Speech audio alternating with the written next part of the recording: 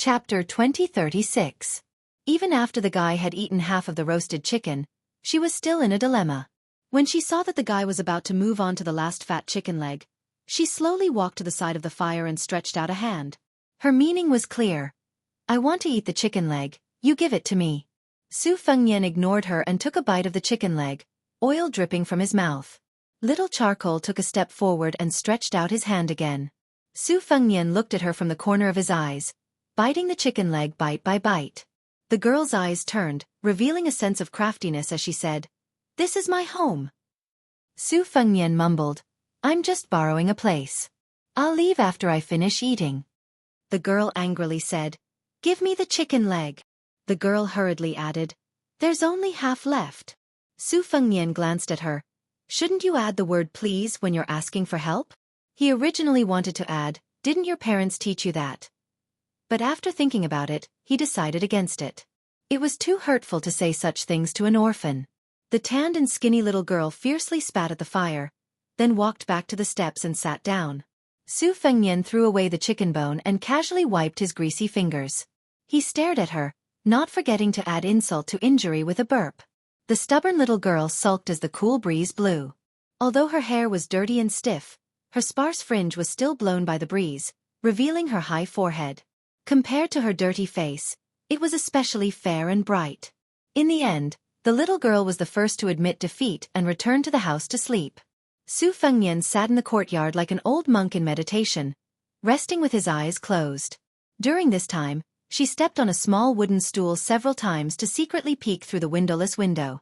Only late at night did she tiptoe back to her little bed. At dawn, the little girl gently pushed open the door. In the end, she saw that annoying guy still in her house. She didn't dare to chase him away and simply pretended that he didn't exist. Out of sight, out of mind, she carried the broken kite and climbed up an old tree, then jumped onto the roof. She raised the kite high above her head and ran around like a tireless little wild cat. Su Fengnian stood up and stretched. He raised his head and saw that Little Charcoal was looking down at him. Her cold eyes were filled with a sense of scrutiny that didn't match her young age. Su Fengnian amiably asked, "Your parents are gone?" The child was like a cat whose tail had been stepped on and angrily said, "Your parents." Su Fengnian. The early bird gets the worm, otherwise. The little black girl sneered, "Why do you care?" "No." Su Fengnian laughed. "If you don't beg for a living, are you going to steal or rob?" The little girl sneered, "What do you know?" Su Fengnian didn't say anything. The child on the roof, who struggled to survive in the lower levels of the city, was clearly very good at reading people's expressions. This was a kind of sharp intuition that was close to instinct. She could fight with those children who were a few years older than her, because once she showed weakness, it meant that she would forever be bullied by them. Last year, her cotton doll was stolen by them when she wasn't home. Her little pot was also hidden by them, and they often threw stones through the window. However, she clearly didn't dare to really anger the adult man in the courtyard. Her habit of knowing when to advance and when to retreat might be an innate talent, but it was also forced out bit by her lonely and helpless situation. She was willing to steal things and pick up vegetables, but she just didn't want to be a little beggar on the street. She didn't know why. This year, she could go to the streams and rivers outside the city, which were not higher than her knees. She tried to use wood to catch fish, or used a broken dustpan to catch birds in the wild. She felt that when she grew up, she would be able to do more things. Anyway, she could live a good life by herself. She could wait until she grew taller, and then she would do that big thing. Su Fengnian saw the naughty little girl suddenly sit on the edge of the roof. She put down the kite, swung her legs, and looked to the south. Su Fengnian flew to the roof and sat down. After half an hour, she suddenly woke up. She turned her head and asked with a puzzled face, "Hey, why did you climb up the tree?" Su Fengnian was silent. She moved her but as if she wanted to get farther away from him, but in fact, she gently lifted up two broken tiles with her right hand and held a small wooden knife tightly. However, she didn't let Su Fengnian see it. Su Fengnian was still looking into the distance. He asked with a smile, "Why did you hide a small wooden knife on the roof? Don't tell me you want to kill me?" Her face suddenly changed. She suddenly stood up and faced Su Fengnian, holding the knife with both hands. Su Fengnian didn't know whether to laugh or cry.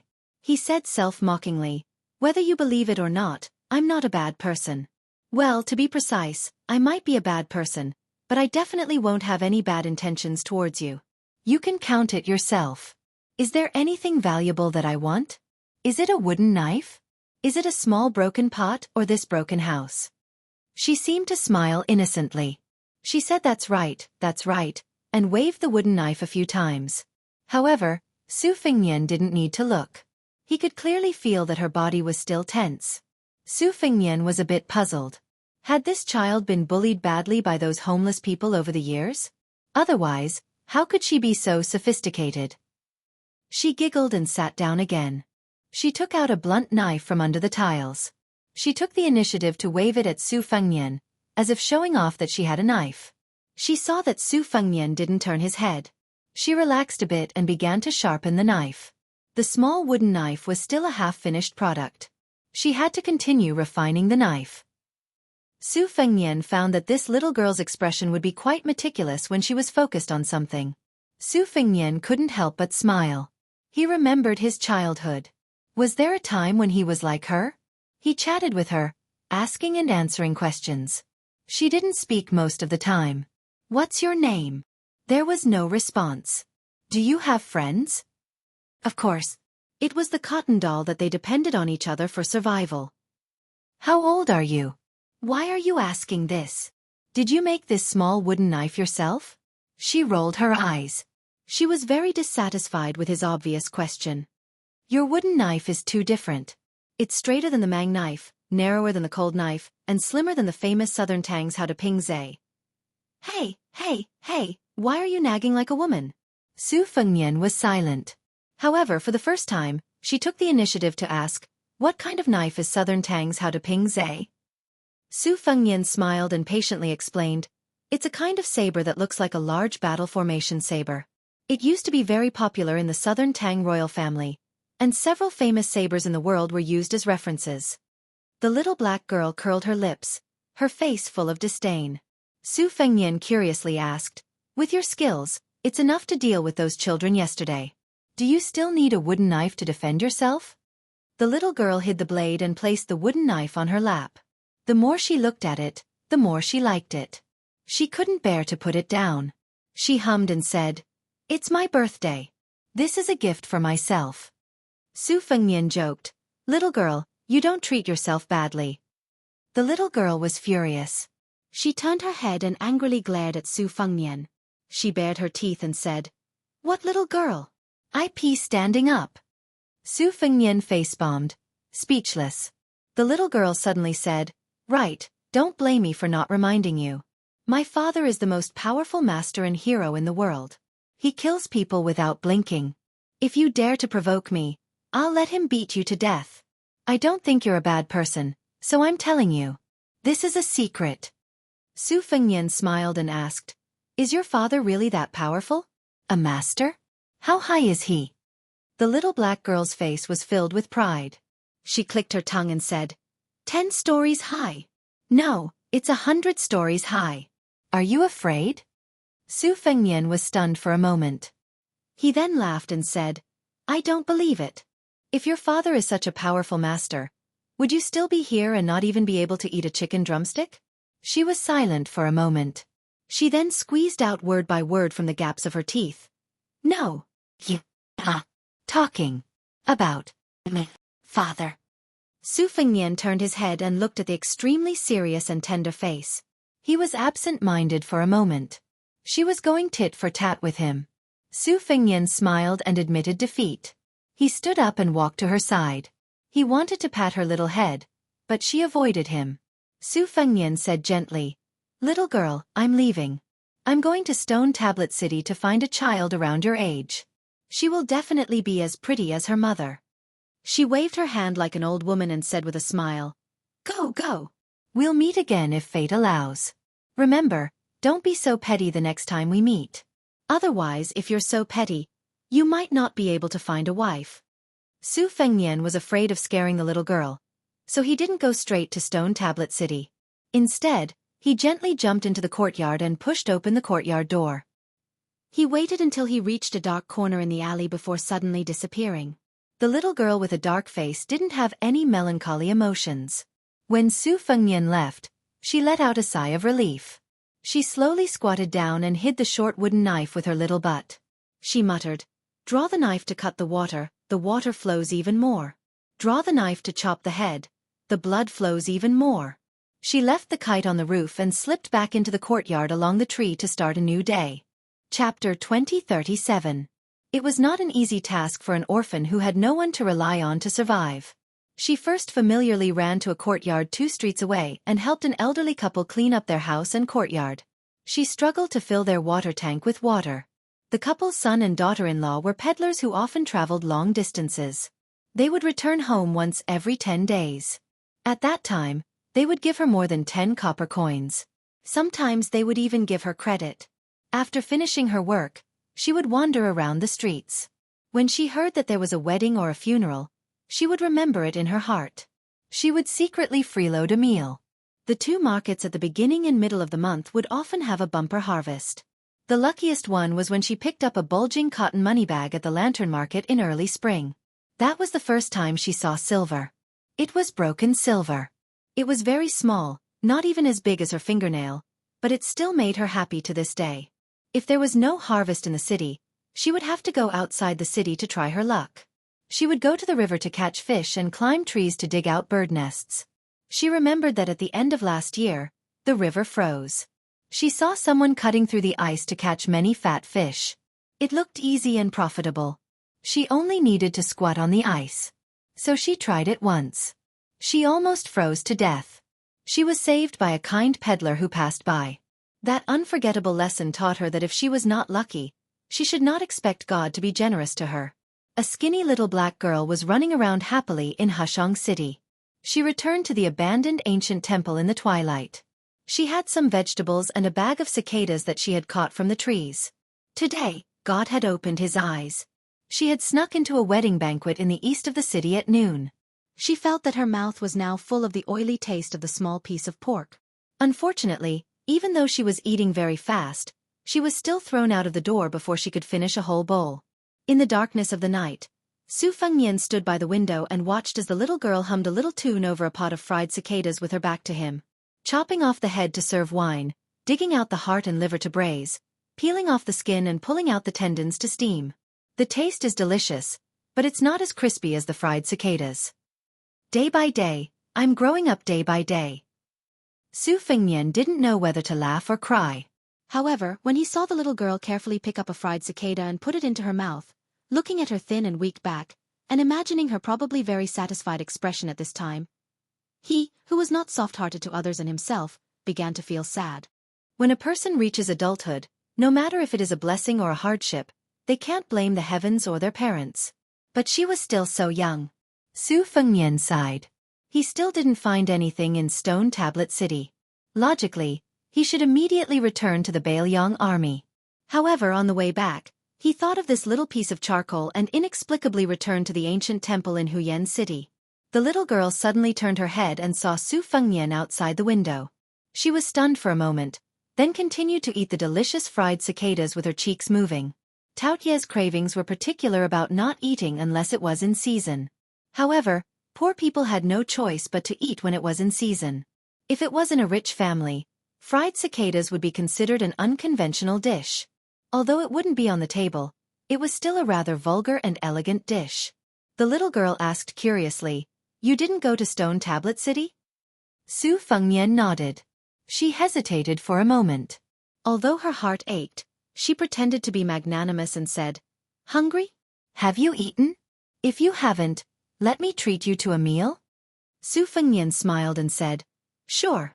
The little girl clearly hoped that this fellow would reply that he had eaten, but she couldn't change her mind. She could only bitterly wave at Su Fengnian. There were still 7 fried cicadas in the pot. She took 4 of them to her side. She glanced at that fellow from the corner of her eye and returned one to him. Su Fengnian squatted down facing her and put one of the fried cicadas into his mouth. Not only was it tasteless, but there was also an earthy taste without any seasoning. However, Su Fengnian couldn't help but think of the shabby scene when he traveled the Jianghu with old Huang. Unknowingly, a smile appeared on his face.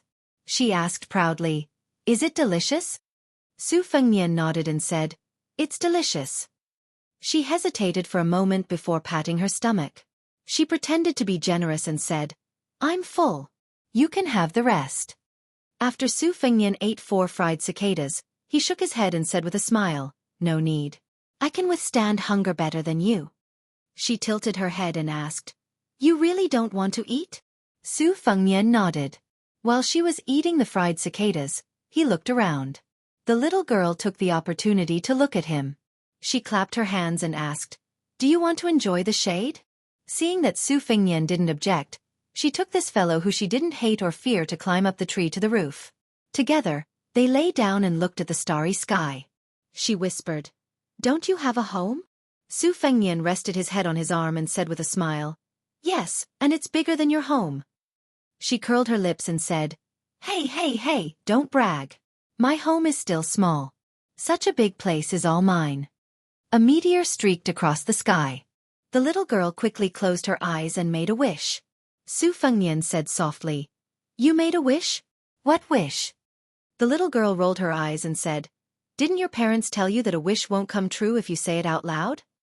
Su Fengnian looked at the gorgeous summer sky and said softly, "Let me tell you, in fact, whether you say it out loud or not, whether you tell others or not, it won't come true."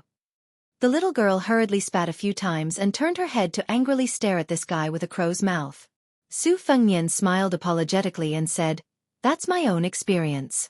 Maybe you're different." The two of them were silent for a long time.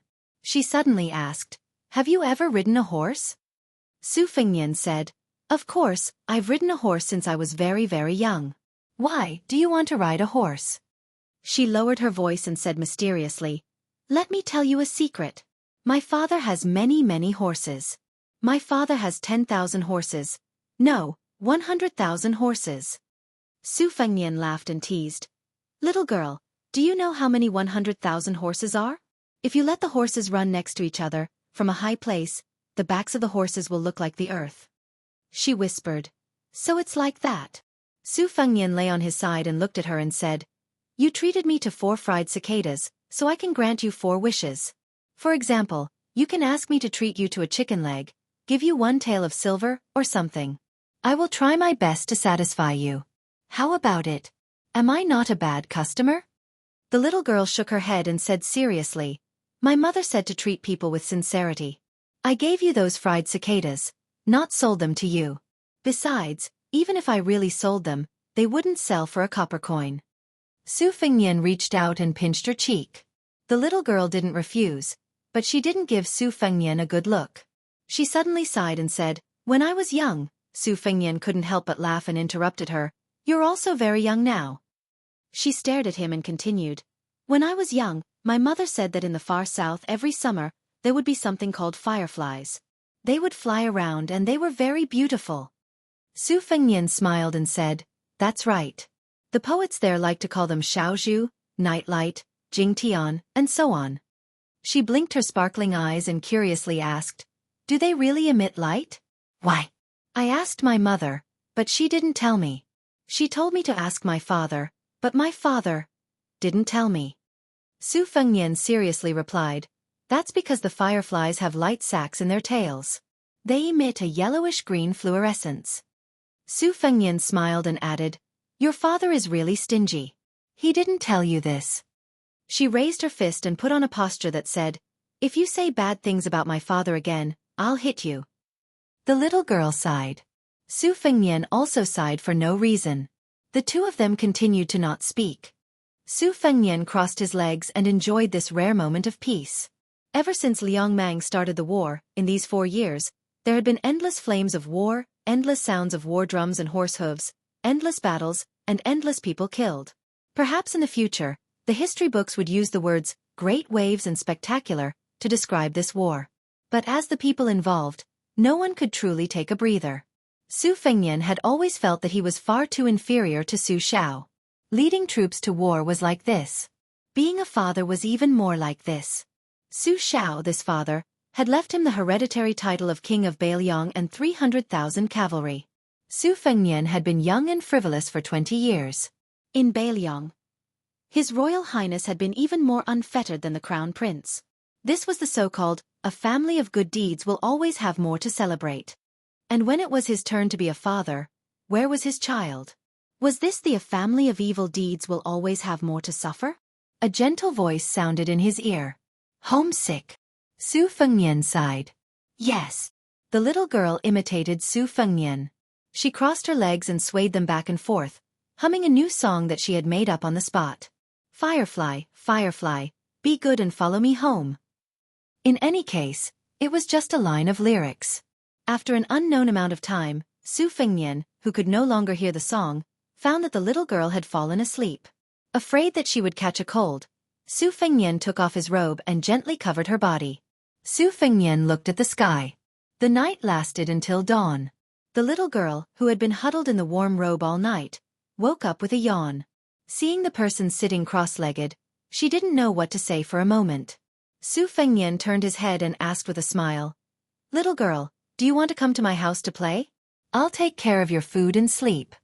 She said with disdain, "Not going." Perhaps she was afraid that it would be hurtful to reject his good intentions so directly. She grinned and said, "Sorry, I can't wander around." Su Fengnian reached out and rubbed her messy hair. "It's okay, I'll come and play with you in the future. Next time you come, can you bring a drumstick?" "Yes." Pinky swear. "Okay." The adult and the child solemnly pinky swear. Su Fengnian's smile didn't change, but he quickly got up and looked in the direction of the city gate. Chapter 2038.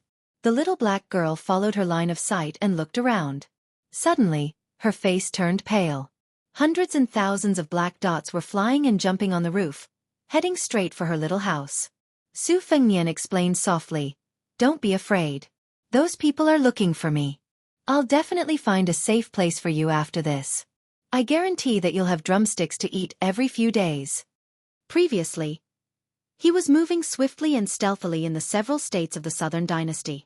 Even if Bei Mang had Qi cultivators following him, they couldn't find the opportunity to mobilize troops to intercept him. However, it was different in the Aquarius state in the hinterland of Norland.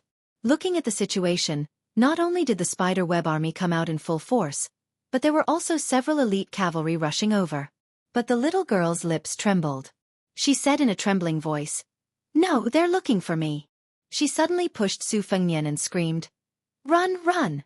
Don't worry about me." Su Fengnian's face was full of shock. She lowered her head to look at the child who was at a loss for some reason. She tugged at his sleeve and looked up with red eyes as she choked out, "Mother is gone. Uncle Su is gone. Brother Tong Guan also lost an arm because of me. It's all my fault. Leave, quickly leave." Su Fengnian felt as if he was struck by lightning. The little girl released her hand and hurriedly pulled out a long and narrow wooden knife from under another tile on the roof. She quickly stuffed it to Su Fengnian and raised her arm to wipe her tears. She squeezed out a smile and said, "Run as far as you can. I mean, if you can find my father one day, tell him that this is a gift from me. Also, my name is Su Nianliang. Also, my nickname is Little Sweet Potato." She grinned brightly. "My father is Su Fengnian. He's the king of Beiliang. He's very powerful, right? I didn't lie to you, did I?" Seeing that the black dots were getting bigger and bigger, she pushed the fool who was holding the wooden knife and said angrily, "Why aren't you running? You'll really die." Su Fengnian slowly squatted down and pressed his forehead against hers. At that moment, he hugged her. Not only were tears streaming down his face, he also began to sob.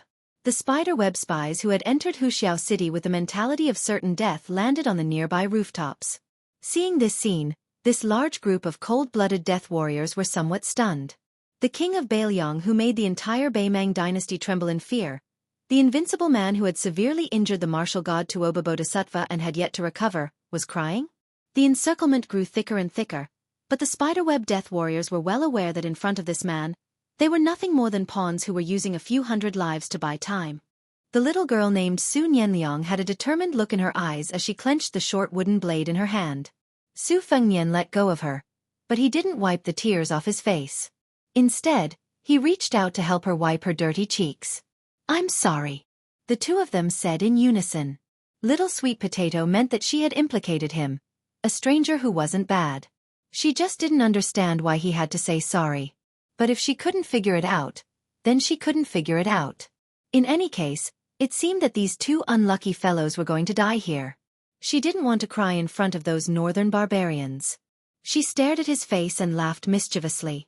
It's okay. Don't worry, I won't laugh at you. Everyone is afraid of death. You saw me crying just now. Su Fengnian stood up and lowered his head. He carefully wore the long and narrow wooden blade that had been carved by the child according to the shape of a cold blade and hung it at his waist. He said softly, I found you, little sweet potato. The spiderweb death warriors were inside the city. Outside the city, there was a cavalry army of around 10,000 people. The sun rose from the east, and the rays of the eastern sun were like a tide that slowly pushed forward. Su Fengnian put a hand on little sweet potato's head and looked into the distance. He softly said, Little sweet potato, father wasn't able to protect your mother, but I will definitely protect you. Today, we will go home together. The child stood beside Su Fengnian in a daze, and then she burst into tears. Since she was sensible, this was the first time she had cried so heart-wrenchingly. Even when she left Dunhuang with her mother, she was very sensible and didn't cry out loud. Even when she saw brother Tongguan's arm being chopped off, she only covered her mouth and didn't dare to cry out loud. She loudly cried, You didn't protect mother well. I don't want to call you father. I miss Grandpa.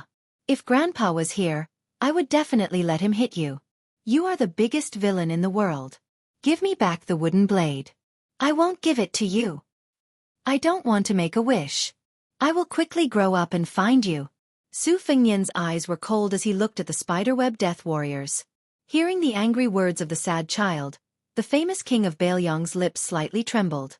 He wanted to say something, but in the end, he didn't say a word. He clenched one hand into a fist, and the palm of the other hand was pressed against the rough handle of the long and narrow wooden blade. At this moment, even if 10 Tuoba Bodhisattvas at their peak were to block the way, even if all the first-rank experts in the world were to appear here to oppose him, even if Bei Mang still had millions of cavalry to block the way, Su Fengnian was not afraid at all. Su Fengnian's tears continued to flow, but his smile grew. Little sweet potato, I found you. Su Fengnian let out a long breath. Just as he was about to let go of his hands and feet and fight, she suddenly tugged at his sleeve.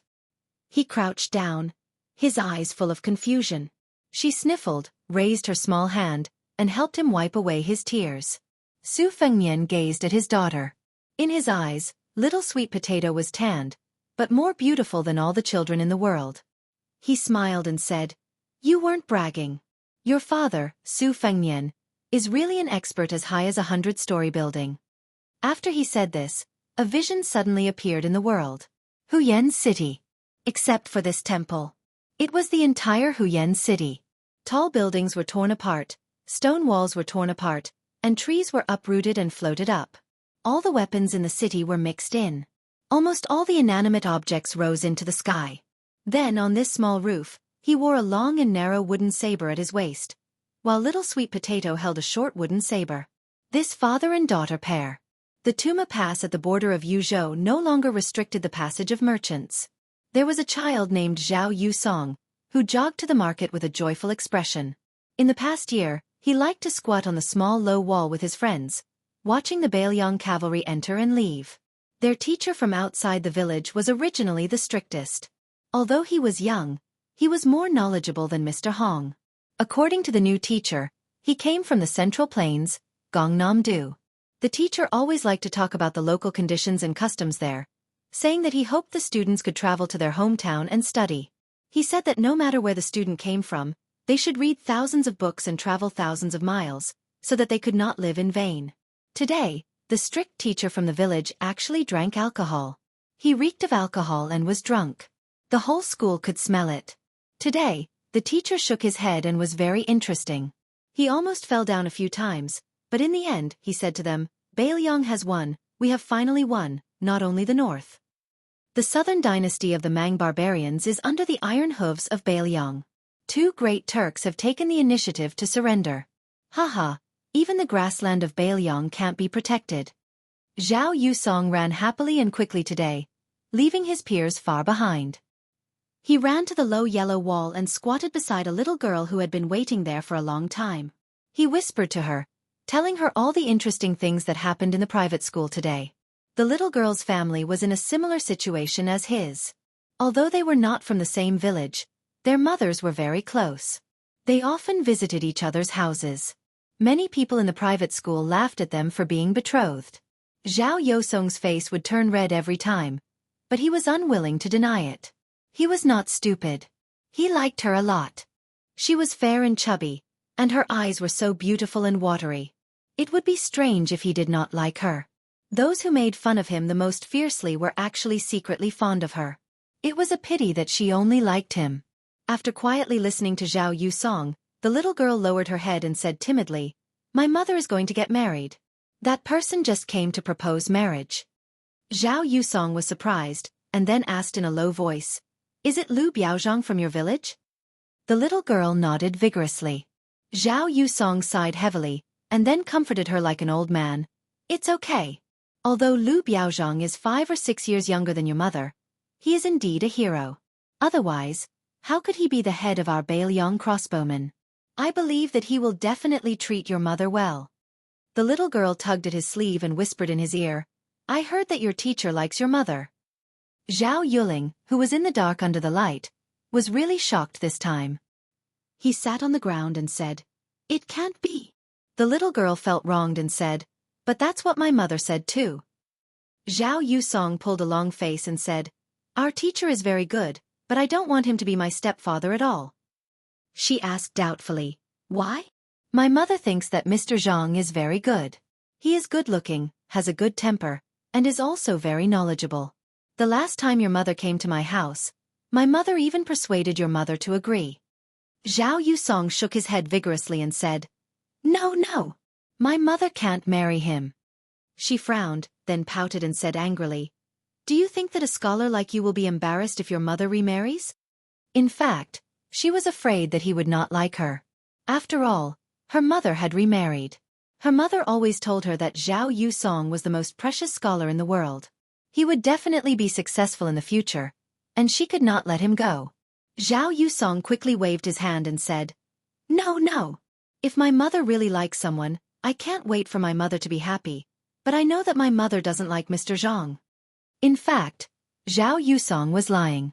He actually didn't know whether his mother liked the private school teacher or not. In his heart, he hoped that his mother would marry that person if she really wanted to. Chapter 2039. However, if his mother really liked Mr. Zhang, he could only accept his fate. Alas, he was worried. The two children sat side by side on the wall, each with their own thoughts. They stared at the gate of Tuma Pass in a daze. Suddenly, Zhao Yosong's eyes lit up and he jumped off the wall. He didn't care even if he fell flat on his face. He ran all the way down the wall. The little girl was stunned. After she came back to her senses, she helped him carry his bag and ran down the wall carefully. Zhao Yusong ran to the man who was walking slowly from the north to the south and shouted, "Uncle Su!" The man waited until Zhao Yusong ran in front of him before he asked with a smile, "Yusong, why didn't you call Brother Su or young Master Su this time?" Zhao Yusong grinned and blinked. "My mother taught me. Why don't you ask her yourself?" The man was stunned. He smiled and said, "I'm going to buy meat buns. Wait for me." When he went to the store to buy meat buns, Zhao Yusong suddenly noticed Little Charcoal following Uncle Su from a distance. When Little Charcoal saw Zhao Yusong, he glared at Zhao Yusong fiercely and even raised his fist to scare him. The little girl who was Zhao Yusong's childhood sweetheart came to him, panting. Zhao Yusong quickly took the bag and smiled at her apologetically. Zhao Yusong suddenly leaned over and whispered in the little girl's ear. She was a little confused, but in the end, she trotted away. Little Charcoal was Su Fengnian, and the Uncle Su Zhao Yusong mentioned was Su Fengnian, who had just returned to Yuzhou from Beimang. Unless Su Fengnian's father was in a hurry and carried the little sweet potato all the way, she would deliberately keep a distance of more than 10 steps from him as long as she walked by herself. She had a posture of, "I promise I won't lose you, but I won't get close to you." Therefore, after entering this tumbling horse pass, it was the same situation again. Su Fengnian was helpless and could not do anything about it. Su Fengnian bought 4 steaming meat buns and handed them to Zhao Yusong. He asked with a smile, "Where's the little girl next to you?" Zhao Yusong chuckled. "Maybe something happened at home." Su Fengnian smiled and shook his head. He turned around and walked towards his stubborn daughter. The latter did not run away. After taking the meat bun, she did not wait for Su Fengnian to tell her to eat slowly. Be careful. It's scalding. Su Fengnian gasped. He didn't say anything unnecessary. He just endured his heartache and quickly turned away. As expected, it was only when he turned around that the little girl held more than half of the meat bun in her hand. She stuck out her tongue and fanned herself with her small hand. The corner of Zhao Yosong's mouth twitched as he watched. He thought to himself, is this little charcoal hungry or is it a little stupid? Su Nianliang, who was used to being observant and alert, quickly widened his eyes and glared at Zhao Yusong. He raised his small fist at him again. Su Fengnian reached out and patted her little head. Don't be so rude. The little girl turned her head away fiercely. She tilted her head and blew on the steam and fragrance of the meat bun. After waiting for a moment, she held the bun with both hands and took a few bites. She finished it in an instant. What a real man. Zhao Yusong rolled his eyes. I can't afford to offend him. Su Fengnian handed over another meat bun. Then, he squatted down and helped her wipe off the oil that had splashed on her clothes. Zhao Yusong saw this scene and felt a little envious. Suddenly, he felt a little sad. He turned his head and quietly wiped his face. Su Nianliang rolled her eyes even more when she saw the silly goose's inexplicable actions. Although Su Fengnian did not turn his head, he understood the general reason. He gently said to his daughter, Little sweet potato, don't do this. Little Charcoal, who had a long and narrow wooden saber hanging from his waist, turned his head fiercely again. Su Fengnian sighed and stood up. When he turned around, he saw the kind and gentle girl, Su Qing. She was a little out of breath, a little shy, but also a little expectant and happy. She didn't say anything, but her clear eyes seemed to be saying something.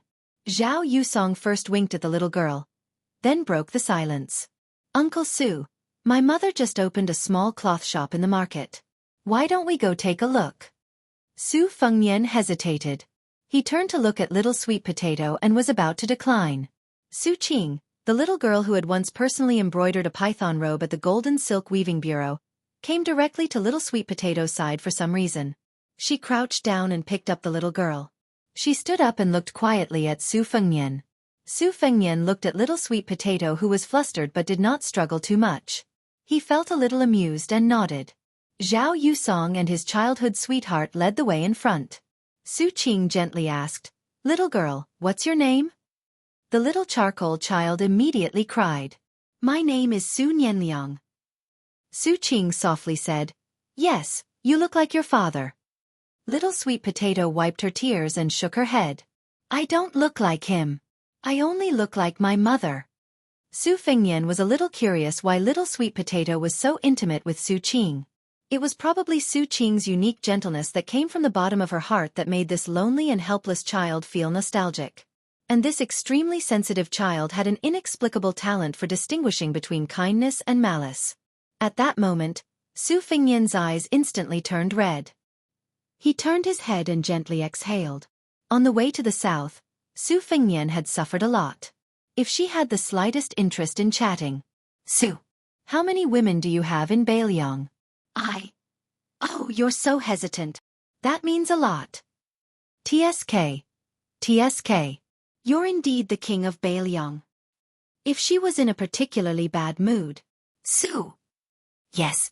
Do you believe that I'll beat you into a pig's head with a wooden knife? I believe you. You don't believe me at all. Dozens of wooden knives were thrown at him. He didn't dodge. If she was in a slightly better mood. Hey, is that Mount Qingliang that you mentioned as big as my house? Yes, it's a little bigger. You're lying. Yet another round of wooden sabers. But it was less than when she was angry. If she was in a rare good mood. Hey, Su Fengnian. Is Zhongnan a place further south than Bailiang? Yes. Then have you seen the sea? It's very, very big. I've seen it, but I've only seen the East China Sea. I've never been to the South China Sea. Shall we go together in the future? I'll go alone. Then you'll have to wait until you're older. Otherwise I won't be at ease. Then Su Fengnian was beaten again.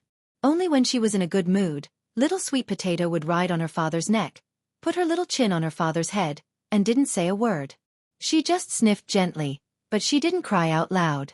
Occasionally, when the two of them rested halfway, Little Sweet Potato would look to the north alone, lost in thought. At that time, the man was either standing beside her or sitting behind her, silent and not daring to speak. Little Sweet Potato's lips curled up for the only time. On their way back, they met a Baelyong frontier army at the border of Dragon Waste State. They were going to drive straight into the grassland of Baelyong, the 6,000 Sioux family iron cavalry. He stopped carrying her. She took the initiative to ride on his neck, opened her eyes wide, and looked at the unfamiliar cavalry with a curious face. The 6,000 iron cavalry of the frontier army dismounted at the same time. After seeing the little girl riding on the young king's neck, everyone was excited. The leader of the cavalry was Li Yen Chao, the commander-in-chief of the Right Cavalry. He took the lead and cupped his hands, saying loudly, "Baelyong's Right Cavalry. Welcome home, Your Highness." The 6,000 men cupped their hands together and said loudly, "Baelyong's Right Cavalry. Welcome home, Your Highness."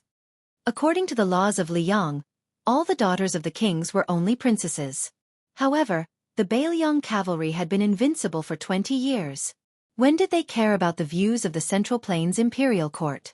After that, Little Sweet Potato didn't speak much. Until they entered the Tuma Pass at the border of Yuzhou. When they arrived at the small cloth shop at the corner of the market, perhaps because Su Qing left in a hurry, she didn't even close the door. There were already many customers waiting for her, and business was obviously good. The Battle of Liangmang had ended, and many soldiers of the frontier army were returning to the pass one after another. With more people and more soldiers, business was naturally good. The small shop. There were 7 or 8 men and women inside, and it was a little crowded. However, she believed that most of the men were here to buy cloth. Su Fengnian said to Su Qing considerately, "You go ahead with your business, it's okay." After Su Qing put Little Sweet Potato down, she bent down and rubbed her little head. Su Qing's eyes were curved, and she said softly, "Little Young, can you pick a piece of cloth yourself? I'll make a nice dress for you later. You're so tanned, you can't pick one that's too colorful." The little girl made a face and skipped away to pick the cloth. She wasn't polite at all. Suddenly, she remembered and said to the woman who was walking to the counter, "I'll ask Su Qing to pay." Su Fengnian smiled and nodded. However, Su Qing smiled and shook her head. "I'll give it to you this time, but next time you'll have to pay." Little Sweet Potato thought carefully and glanced at Su Fengnian, who was sitting on the threshold. The child didn't refuse. Probably because of Su Fengnian's sudden appearance, the male customers left quickly.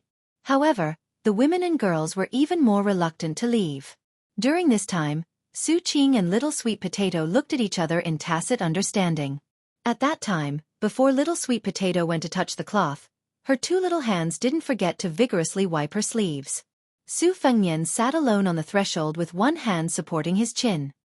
He kept looking at the child with a serene expression and warm eyes. After waiting for all the customers to leave, Little Sweet Potato sighed and spread out her hands. She said to Su Qing with a helpless face, "I don't like anything." Su Qing made an "oh" sound, then walked out of the counter and went to the cloth rack to pick and choose. Finally, she picked up an elegant floral cloth and turned to the little girl with a smile. "Then I'll just give you this cloth casually?" Little Sweet Potato blushed a little. Su Fengnian stood up and said softly, "I have enough money." Little Sweet Potato waved her hand. "Okay." Chapter 2040. Su Qing looked at the sky outside. It was dusk. She looked at Su Fengnian, who looked like he was about to pay and leave, and said gently, "Why don't you eat before you leave?" Su Fengnian shook his head. "Forget it." Little Sweet Potato suddenly asked, "Do you have any fried cicadas? The crispy kind?" Su Qing shook her head. The little scholar Zhao Yusong slapped his forehead. So she was a heroine. Little Sweet Potato asked again, "Do you have rice? Big bowls?" Su Qing nodded lightly. Little Sweet Potato patted his stomach. "Eat and drink before you leave." After closing the shop, Zhao Yusong wanted to send the little girl home first, so Su Qing led Little Sweet Potato home. Su Fengnian could only stand obediently on the other side of Su Qing. Su Qing asked, "Did your father give you the wooden saber?" Little Sweet Potato patted the long and narrow wooden saber lightly and snorted coldly. "No, I made it myself." The child quickly added, "I made it for myself." I didn't give it to anyone. When they reached the small courtyard, Su Qing brought the little girl to prepare dinner. The little girl was probably happy to stay with her father. Su Fengnian sat on a small stool in the courtyard and looked up at the sunset, unable to take his eyes off it. Zhao Yusong quickly ran home and stared blankly with Su Fengnian. When he called them to eat, Zhao Yusong realized that little Charcoal seemed to have cried and looked pitiful. After sitting at the sumptuous table, Zhao Yusong quickly realized that the little girl was wolfing down the rice. Her chopsticks flew like they were flying, like a hungry ghost reincarnated. Su Fengnian didn't say anything, but Su Qing occasionally told her daughter to eat slowly and not to rush. When little Sweet Potato was full, Su Fengnian had only eaten a few mouthfuls. For some reason, the little girl's taut bowstring seemed to have suddenly loosened. Then, it was obvious that she was mentally exhausted. Almost unwillingly, she lay on Su Fengnian's back, closed her eyes, and fell asleep, snoring softly. Su Qing immediately covered her mouth so that she wouldn't disturb the pitiful child's life. Earlier when they were preparing dinner together, although Su Nianliang didn't say much, when he talked about the past that the child thought was very interesting, Su Qing felt extremely sad. Although she had never been educated, the principles of the world were interconnected. She was a woman who had endured the hardships of life. She roughly knew that men and women in the world, after growing up, would suffer and would not be able to blame the heavens and accuse others. But how could such a young child talk about such things? If he found it interesting, how could he be so enraptured? She looked at the two figures as they walked out of the house. For the first time, she was angry at him. Can't you let the child sleep on the bed? At that moment, the man suddenly stopped in his tracks. Zhao Yusong was at a loss and a little scared. In the end, Su Fengnian returned to the house and gently handed the sweet potato to Su Qing. She carried the child to her room and covered the child with a quilt. She stood at the door and said softly, "Tonight, you will sleep in the room on the right pine." Su Fengnian shook his head and said, "No, I will go to the courtyard." She wanted to say something but hesitated. In the end, she silently turned around and sat by the bed. Su Fengnian sat in the courtyard. Zhao Yusong chatted with him in a low voice for a while, then said that he was going to do the homework left by the private school teacher. Su Fengnian said softly, "Study hard. In the future, you will pass the imperial examinations. Don't let your mother down." The child nodded vigorously and then tiptoed away. Su Fengnian didn't say a word. He sat until the sun set and the moon hung in the sky. Su Fengnian recalled many things from his childhood. Some memories were vague, but some were still vivid. After arriving at Mount Qingliang in Beiliang, the past, especially when he was young, became much clearer.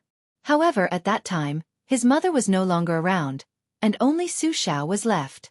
Su Fengnian didn't move from the beginning to the end. Only when he became a father would he understand his father. No matter how much he had done for him, he would never feel that it was enough. He would always hate that it was not enough. "My little sweet potato, father has let you down, but father really loves you." Perhaps in the future, when she grew up and met the man she loved, he, as a father, would still reluctantly give her away, hoping that she would be happy for the rest of her life. He hoped that after he died, when he could no longer take care of her, she would continue to be happy. He didn't know when Su Qing came out of the room and sat beside him. After Su Fengnian came back to his senses, he immediately turned his head and carelessly wiped his face with the grass. Su Qing said softly, "She didn't sleep well. She woke up a few times in a daze, but soon fell asleep again. Twice, she cried and asked me where you were. I told her that you were in the courtyard. Then she was willing to go back to sleep." Su Fengnian nodded. Su Qing lowered her head. I'm sorry." Su Fengnian shook his head. "Don't think too much. I should be the one thanking you, really."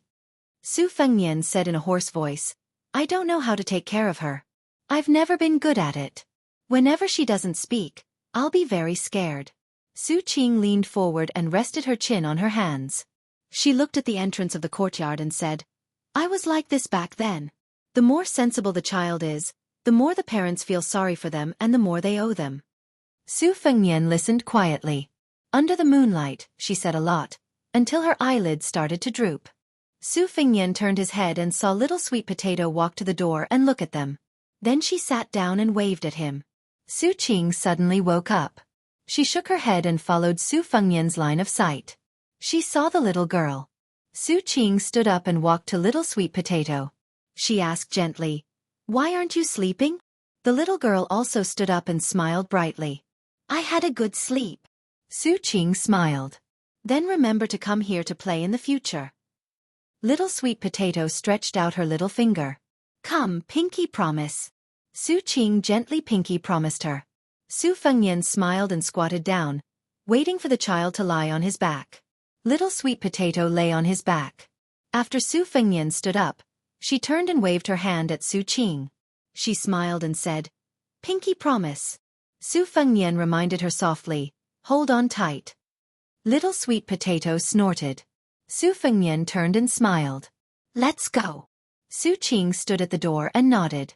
The two figures flashed and disappeared. Like a rainbow, they flew to the south of Yuzhou. After about 100 miles, Su Fengnian noticed something wrong with Little Sweet Potato. He stopped and asked worriedly, "What's wrong? Are you not feeling well?" Little Sweet Potato struggled to leave his warm back. She stood on the ground with her head lowered and didn't speak. Su Fengnian knelt on one knee in front of her, not knowing what to do. She suddenly covered her eyes with her hands, as if she didn't dare to look at her father. She sobbed, "Sorry, I miss Mother. Sorry. I'm not angry at you. Even if I am, it's only a little." Little Sweet Potato only blames herself for being useless. "Father, Little Sweet Potato didn't do a lot of the things Mother told me to do." Too. At that moment, Su Fengnian covered his mouth and slowly lowered his head. This man, who had never retreated half a step outside the imperial astronomer of Great Peace City, outside Beiliang's Fengbei City, was afraid that his child would feel that her father wasn't the hero in her heart. Little Sweet Potato put down her hands and stopped crying. She took a deep breath and suddenly hugged her father's neck and said loudly, "Father! You're not allowed to cry. Good men bleed and don't cry." She rode on his neck again. This time, he slowly headed south. "Father, what are my grandpa and grandma like?" "Your grandpa, his temper is the best. Your grandma is the most beautiful. Then when you were disobedient, did grandpa hit you?" "Haha, he couldn't bear to." "Then if I'm disobedient in the future, will you hit me?" "I also couldn't bear to." "Then if bad people bully Little Sweet Potato in the future, what will you do?" "I mean, there will be a lot of bad people, even more than last time we were in the north." "A lot more." "Father will beat 10 Tuoba Bodhisattvas until their parents won't recognize them." "En? What does that mean?" "You'll understand when you grow up." "But I've already grown up."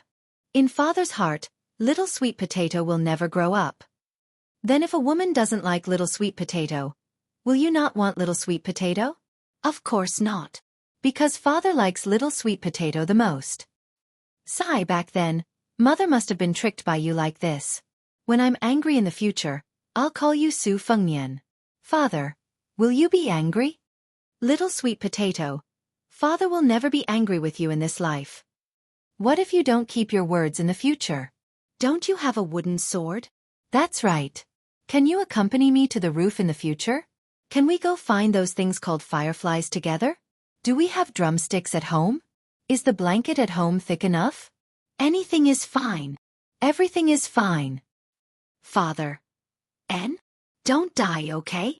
Don't pretend to sleep. Okay." "Father. What now?" "Hey, I'm just calling you." Outside the city, smoke rose everywhere. Inside the city, chaos was everywhere. One must know that this city was called Great Peace City. For more than 200 years, there had never been a foreign army that attacked this Liang capital. What made him feel the most sorrowful was that the reason why the enemy had not attacked the city was because they wanted to prevent the Battle of Liangmang from ending too early. The emperor of the Zhao clan, Zhao Zhuan, sat alone in the diligent room where all the previous monarchs had studied and learned to read. At the door stood the left-scattered cavalry officer of the province, Chen Xiaobao Chen Wang. The young emperor sat in the seat he sat in when he was young and studied.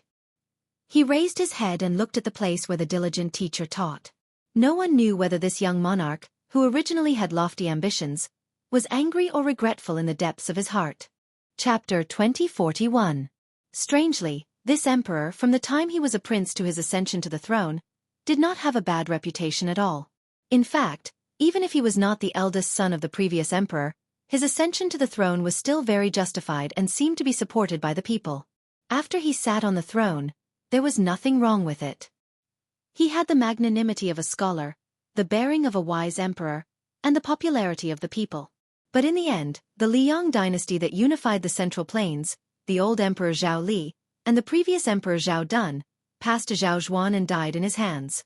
In the spring and autumn period, some emperors who died had to die, and some did not. The former was the Zhang Emperor of Dechu, and the latter was the last emperor of the old southern Tang. Although this young emperor belonged to the former, Zhao Zhuan did not care about his own life and death. He just wanted to understand one thing here. Why did he lose silently in the end, like a tall building that suddenly collapsed and fell apart in an instant, and there was no time to remedy it? Was it his great-grandfather's fault? Or was it the Zhao family's foundation that was on the verge of collapse in his father's hands? The emperor, who had his back to Chen Wang, looked calm. Chen Wang suddenly saw the young eunuch standing at the end of the corridor. Chen Wang wanted to say something but stopped.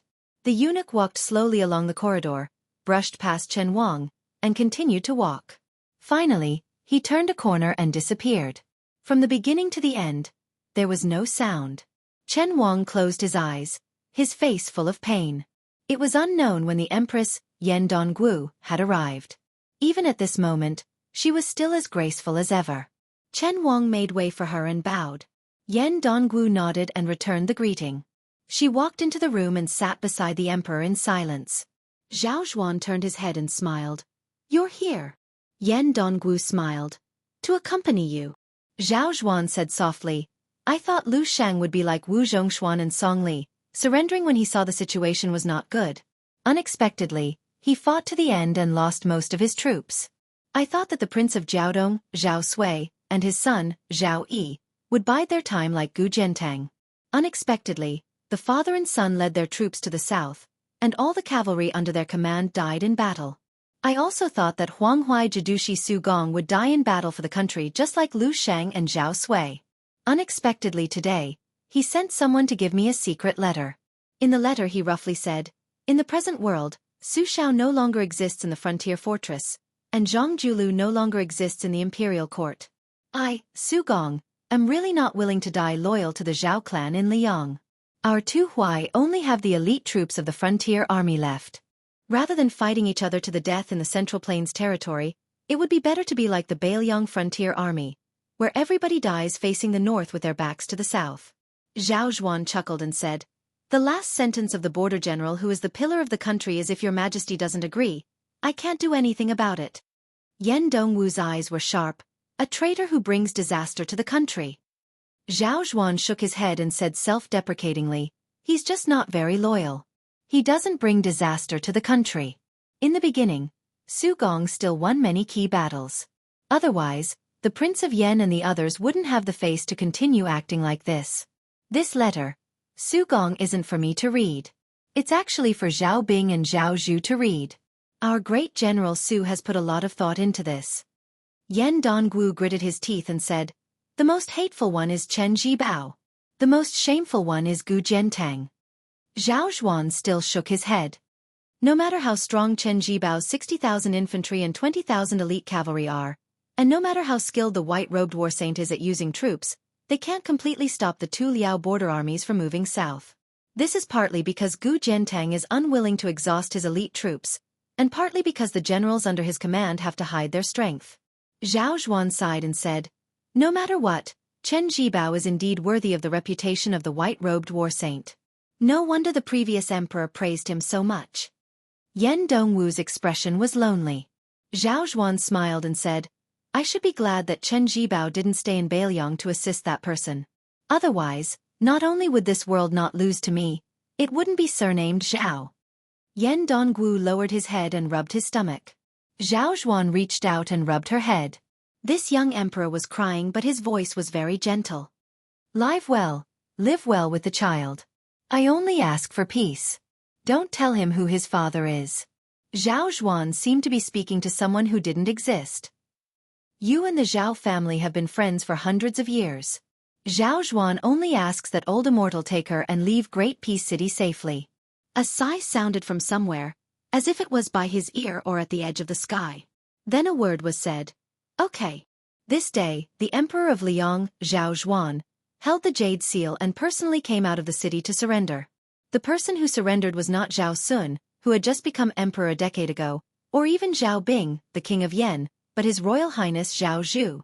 In the early years, after Zhao Zhu and Chen Jibao's group parted, Zhang Gaoxia's last words to Zhao Zhu on the mountain peak were as she had said. Many years later, in the winter when the auspicious year was changed to Yangjia, she was the empress of the new dynasty of Liang. In the capital that had been changed to Peaceful City, in the wooing hall that had not been renamed, a slender man in blue robes slowly walked into the hall. He had a cold blade at his waist and was bathed in blood. Behind him was a woman in white robes. She had the spring thunder embroidered winter blades at her waist. She helped the former guard the entrance to the hall. Outside the hall were thousands of armored imperial guards. She, who was already the empress, still stood with her sword on that day. She stood in the hall and stood between two men. One was the most noble man in the world, the other was the most invincible man in the world. They had once been the best of brothers. The former had wanted to kill the latter, but he had not succeeded. The moment the latter stepped into the hole, he put the cold blade back into its scabbard. This action was filled with undisguised disdain. His gaze passed over the woman's figure, but he did not speak. The new emperor, Zhao Zhu, who was wearing a dragon robe, slowly stood up from the dragon throne. He walked down the stairs step by step and stood in front of Zhang Gaoxia, facing the man face to face. Zhang Gaoxia angrily rebuked with a trembling voice. Su Fengnian, do you really want the world to fall into chaos again? Do you know how many soldiers and civilians will die in vain in Beiliang and the Central Plains? The man in blue robes did not pay any attention to the woman who was the mother of the world. He only looked at the dragon robe quietly and asked, Why? Zhao Zhu calmly said, The little beggar wants to treat you to the best wine, but the Emperor Zhao Zhu wants to never have any future troubles. The descendants of the Zhao family can sit back and relax. It's that simple. The man smiled and asked again, Can't we sit down, drink and talk nicely? Zhao Zhu shook his head and said, This is why I, Zhao Zhu, can wear this robe now. Seeing the man reach out to grab the hilt of the blade, Zhao Zhu just closed his eyes and remained motionless, waiting for death. Zhang Gaoxia was just about to rush forward when Zhao Zhu grabbed her arm tightly. With a pale face, her fingers loosened and the long sword fell to the ground. Yes.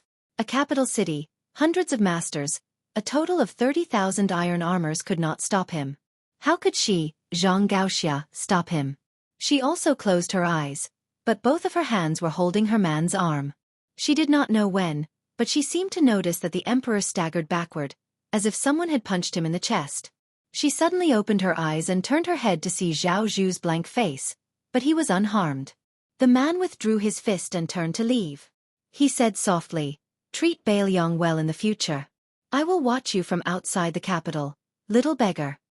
The man and the white fox's faces disappeared in a flash.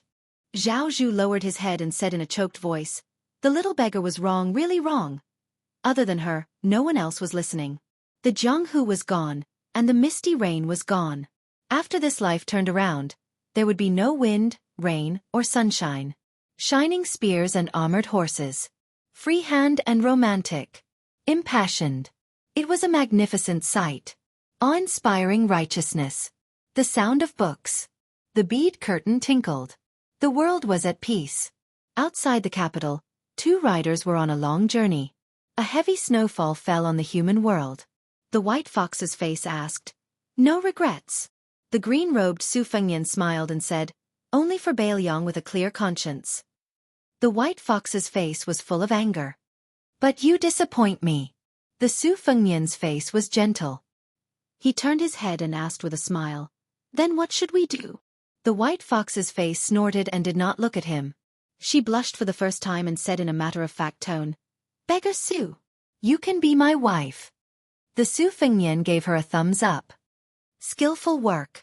His Royal Highness must be rewarded.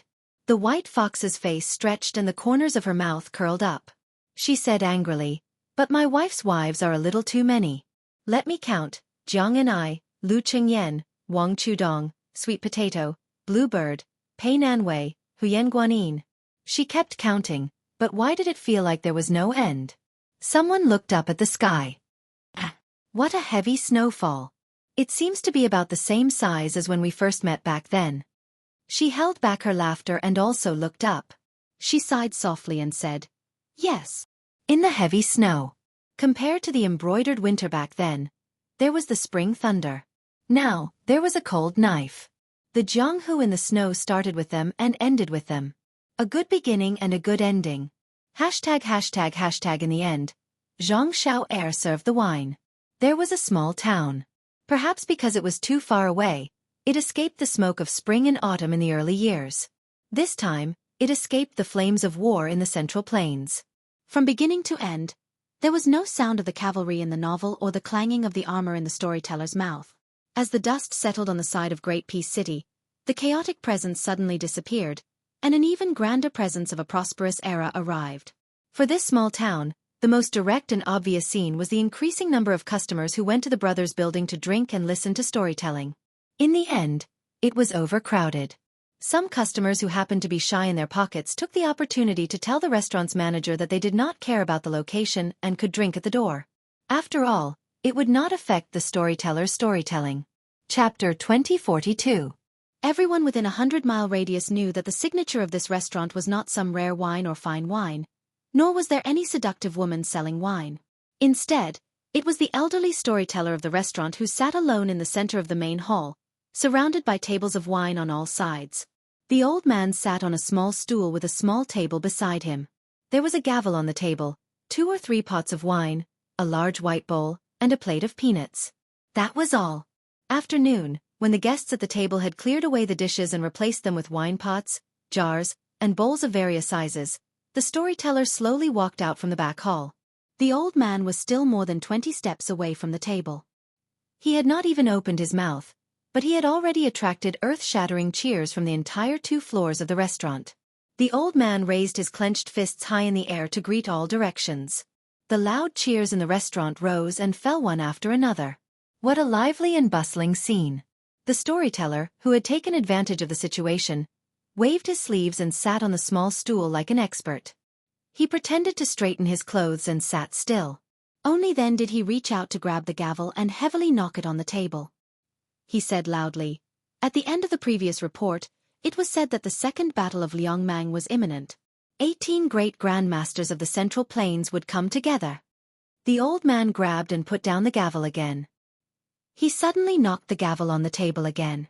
The old man said in a deep voice full of energy, "The rise and fall of 1,000 years, the affairs of the military and the state, are the most troublesome to think about."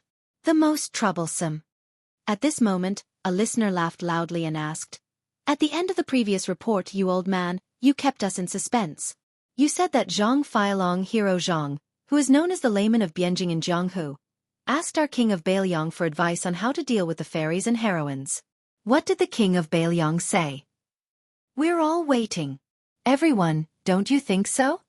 Up and down the restaurant, dozens of tables of guests roared in agreement. Many of the Jianghu heroes who had placed their swords and sabers on the table began to boo. Many young wanderers even whistled with all their might. The storyteller was obviously already familiar with this scene. He calmly poured himself a bowl of wine and slurped it down with relish. In fact, at the end of each storytelling, keeping the audience in suspense and shaking the burden was the secret skill that the shopkeeper of this restaurant had taught the old man. Only by keeping the audience in suspense could there be repeat customers. After the old man leisurely put down the bowl of wine, he smiled and said, "If you hadn't mentioned it, this old man would have forgotten about it. Don't be impatient, let this old man slowly tell you about it." Dealing with people was a form of knowledge. If a fledgling young hero of Jianghu got to know those high and mighty beautiful fairies, it would be even more of a learning process. There were 2 types of heroines in the world. One type was Huishan Zi of the Great Snow Plateau, and Jin Qiu Dao Manor Master Tong Shanquan. They were as rare as phoenix feathers and unicorn horns. They could be counted on one's fingers. I'm afraid even if you wandered north and south of the Yangtze River, you still could not find one. This old man did not know how to deal with them, but there was another type. In the past, the king of Bailiang taught Zhang Feilong, Zhang Dexia exactly like this.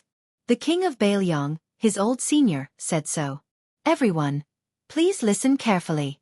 This kind of priceless advice, if you miss this village, there won't be another shop like this. All right, Looking at the old man holding the wine bowl sideways, he couldn't be more familiar with it. "We have to fork out the money again." Sure enough, there were two delicate and pretty waitresses from the restaurant who had already arrived between the tables. They didn't ask for money, but instead carried a wooden board with a dozen or so bottles of expensive wine on it. They didn't ask for anyone to buy them, and whoever liked to drink could take them for themselves. In the beginning, when the restaurant played this trick, no one was willing to accept it. It was just that they could not stand the old storyteller who shamelessly refused to tell the story when no one took the wine. Now, the customers of the restaurant were already used to it. They were too lazy to care about the small amount of money. They just had to pay out of their own pockets. Anyway, the old men who came here did not lack money. What's more, if you took the wine today, he would pay for it tomorrow, and the day after tomorrow, he would change to someone else to pretend to be fat. In the end, both the seller and the buyer were satisfied. However, the owner of the restaurant was really wicked. He could even think of such a cheap trick. Fortunately, the restaurant was smart enough to grasp people's hearts. They knew that this kind of thing should not be done more than 3 times. Generally, they would only do it once at the beginning and once at the end. It was not annoying. Over time, it became an unwritten rule of the restaurant. It even became one of the characteristics of the restaurant. The 20 small pots of wine that the 2 waitresses carried were quickly taken away by the guests. The storyteller then continued. "The Northwest King said to our hero Zhang that it is actually fun to fight with those fake female heroes and fake fairies. According to the king, first of all, you must remember that you must not surrender before fighting. You must not feel that you are inferior to others, and that those fairies and heroines are naturally superior. You must tell yourself that no matter how beautiful and charming those women in front of you are, no matter how arrogant and cold they are, they still have to eat, drink, and go to the toilet. After eating onion, garlic, and fish, they still have to fart." First, the whole restaurant was stunned. Then, there was a thunderous applause. These words really made people feel enlightened. On the second floor, a smiling man was lying on the railing. On his left was a little girl standing on tiptoe, and on his right was a little boy squatting. The 2 children had a small wooden sword hanging from their waists. This man was the shopkeeper of this restaurant. He used to be a waiter here. After a few years as a waiter, he quickly bought the entire restaurant from the old shopkeeper. His business was doing very well and was growing by the day. It was said that the previous shopkeeper, who had gone to the capital city to buy a house for his retirement, had received at least 300 taels of silver from last year's dividends at the beginning of spring.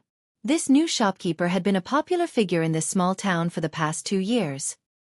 He was very capable and had a very good relationship with many scholars who had obtained the title of Shiotsai. Otherwise, why would high-ranking officials like the county magistrate and the registrar come here to drink every now and then? Other restaurants could not invite these 2 great bodhisattvas. Even if they spent money, they could not. A delicate and gentle woman gently came to the man's side and held her daughter's tender hand. When the man turned to look at her with a smile, she glared at him. Then she could not help but laugh and complain, "The children are all listening." The man scratched his head. "It's not a bad thing. If they listen, then so be it. Tuan Tuan and Yuan Yuan won't understand." Unexpectedly, the little boy squatting at the man's feet raised his head and said, "Father, what's there to not understand about squatting in the latrine?" The little boy was glared at by his mother and made a face. He quickly retracted his head and continued to watch the bustling scene on the first floor. This innate cleverness must have been inherited from his father. The woman lowered her voice and asked with a smile, "Could this be said by the Northwest Prince himself? Don't tell me that you made old Mr. Liu up to deceive me?" The man smiled. "Whether the Northwest Prince said it or not, how would a commoner like me know? But that brother of mine who mingled in the pugilistic world really said that back then." The woman said helplessly, "I've heard you talk about it for so many years, but I don't see him coming here as a guest." The man's eyes were clear as he said, "He will come. No matter how well he mingles in the pugilistic world, he will remember me as his brother.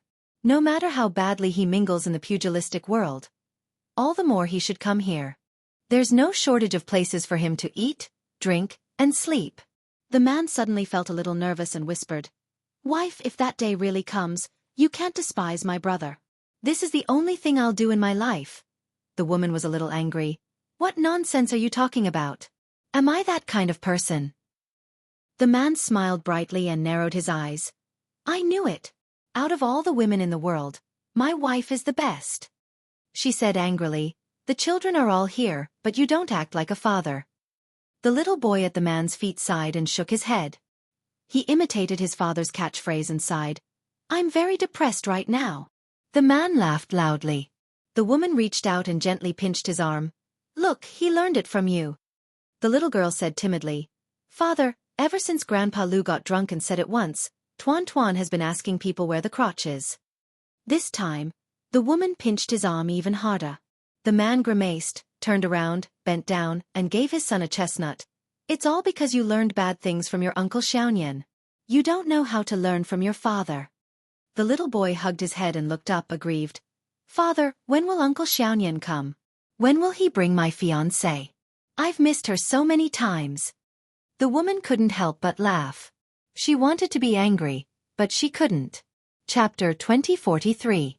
Her man had vowed that he and his good brother, who was wandering in the martial arts world, had been betrothed to each other since a long time ago. No matter who did better or worse in the future, this marriage would not escape. She didn't take it too seriously. After all, she knew that although her man was amiable to everyone, he was actually very proud. Not everyone could make him nag for so long. Even when he sat at the same table as the county magistrate, no matter how much they felt like old friends at first sight and how watertight they were when drinking, her man didn't take those people in official hats seriously at all. On the contrary, when he drank with a few middle-aged men in the county yamen office, her man was more sincere and sincere. Therefore, she was a little worried. The brother that her man missed so much, the man that she and her two children only knew as Little Nien, was definitely not simple. The two of them had been separated for so many years. Even if they could meet again one day, would that person still cherish that brotherhood as much as he did with her man when they were at their lowest point? If that person was doing well, or even made a name for himself, would he still be able to treat her man as a brother? If not, how sad would her man be? Therefore, she hoped that person would come to drink with her man and call him brother. At the same time, she was afraid that if that person really came here, she would only bring them what old Master Lu said in his storytelling. Things remain the same, but people change. After the man heard his son's childish complaint, he patted the child's head and grinned. Son, father promised you that your future wife would be this. The man gave him a thumbs up. The little boy was skeptical and muttered softly, Don't be like little Xingzi on the street next door. Otherwise, I will take the wooden sword and run away from home to wander in the martial arts world. That little Xingzi who liked to pester him the most was not small at all. Her arms were as thick as his legs. The man smiled. Little brat, running away from home. Can you bear to leave your parents? The little boy was surprised. I went to the river outside the town to wander in the martial arts world in the afternoon. I went home for dinner at night. His sister poked her head out. She put her finger on her cheek and made a face at her brother. The man and his wife looked at each other and smiled.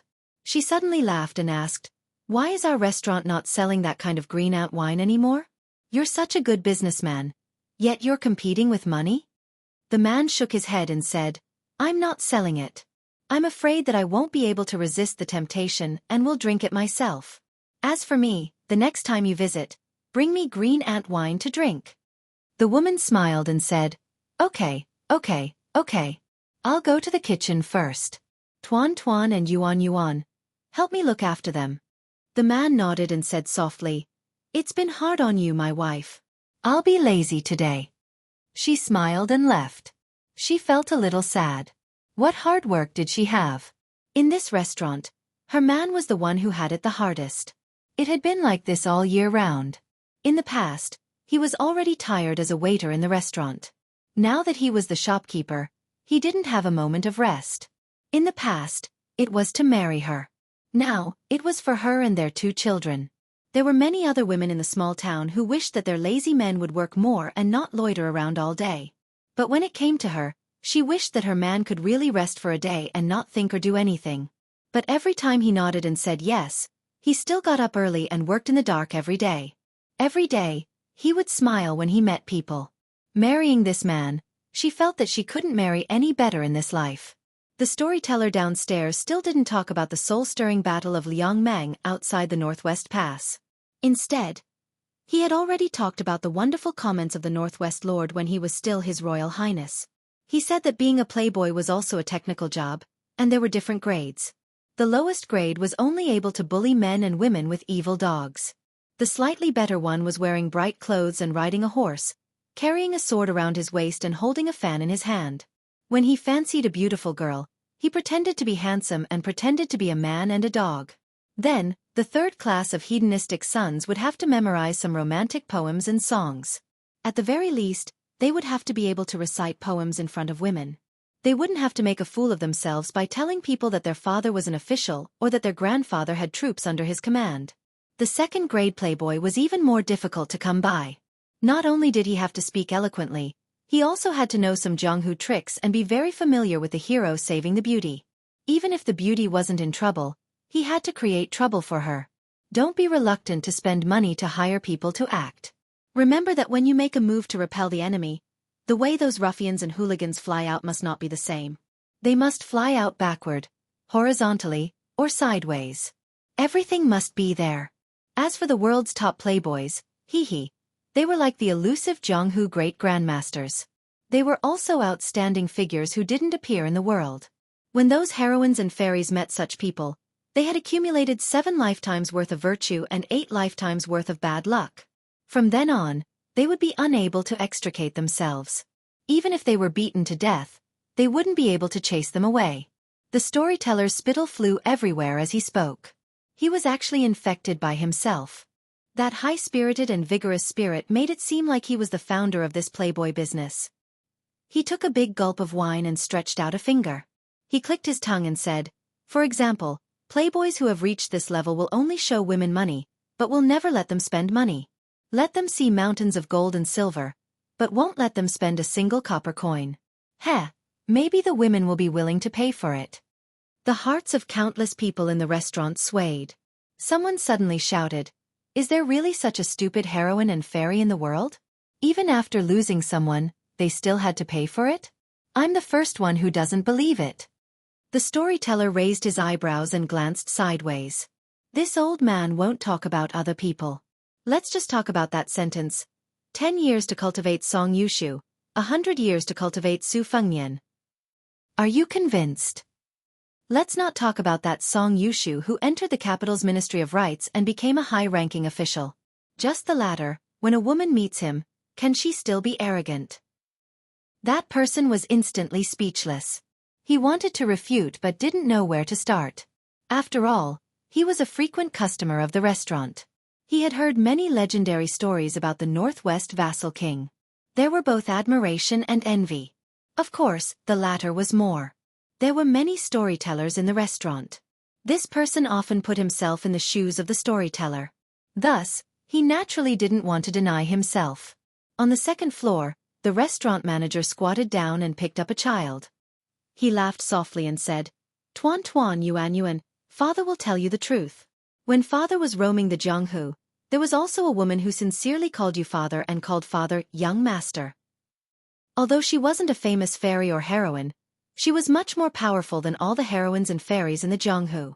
Therefore, only your uncle Xiaonian is worthy of her. That kind of good lady, Father feels that she's only slightly inferior to your mother. Tuan Tuan, if you still want to be a hero when you grow up, if you have the ability, find me such a lady to be our daughter-in-law." The little boy frowned and said seriously, "Father, I already have a daughter-in-law. I don't like to be a womanizer. Mother also said that a good man must be loyal to a lady." The man lowered his voice. "That's the reason. Your mother is not wrong, but the good ladies in the world usually admire heroes. Think about it, if she likes you but you don't like her, how sad would that lady be, right?" The child fell into deep thought. Between the daughter-in-law he had yet to meet and the good lady he had yet to meet, it was a battle between heaven and earth. The little girl said angrily, "Father, I'm going to tell mother that you made Tuan Tuan like so many ladies." The little boy rolled his eyes. The man's expression changed drastically. He coughed a few times and said earnestly to his son, "Son, when you grow up, you must listen to your mother and only treat one lady well.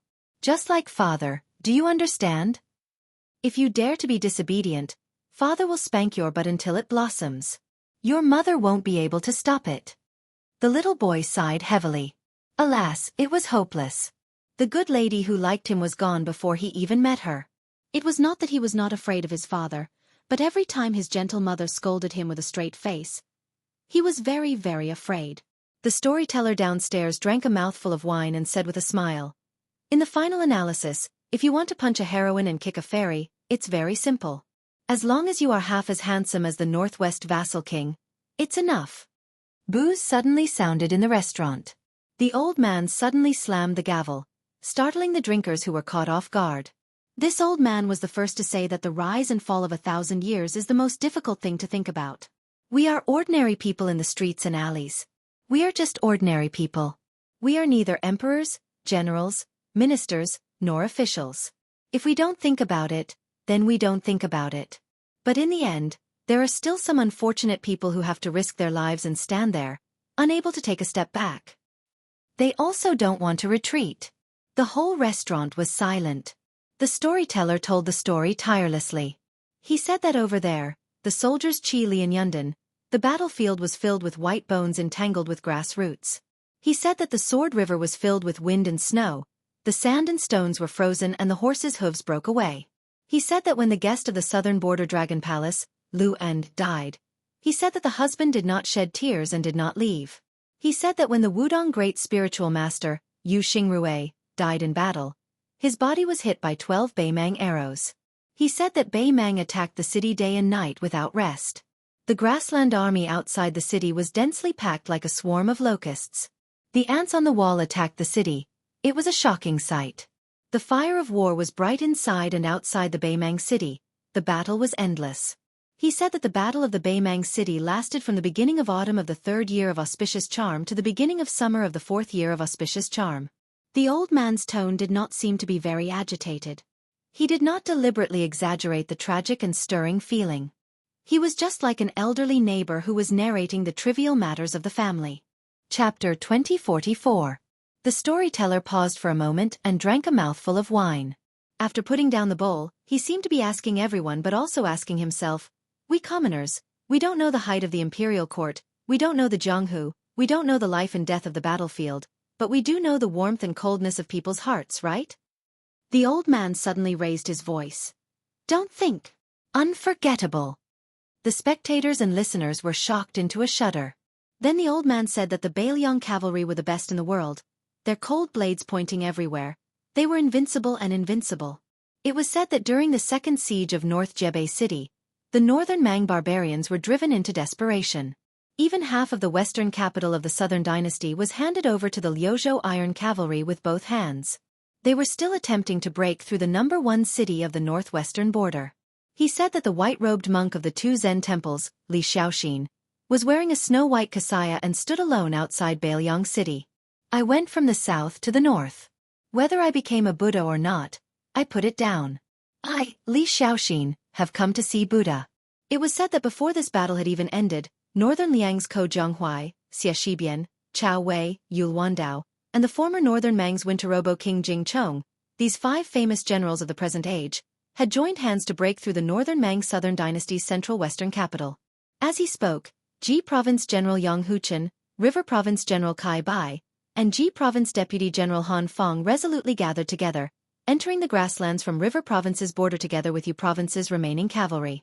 Together with Lu Province's armored cavalry, they attacked the Northern Mang barbarian army that was retreating from North resisting city from the left and right like a turtle in a jar. He said that after that battle, the 3 military towns of Zhongzhong, Liuya, and Fuling were all broken and their people died in battle. He said that the partridge Zhou Kong personally went into battle 3 times and died on the battlefield. The Deputy General Li Yanchao took over the Tiger Tally, and the right cavalry was left with less than 8,000 cavalry.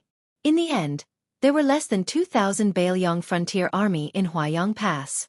Corpses were everywhere inside and outside the city. After winter, the blood froze. Looking from afar, the Huaiyang Pass looked like a crimson pass. The Northern Liang King personally led 10,000 Great Snow Dragon cavalry, directly bypassing the defeated Northern Mang's main army and making a long-distance raid to reinforce Huaiyang Pass. That Northern Liang Protector General Chu Lushan was sitting on the horse path on the city wall that was piled with corpses, holding a cold blade in his hand. The storyteller stopped talking and lowered his head to take a sip of the strong liquor. He closed his eyes and was a little tipsy. The moon is small, and the truth is out. On the street of the restaurant, the sun was scorching hot. A yellow dog was lying on the ground, its head drooping and its tongue sticking out. Taiping dog.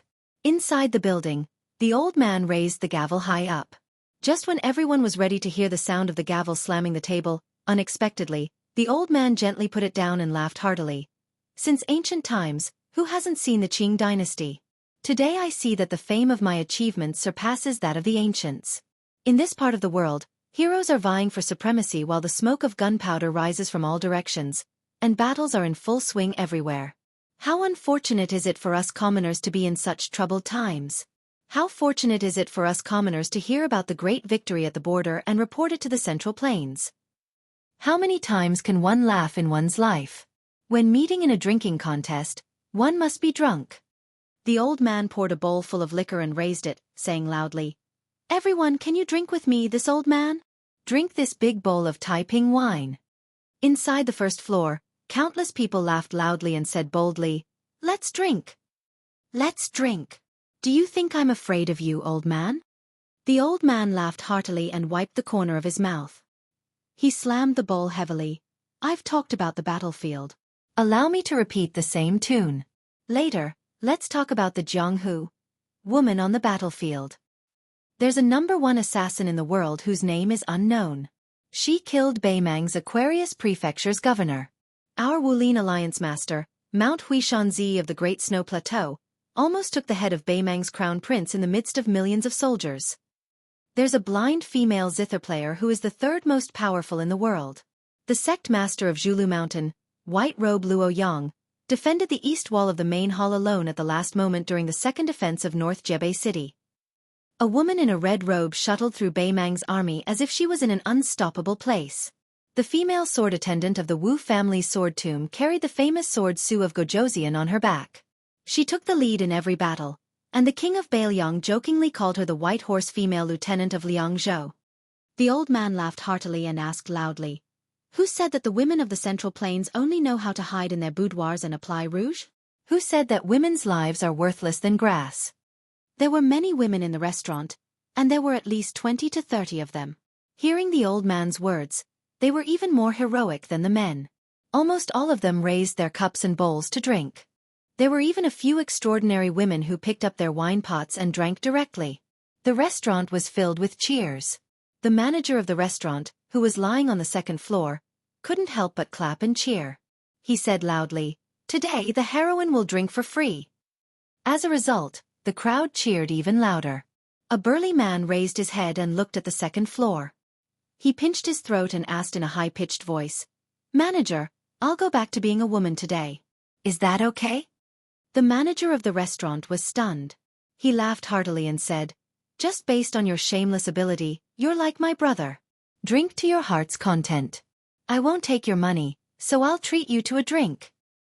He hurriedly said loudly, "The others can forget about it. It's not easy for me to have a family to feed." The man's son, who was squatting next to him, suddenly stood up. He pressed his hand on the hilt of his wooden sword and hurriedly said loudly, "Yes. My father always said that the money for traveling in the Jianghu in the future is all in the money for the drinks. Not everyone can drink for free." The laughter continued. The storyteller found an opportunity to smooth things over for the manager. He immediately changed the topic. He slapped the gavel and deliberately asked, "Has anyone heard of a saying? If the heavens did not give birth to you, Li Chungang, the way of the sword would be like a long night." As expected, the restaurant was attracted again. In fact, there were rumors of this saying in the Jianghu, but it was not very widespread. After all, the new Jianghu was led by Shenyuan Qingfeng, who occupied 3 of the 14 chiefs of auspicious talisman. Whether it was the 10 great sects, the Sage of the 4 Directions, or the 10 great itinerant cultivators, every year, there would be an endless stream of fairies and gentlemen. Moreover, there had been endless wars in the past few years. The famous saying of the old sword god of spring and autumn, especially the drinkers near this small town, was a little unfamiliar. If the storyteller in the restaurant had not mentioned it many times in passing, perhaps no one would have known the inside story. After all, the 4 great masters of spring and autumn, including Li Chungang and Wang Xiu, were several generations away from the old Jianghu generation. The storyteller smiled and asked, This old immortal of the way of the sword once lent his sword to the new sword god, Dong Tai. Then this old man can't help but ask, if the heavens did not give birth to you, Dong Tai, what would happen to our world? This question was a little too high and a little too far, so everyone was a little confused. In fact, the Jianghu of the Central Plains had not heard much about what the Peach Blossom Sword God had done on the battlefield outside North Jebei Pass. It was as if Dong Tai, one of the 4 grandmasters of the martial arts evaluation, had been the most unknown in the battle between grandmasters outside the pass. Just as everyone's curiosity was piqued, the old man slowly picked up the gavel with a smile. However, before the old man could hit the table, someone scolded jokingly, "Damn you, Lu! This old man is deliberately trying to trick us, isn't he? Wait a minute. Don't F** King say, if you want to know what will happen next time, listen to the explanation next time. I want to hear the answer today. As long as you are willing to tell me now, I, Gua Chunying, will buy the most expensive wine in your restaurant. 10 jars. How heroic. What a hero. I will have many children and grandchildren. Of course, if we were women, we would have warmed Gua Haohen's bed long ago." The tall Gua Chunying stood in place with his arms crossed over his chest. He looked heroic, but in fact, he was secretly laughing in his heart. He was wondering if 10 jars was too little. He was a famous wanderer in the local area. He had indeed traveled the Jianghu with a sword. He had seen many heroes and fairies. Of course, he had seen them from afar. He could recognize them at a glance. They could not recognize him even if they opened their eyes wide. One thing Gua Chunying was most proud of was that he had been to the snowfield of Mount Hui in Zhenzhou 4 or 5 years ago. After he came back, he told everyone how the moonless restaurant towered into the clouds and how the purple robe of Mount Hui comprehended immortality by watching the snow overnight. It was as if he was squatting behind the female chief at that time.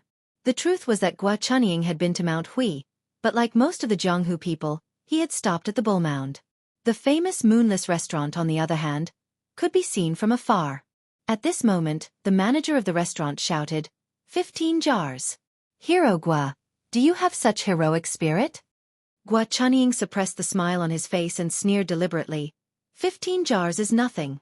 20 jars. You can pick 20 tables of customers and have 1 jar per table. A waiter who was squatting on the stairs immediately shouted, Okay. 20 jars of the best Jiangnan Huadiao. This old man Lu was a little worried. He was depressed.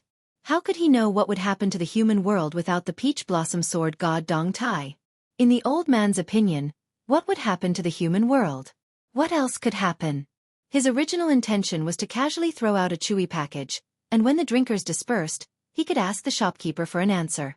It should be known that the content of his daily storytelling was given in advance by the shopkeeper of the restaurant in detail. He was just polishing the details.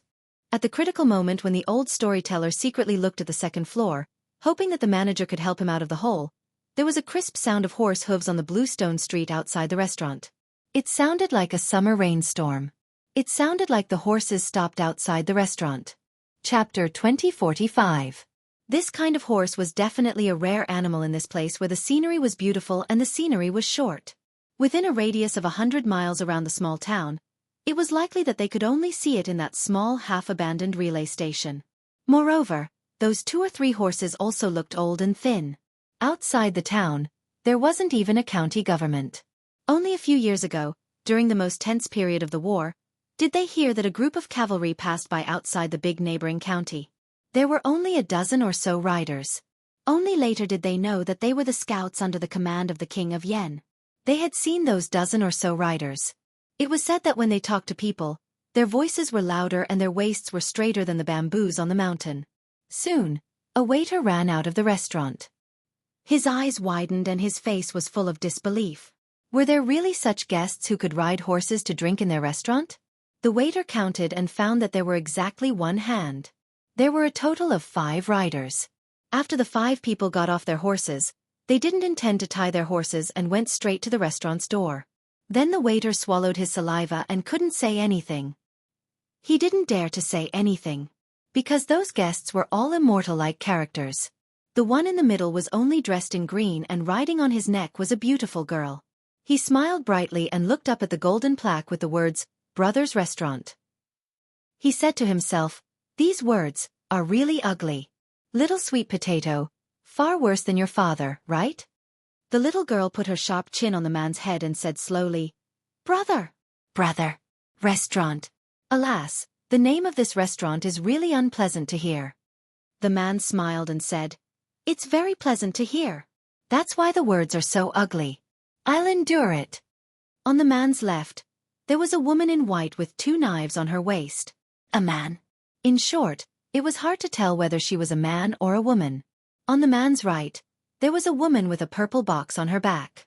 The waiter didn't know much about the world. He just thought that although he hadn't seen the heroines of Jianghu, the 2 in front of him were definitely more beautiful than all the heroines of Jianghu put together. Behind the man, there was a woman in green with a slightly cold face. She wasn't so beautiful that she was frightening, but that was only relative. The waiter of the restaurant gathered his courage and asked in a trembling voice, Dear guests, are you here to drink in our brother's restaurant? The man smiled and asked, Don't tell me you don't sell alcohol and can only eat and drink tea? The waiter said awkwardly, No, no. The man waved his hand and said with a smile, Don't worry about us. You do what you need to do. The waiter felt as if a heavy burden had been lifted off his shoulders, but he was also very disappointed. He couldn't care about anything else, so he lowered his head and jogged back to the restaurant. After this group of people crossed the threshold of the restaurant, the lobby of the restaurant quickly became silent. The green-clothed man in the lead glanced at the surroundings, and then he raised his head to gaze at the manager of the restaurant that was dumbstruck. The corners of his mouth curled up as he shouted loudly, Waiter with the surname Wen. The appearance of this group of people was the strangest thing in the world. Therefore, when this handsome and elegant man's words sounded a little strange, no one cared. Not only the guests at the 30 tables on the first floor, even the guests at the dozen or so tables on the second floor stood up one after another and stood on the railing to look down at this group of distinguished guests. The manager of the restaurant who had been lazily lying on the railing had unknowingly straightened his back. For some reason, his eyes were somewhat red. After hearing the shout of the man at the entrance downstairs, he said with a hoarse voice, Here. The pair of children beside the man raised their heads, wondering why their father was so unwelcoming. That man laughed loudly and asked, Do you have good wine? The manager of the restaurant on the second floor took a deep breath. Yes. That man continued to ask, Do you have good meat? On the second floor, the crippled man who had already left the Jianghu for a long time yelled out, Yes. That man paused for a moment and asked, Do you have a wooden sword? The man who had once walked the Jianghu with a dog paddle, and had also won the great title of Wenbushing in the capital, grinned and said, No. The man downstairs made an O sound and said loudly, Then do you have brothers? The manager of the restaurant who was no longer a wandering warrior with a wooden sword, this Wen Hua who had left the Jianghu in dire straits and then married and had children in his hometown raised his arm that had not been broken and blocked his eyes, as if he did not want all the guests to see his appearance. With a suppressed sobbing tone he smiled and said, Yes. I have always had it. The little girl shouted worriedly, Father? The man carelessly wiped his arm and put it down. He smiled happily and said, It's okay, it's okay. Father is happy. That Uncle Xiaoyan of yours has come to our house. Let's go downstairs together. He held his daughter's hand while his son gently tugged on his other sleeve. The 3 of them quickly went downstairs together. At the entrance of the restaurant, the little girl who was nicknamed Little Sweet Potato by the man helped her father gently wipe away the wine on his face. She sighed and said, Father, I really don't want to criticize you. Although you said that a real man's thing is not tears and should be called wine, isn't it too embarrassing for you to do it in front of so many people? The man was silent. He only looked at the guy who was limping towards them with the 2 children. Although he had long known, when he really saw this scene, he lowered his head and exhaled softly. When that guy came closer, he raised his head and asked with a smile, Are you limping? How did you do it? Did you get punished for taking liberties with a good girl on the street? It's a small matter. It's not a big deal.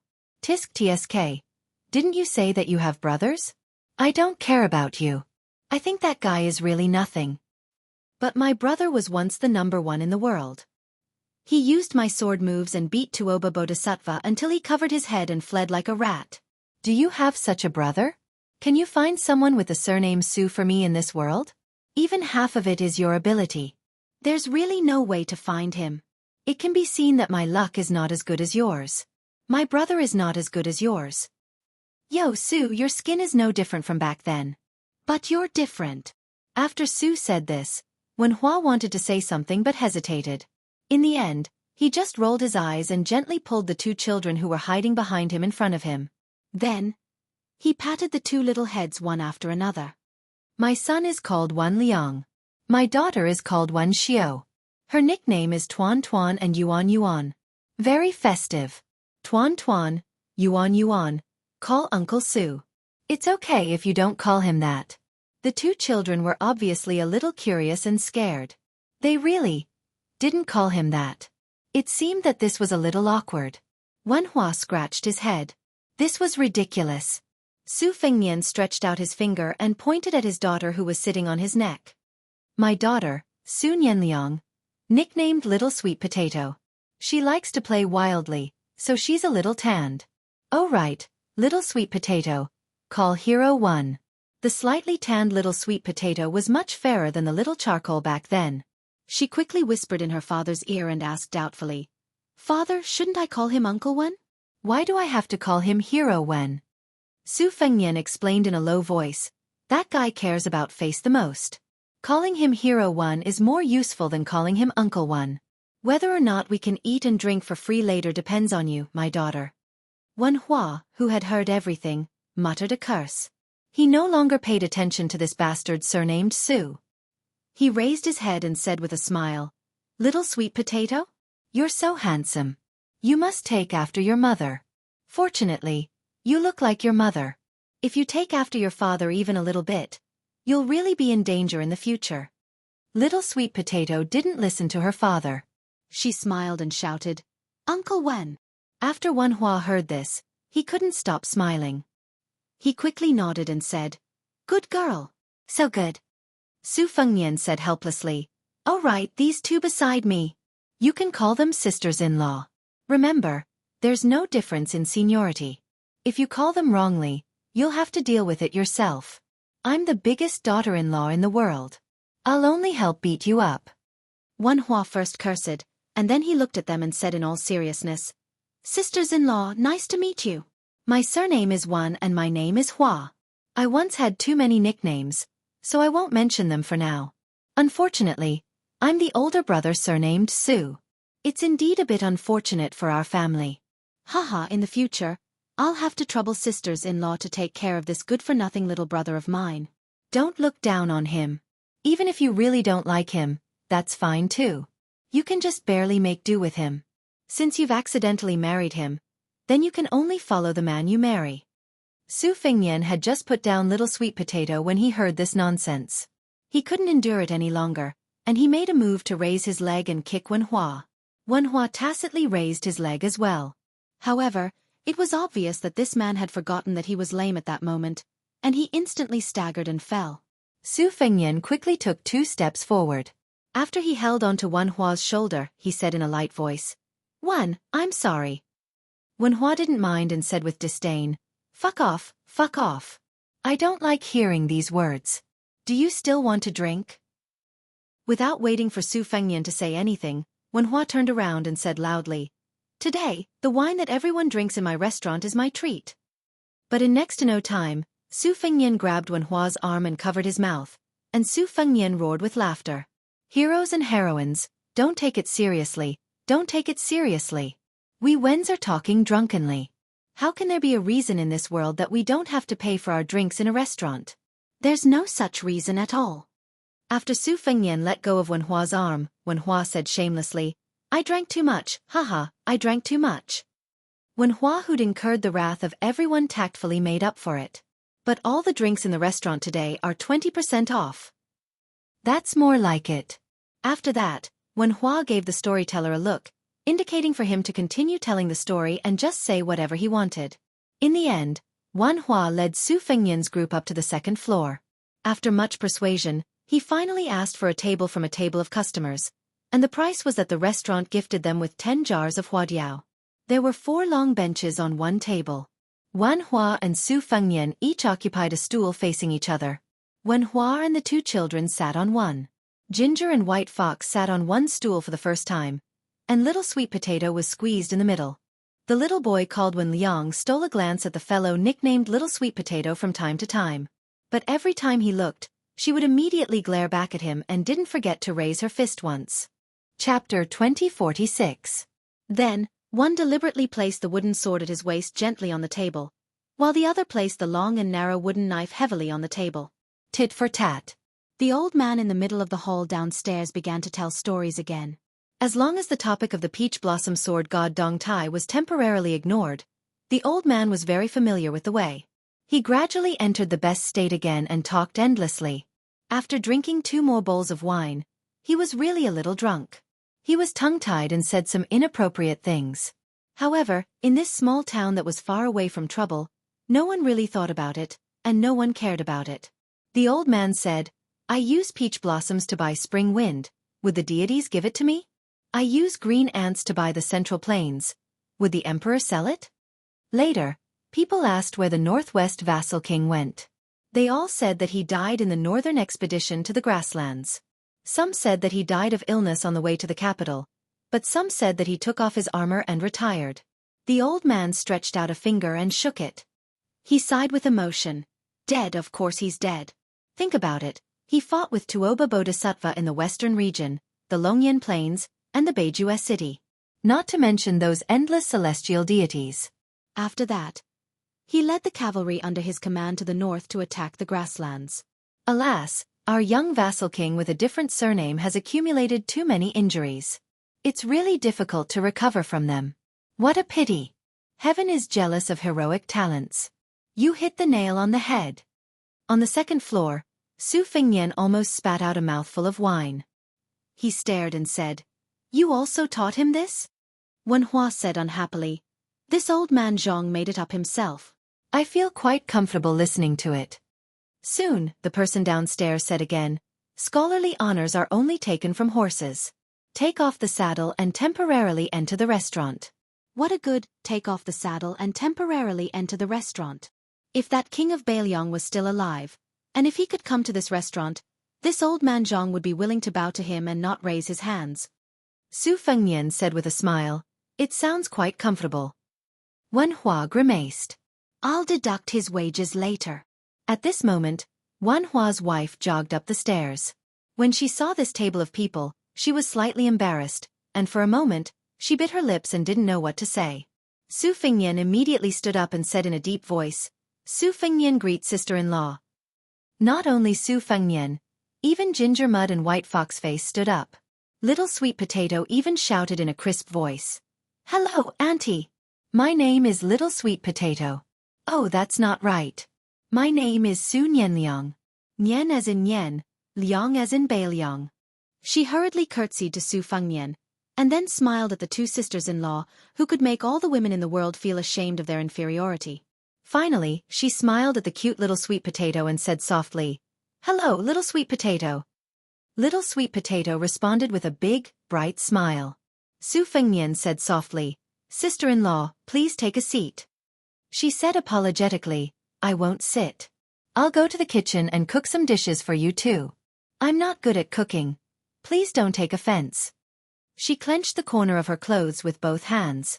Even if her man's brother was amiable and easier to get along with than she had imagined, she was still very nervous. She hesitated, looked at the man who turned to smile at her, and mustered up her courage to say to Su Fengnian, "Ever since I met Wen Hua, he has been talking about you. Because he really, in this life, other than his own brother, he only sees you as a brother.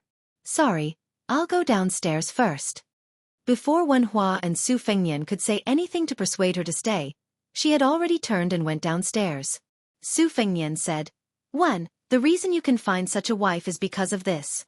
He stuck out his thumb. Wen Hua puffed out his chest and said with a matter-of-fact face, "Who am I?" Su Fengnian snorted and stuck out 2 fingers. "Unfortunately, I'm still a little stronger than you. Now I have." Before Su Fengnian said the word too proudly, Zhang and I snorted coldly and Bai Hua glanced at him coldly. There was only half a pot of wine left by the guests on the table, and it was quickly distributed to the 2 of them. Su Fengnian coughed and raised his eyebrows. "Wen, where's the wine?" Bai Hua stood up and sneered, "I'll go get it. Remember to drink well later. Drink slowly." Su Fengnian sat upright and still, as if he was going to die, and nodded vigorously. Jiang and I also stood up. I'll go to the kitchen to help. Little Sweet Potato cleverly echoed. I'll go too. Wenhua rubbed his daughter's head. Yuan, help lead the way. The little girl was thin-skinned. She finally mustered up the courage to call Uncle Su or Uncle Xiaonian. She did not expect that after the guy made a face at her, she was scared off and quickly ran away. The little boy, Wan Liang, was the last to move. After running a few steps, he turned around and shouted, Uncle Xiaonian. Su Fengnian nodded and smiled. I came in a hurry this time and forgot to bring a greeting gift. Uncle will make it up next time. The little boy nodded vigorously. Just as he turned around and ran a few steps, he turned around again and shouted, Uncle Xiaonian, my father said that it's okay to call you father-in-law. Su Fengnian really spat out a mouthful of wine this time. He was probably close to vomiting blood. All sorts of feelings welled up in his heart. Wenhua held his stomach with one hand and laughed. After drinking the last of the wine in their bowls, the two of them did not speak again. The storyteller downstairs also came to an end. Even if there are thousands of emotions, even if there are thousands of feelings, who will you tell them to? Who will listen? People in the world, even if they can't bear to part, they will eventually have to part. Even if there are regrets in the world, don't worry. Su Fengnian nodded and turned around to ask, Wenhua, where did you find this storyteller? He's really good at telling stories. Wenhua smiled and said, Back then, this old master happened to pass by this restaurant. At that time, I was still just a waiter. But when I heard the old Mr. sour tone, it was very similar to you back then. So, I persuaded the old shopkeeper to stay. I wanted to let him tell me about your stories in the martial world. Wenhua raised his bowl and realized that there was no more wine, but he did not put it down. The more I listened, the more I thought that one day in the future, when both of us are around, I must invite old Zhang to sit down and then ask you to treat him to a glass of wine. Su Fengnian also raised his empty bowl and clinked it with Wenhua. It's my duty. White Fox's face brought over 3 pots of wine. They were neither good nor expensive, but the taste was strong enough. That was all. After she placed the 2 pots of wine on the table, Wenhua slapped his forehead. Although the restaurant doesn't sell Baoyang's green ant wine, I still have a few jars hidden. Su Fengnian smiled. What's the rush? Drink first. Wenhua nodded. That's true. It's finally a good time for us brothers to drink and eat meat without holding back. We don't have to worry about whether we'll have the next meal. We should drink more. White Fox's face did not sit down. She carried the pot of wine and walked towards the railing, her back facing the 2 men from afar.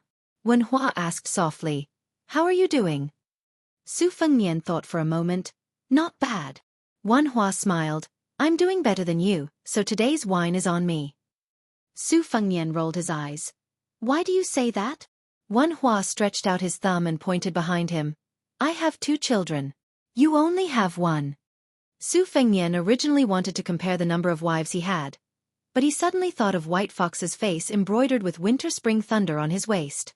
She was standing right there. He could only grit his teeth and say, You win.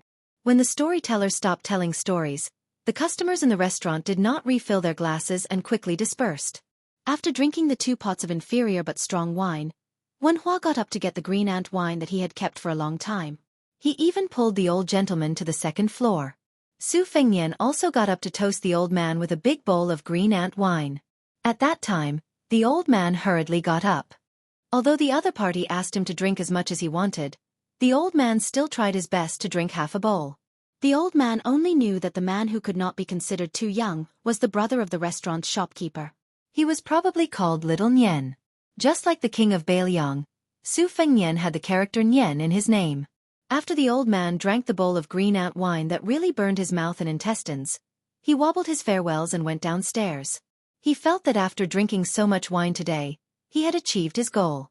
In particular, after accepting the toast of that strange man at the end, he felt that it was quite worthy of pride.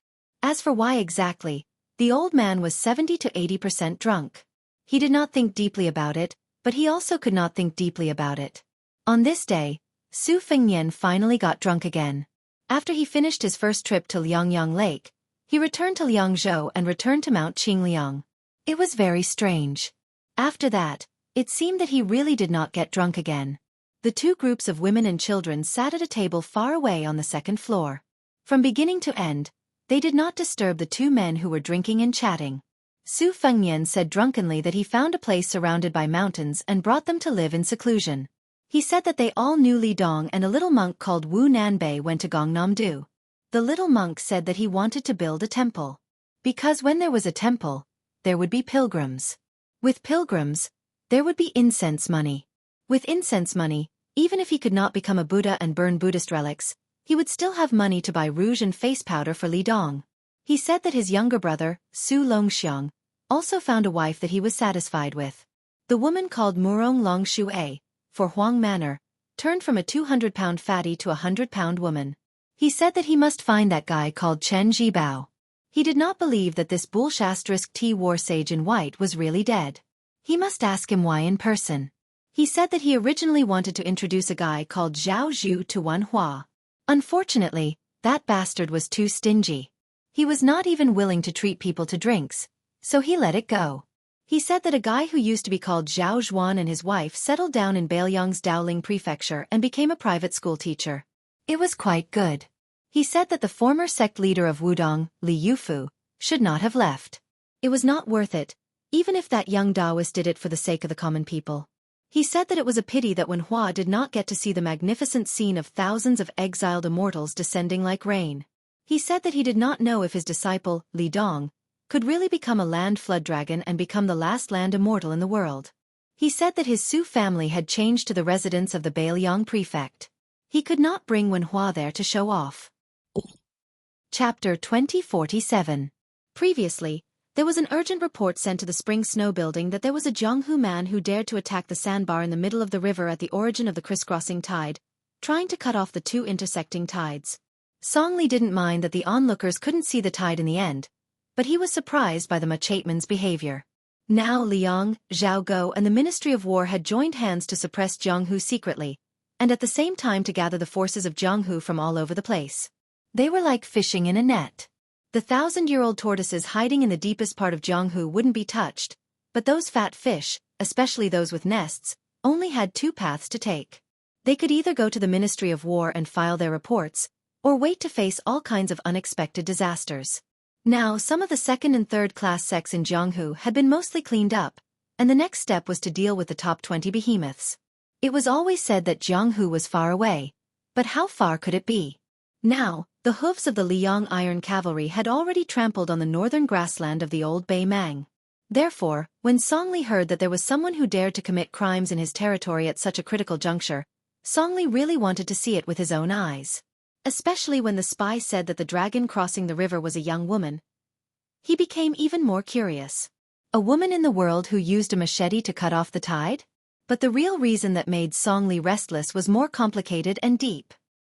He hoped that the audacious female grandmaster from the Jianghu would be able to help him find some clues, and then follow the clues to find a certain person.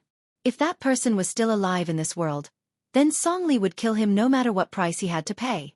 In today's Liang Imperial Court, after that person's death, almost everyone felt relieved. The old Beimang officials who had lost their territory because of the defeat felt this way, such as Zhong Shentong and Zhong Tan, who had made a comeback, and the civil and military officials of Nanjiang who followed the true dragon to the north, and even the two scholars of Jiangnan and Liao were no exception. This kind of feeling could only be understood, but not described. Even though the officials from Beimang were gathered in the capital, as long as they thought that that person was gone and would not appear in the future, they felt that it was not unbearable for the Liang party, which was still in its embryonic form, even if it eventually became the general trend. How could the Central Plains be unfamiliar with the struggle between factions in the imperial court that was always the same? Fighting back and forth at most, they would be spat at in the imperial court, but they would never be stabbed by someone's knife and bleed a few pounds of blood. From now on, the Beiliang Dao was still the Beiliang Dao, and the Beiliang Dao was still the Beiliang Dao. However, the Dao of the Su family would stop at the 6th generation of Su Dao, because the Beiliang Palace had become the most magnificent official residence in the world. Song Li knew that person was definitely not dead, even if His Majesty personally said that he was dead. How could the merit of supporting the emperor, and the official who followed the emperor compare to the irreplaceable merit of killing that person? The key was that this irreplaceable merit would not be so great that it would shock the emperor, because His Majesty knew He knew, and a few important officials who were qualified to come into contact with that level knew. Other than that, no one else knew. Whether or not Song Li, who was destined to be unable to gain merit on the grasslands, could smoothly change the peace character to the conquest character in 10 years depended on this one move. Song Li knew very well that of the 4 conquest generals, other than Wu Zhongshuan who had taken the initiative and kept the title of Southern Conquering General, the Emperor Zhao Zhu, in order to keep the imperial court in check, would definitely have one person from the Liang faction, and one from the Nanjiang faction. Then, there was only a literal position left. If Zhao Zhu, in order to appease the old officials of Great Peace City of the previous dynasty, gave out another conquest character, then where would Song Li be in the future? Would he be cooped up in Guangling Dao as a deputy provincial governor for the rest of his life? Moreover, the position of Jidushi in the future would only be a nominal position, and its weight would be far inferior to that of the administrator. Zhao Zhu's new dynasty would definitely not repeat the mistakes of the past and watch as more than 20 Daoist territories reappeared in the world. Song Li did not act rashly and alert the enemy.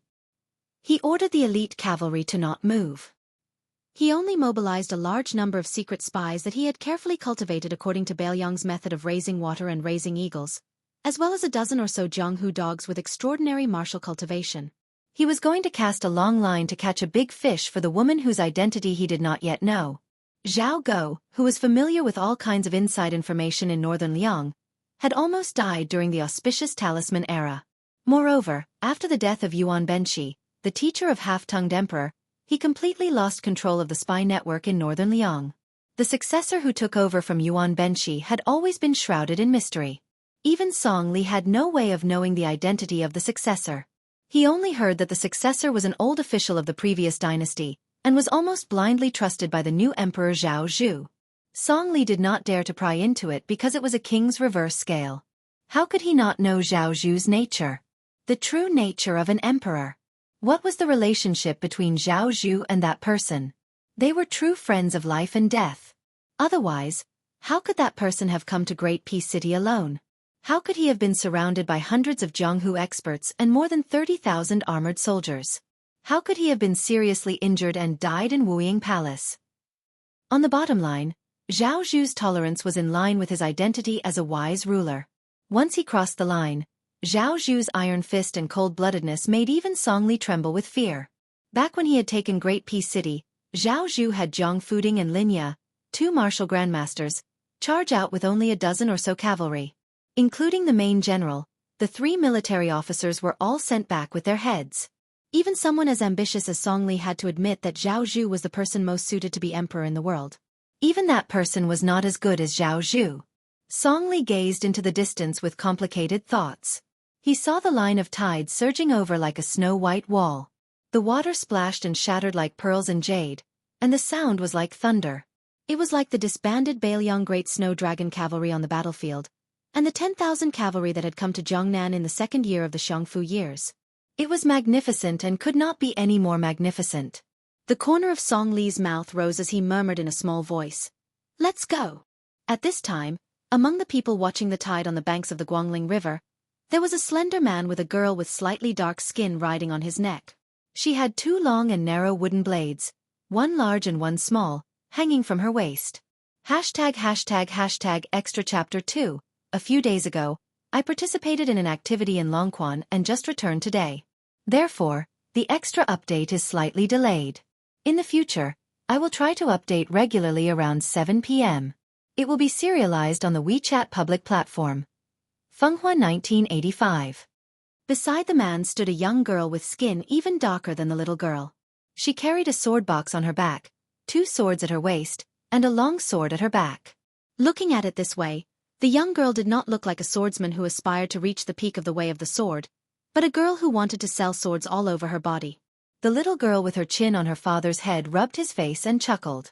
"Father, you are much more handsome than yourself," the man said softly in a helpless tone. "Heartless daughter." The young girl who carried at least 7 or 8 swords smiled sweetly. The little girl pressed her hands on her father's head. "Oh, surnamed Su, you are rebelling. See if I don't complain to second mother, third mother, fourth mother, fifth mother, sixth mother, eighth mother, and ninth mother. I will say that you are seducing fairies again. Let's see if they believe you or little sweet potato." The man sighed and said, "Little sweet potato, what do you mean by 5th, 6th, 7th, 8th, and 9th? Besides, this kind of joke must not be made. When I return home, the first thing I will do is kneel on the washboard for 3 days and 3 nights. Won't you feel bad?" The girl nicknamed Little Sweet Gourd folded her hands and looked at the tide. She sighed and said, "Father, I miss our hometown a little. Brother Short Gourd, Uncle Li Yen Chow, Grandpa Yen, and Grandpa Gu all love Little Sweet Gourd the most. Especially Grandpa, they don't want to see you. They only like Little Sweet Potato." The man smiled and nodded. He did not dare to refute. Little Sweet Potato also sighed and said worriedly, "Father, are we not going back to our hometown anymore? Will Little Sweet Potato never see that big lake again?" Without waiting for the man to answer, the little girl sighed heavily again. "Our family's lake is called Tide Hark Lake. After seeing the tide of Guangling River, I will treat it as if I have returned home." The man smiled and said gently, "You are so sensible." Little Sweet Potato lowered her voice and said, "Then can I go to Woo Woo City with father and not follow Brother Tong and the others home in a hurry?" The man said unhappily, "Sure. At most, father will suffer with you. You will be beaten by your mother, and father will kneel at the side. We will bear the burden together. How about it?" The little girl weighed the pros and cons, but in the end, she gave up. In any case, she could go out with her father every year. She actually missed her mother a little. As for those second mother, third mother, fourth mother, and so on, she also missed them. It was just that she did not miss her mother as much. The tide had already passed. The mist that covered the sky and the sun came rushing over. The man did not deliberately block it. The little girl stretched out her hands and made threatening gestures. She was very happy. The man chuckled and said, "Little Sweet Potato, father often talks to you about that old man in the sheepskin fur coat. Back then, your father fought side by side with him here. He broke 2,600 armor with one sword. Don't forget, that was one sword in one breath. To be honest, in father's opinion, other than Ancestor Lu, I am afraid no one else can do it." Little Sweet Potato asked curiously, "Even father can't do it?" The man thought for a moment. "His chi is enough, but it is very difficult to use it on a sword. It is far from being as free and easy as that old man in the sheepskin fur coat. You didn't see that sword?" Little Sweet Potato waited quietly. The man hesitated for a moment and sighed. "That sword, there is only one sword in the world. Unfortunately, we are destined to never see it again." The man stretched out a hand and pointed to the river. "Even earlier, that old man was probably as young and handsome as your father. He once crossed the river on a sword. He was more immortal than an immortal." Little Sweet Potato suddenly gave a thumbs up. "Grandpa Li, you are amazing." Chapter 2048. Of the 3.5 disciples, the other half was the Fish Dragon Gang's young man, Wang Dashi. Su Fengnian didn't want to interfere too much with Wang Dashi's life. As for the other 3, Yu Long's luck was too strong. In fact, there was no need for Su Fengnian to do anything unnecessary. This child was really addicted to being in the border army. In just 5 to 6 years, according to his real military achievements, he really became a lieutenant of the Yuzhou cavalry. The speed of his promotion was astonishing. It was said that when Ko Jianghuai left the northwest border, he also wanted to take this youth to the capital to enjoy life. However, Yu Dilong ignored him and said that he would retire from the army after conquering the entire grassland. He would think about what he would do in the future. Lu Yunzhang's temperament was the most unstable, but he was the most ambitious. Otherwise, he wouldn't have left the Bailiang frontier army and established a sect in Martial Emperor City alone in an attempt to become the second Wang Xianji. As for Wang Shang, Su Fengnian spent the most effort to cultivate him. Otherwise, he wouldn't have taken him with him. He wholeheartedly wanted to make Wang Shang into a female Dong Tai. Now that the world's luck had collapsed, most of it rushed into the capital and merged with the new Zhao dynasty's royal family. Therefore, the achievements of the world's martial artists in the next 60 years largely depended on how much luck they could absorb or steal in the next 10 to 20 years. Yu Dilong insisted on staying in the Bailiang frontier army, which was a great opportunity. Because the luck of the Yelu and Murong families on the grassland was flowing to the capital of Liang, Yu Dilong was close to the capital and naturally benefited greatly. Now that most of the qi cultivators in the world had died, especially the great qi cultivators, it was unlikely that anyone would be able to see through the mysteries of heaven and be willing to reveal them. The two of them walked to the place where the horses were tied. Previously, the riverside was crowded with people. There was no lack of half-baked officials and hedonistic sons. This group of people couldn't go to the spring snow building, which was the best place to enjoy the scenery, but they didn't want to go with the flow. Therefore, they temporarily built a rough and sturdy wooden platform. The nearby area naturally formed a place for horses and carriages to gather. Some active businessmen helped people take care of the horses and carriages there. Dozens of wooden stakes were set up by the roadside to tie the horses. In addition, the noble families had groups of strong servants to take care of the carriages, so no one dared to steal the horses. By this time, most of the sons of the noble families had already left. Only a few horses were left tied to the wooden stakes. They couldn't be considered good horses, but this was normal. The world's best horses were all under the buttocks of the border troops galloping on the grassland. The second best horses were also raised in Bailiang's Lianglong pasture and Jizhou's Yulin horse ranch. The second best horses were also raised in the large horse ranches in Bailiang's Lianglong pasture and Jizhou's Yulin horse ranch. When they walked together, Su Fengnian, who was wearing a root-like mask, and Wang Sheng, who was carrying a sword and a case on his back, discovered that there was a commotion and a dispute.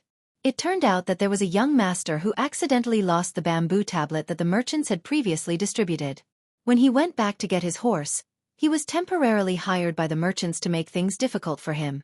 Originally, if the young man was more sophisticated, it would actually be a small matter to spend a few hundred copper coins. However, in the end, he was a young hero who was inexperienced and easily became hot-blooded. He was thin-skinned and suffered a loss.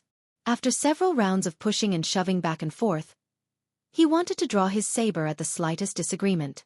The young woman accompanying him, who was the same age as him, couldn't stop him no matter how hard she tried. Her delicate and pretty face was filled with embarrassment, but it couldn't be said that she was frightened or panic-stricken. Those who lived at the bottom of the Jianghu couldn't be compared to those high and mighty immortals who flew here and there to fight. They were neither dragons who crossed the river nor tigers who sat on the ground. They were just small fish and shrimps in a rotten swamp. It was inevitable that they would be covered with the smell of dirt. Therefore, they always liked to fight one-on-one. Moreover, it was the kind where the old man led his brothers to fight one-on-one. If the young machete man who couldn't stand being teased decisively drew his saber, it would be fine. Perhaps it could even frighten people. However, for some reason, when the young man drew his saber halfway out of its sheath, it seemed that he remembered some sect rules. In the eyes of those ruffians and wanderers, of course, he was an embroidered pillow with a straw belly. As for the beautiful woman who was implicated, their words became more and more frivolous and obscene. The young machete man who had never been humiliated like this had his eyes bloodshot. It was obvious that he was extremely angry. His whole body was trembling, but the hand that held the saber was still very steady and motionless. When a person has practiced the saber to such a level, even if one doesn't talk about the level of the saber technique or the good or bad moves after drawing the saber, once one has the meaning, it means that one has truly reached a higher level. In the future, one's path of practicing the saber will only become wider and wider. However, if he dared to kill someone here, with the current situation of Guangling's sect, even if this young man's path was wide, without his head, he would not be able to continue walking. When the young machete man saw that the ruffian dared to extend his hand to touch the chest of the woman beside him, he completely exploded. The speed of the saber was so fast that those ruffians who couldn't even be considered half a Jianghu person could not see it clearly. The local ruffian who was scared stiff was dumbstruck. He blinked his eyes and only saw a trace of the saber tip in front of his eyes. His forehead was somewhat cold, perhaps because the tip of the saber had pierced through it. He had the demeanor of a general and did not move at all. Of course, it was not that he really had the courage to be fearless when facing the saber tip, but that his 3 legs were so scared that they were weak and could not move. The young machete man who had almost split the man in half was also somewhat scared. His face was flushed red, and his expression was complicated as he turned his head to look at the person holding the saber with 2 fingers. Su Fengnian's 2 fingers pressed down on the spine of the good saber, and he smiled. "Young hero, you have to change your temper in the future. When you meet this kind of person who doesn't have eyes and can't be reasoned with, just announce your Jianghu name and sect. It will most likely work. Even if it doesn't work, don't kill people so easily. The government is not to be trifled with." The young machete man took a deep breath and gently pulled out the saber. The uninvited guest with an ordinary appearance also took the opportunity to release his fingers. The young machete man put the saber back into the scabbard and saluted. I have learned. The beautiful and gentle woman smiled at Su Fengnian and said, I am Gao Tangyan of the Spring God Lake's Big Dragon Gang. My father is Gao Biaoyao. May I ask if Senior can come to my humble home for a chat? My father loves to pay respects to the heroes of the world. That's why he has the slightly famous Chivalry Hall. Every time a hero comes, a chair will be placed there. Now there are 26 chairs. Manor Master Tong of Jinswa's Saber Manor has recently received a cordial invitation from my father. He may appear. If Senior is willing to go. Su Fengnian interrupted the woman's words and tactfully declined. I won't impose on you. Besides, I'm not famous in Jianghu. How can I be on the same level as that female saber saint in your Chivalry Hall? Master and disciple have urgent matters to attend to, so we'll take our leave first. The woman frowned imperceptibly, as if she was wronged and resentful. However, in the depths of her naturally charming eyes, there was a hidden killing intent. She quickly smiled and said, If that's the case, I hope Senior will come visit us when you have the time. Su Fengnian laughed heartily and said, Of course, of course. I've long heard that the Big Dragon Gang recently picked up a huge rock from the Spring God Lake. Even the Spring Snow Building can't compare to it. If there's a chance, I'll definitely go. There are more than 100,000 words of extras to read on WeChat's official account. I won't continue to update here. WeChat's official account, Fenghua 1985, ### extras chapter 4x00A0. To read more extras, please follow my WeChat's official account. Fenghua 1985. People who watch the tides year after year will not be satisfied until their hair turns white. From the spring and autumn sword to Yonghui, then to Xiangfu, until today's Yongjia, the tides come every year. People with white hair leave every year. Just like the spring and autumn sword and armor Li Chun gang in Jianghu, the Su family in the northwest frontier fortress, and the great snow dragon cavalry in the Bailiang frontier army, they will also gradually disappear in the surging river as the old people gradually pass away. Zhao Yi, the prince of Guangling, who met a tragic end, once said at the celebratory banquet after the pacification of West Chu that there were only 5 people in his life that he wished to be safe and sound. His old friends on Qing Shan, the famous library, and the Spring Snow Building. However, as soon as he finished speaking, the Prince of Yan's horse hooves crossed the Guangling River, and the Spring Snow Building, which Zhao Yi regarded as his exclusive property, became someone else's plaything in the blink of an eye. Su Fengnian glanced at the high Spring Snow Building. Wang Xing asked, Master, what are you thinking about? Su Fengnian rubbed his chin, a thoughtful expression on his face. Wang Shang, who are the new top 10 beauties of the Rouge ranking? Wang Shang stamped his feet and said angrily, Master! Su Fengnian laughed heartily. Don't worry, your master doesn't have the guts to steal. Wang Shang cautiously glanced at his master, half believing and half doubting.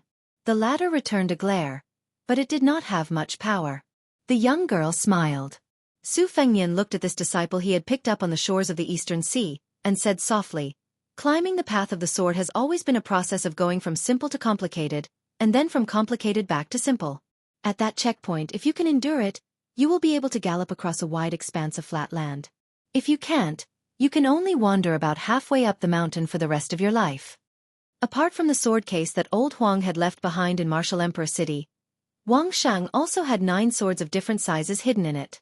They were the thin as a willow branch, moose fish, the dogwood, personally forged by the old Northern Han scholarly sage, Wild Crane, the talisman sword of the great Feng dynasty's loose immortal Huang Sishan, and the short sword, Orb, which the nameless assassin had pierced through the Emperor of Dongyue's abdomen in the early spring and autumn period. Together with the 5 swords, Dragon's Head, 9 Springs, Guazhua, Cloud Mist, and Zhongbing, old Huang's sword case was once again filled with 9 swords. Apart from this, the long sword that hung horizontally behind her waist was the renowned great sword, Swallow's Jaw. In the great weapon ranking that was released at the same time as the Rouge ranking, this sword was listed in the 5 spears, 10 sabers, 20 swords, ranking 11th out of the 20 swords and 18th out of the great weapon ranking. As for the twin swords hanging from the young swordswoman's waist, they were treasures of the Tide Listening Pavilion's armory. Although they were not as good as the Path of Shu that Yu Groom had taken after the battle at the border, and the Path of Shu that had been taken away by him. Chapter 2049. The Fuji that Su Fengnian had given to Ko Jianghuai, who was then the general of Liuzhou, was considered a top-notch weapon in the Tide Listening Pavilion. White Sword, 100 Refinements, was a homonym of the sword's name. It was quite interesting. All the famous swords in the world were connected and most of them had heavy sword qi. Ever since Wang Shang started practicing the sword, he had been wearing this comical attire, as if he wished he could hang all the famous swords in the world. Even when he had followed White Fox to Bei Mang to gain experience in the early years, he was no exception.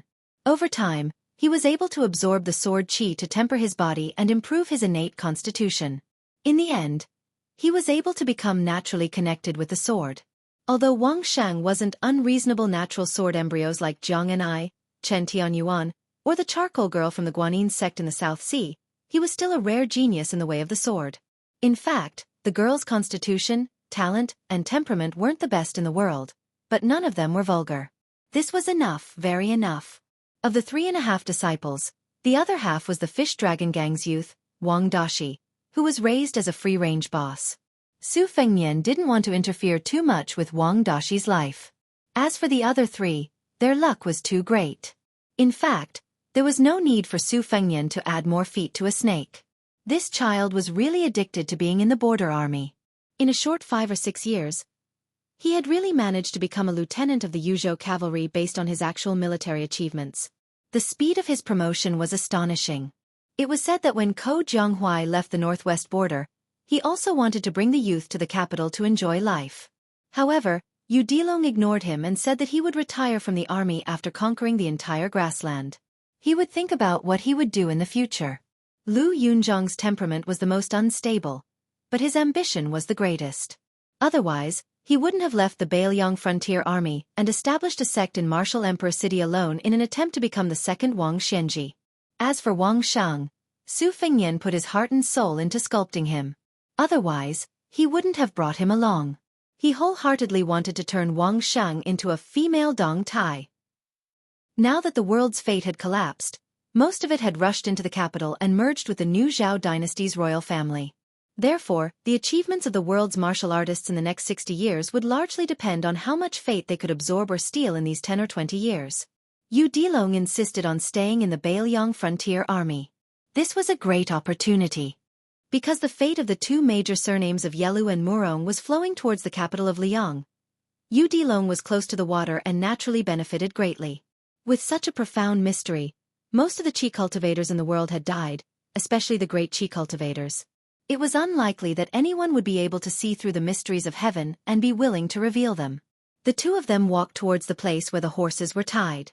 Previously, the riverside was crowded with people, and there was no lack of half-baked officials and hedonistic sons of rich parents. This group of people could not go to the spring snow house, which was the best place to enjoy the scenery, nor were they willing to follow the crowd. Therefore, they temporarily built a large, rough, and sturdy wooden platform. The nearby area naturally formed a place for horses and carriages to gather. There were merchants who were active there to take care of the horses and carriages. Dozens of wooden stakes were set up by the roadside to tie the horses. In addition, the noble families had groups of strong servants to take care of the carriages, so no one dared to steal the horses. By this time, most of the children of the aristocratic families had already left, leaving only a few horses tied to the wooden stakes. They could not be considered good horses, but this was also very normal. The best horses in the world were all under the buttocks of the border troops galloping on the grassland. The second best horses were also raised in Beiliang's Lianglong pasture and Jizhou's Yulin horse ranch. The second best horses were also raised in the large horse ranches in Beiliang's Lianglong pasture and Jizhou's Yulin horse ranch. When they walked together, Su Fengnian, who was wearing a root-like mask, and Wang Shang, who was carrying a sword and a case on his back, discovered that there was a commotion and a dispute. It turned out that there was a young master who had carelessly lost the bamboo tablet that the merchants had previously distributed. When he returned to get his horse, he was temporarily hired by the merchants to make things difficult for him. Originally, if the young man was more sophisticated, it was actually a small matter to spend a few hundred copper coins. However, in the end, he was a young hero who was inexperienced and easily became hot-blooded. He was thin-skinned and suffered a loss. After several rounds of pushing and shoving, if there was a disagreement, he would pull out his saber. The young woman accompanying him, who was the same age as him, could not stop him no matter how hard she tried. Her delicate and pretty face was filled with embarrassment, but it was not to say that she was frightened or panic-stricken. Those who lived at the bottom of the Jianghu could not be compared to those high and mighty immortals who flew around to fight. They were not like dragons who crossed the river or tigers who sat on the ground. They were just small fish and shrimps in the mud. It was inevitable that they would be covered with the smell of dirt. Therefore, they always liked to fight one-on-one. Moreover, it was the kind where the old man led his brothers to fight one-on-one. If the young machete man, who could not stand being teased, had decisively pulled out his saber, it would have been fine. Perhaps it would have been able to intimidate people.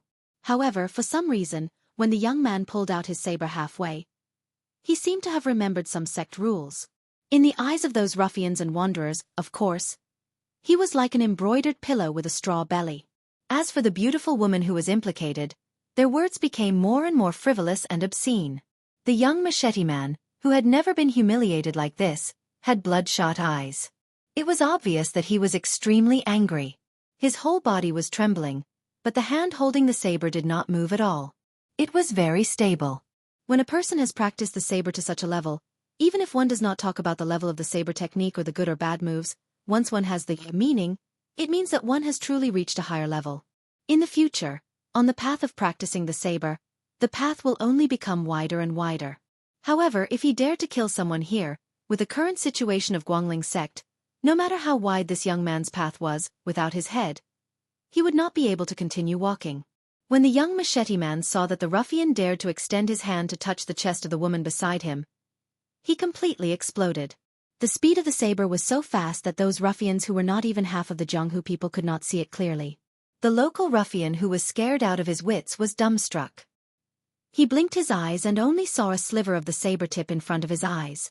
His forehead was somewhat cold, perhaps because the tip of the saber had pierced through it. He had the demeanor of a general and did not move at all. Of course, it was not that he really had the courage to face the saber tip, but that his 3 legs were so scared that they were weak and could not move. The young machete man who had almost split the man in half was also somewhat scared. His face was flushed red, and his expression was complicated as he turned his head to look at the person holding the saber with 2 fingers. Su Fengnian's 2 fingers pressed down on the spine of the good saber, and he smiled. "Young hero, you have to change your temper in the future. When you meet this kind of person who does not have eyes and cannot be reasoned with, just announce your Jianghu name and sect. It will most likely work. Even if it does not work, don't kill people so easily. The government is not to be trifled with." The young machete man took a deep breath and gently pulled out the saber.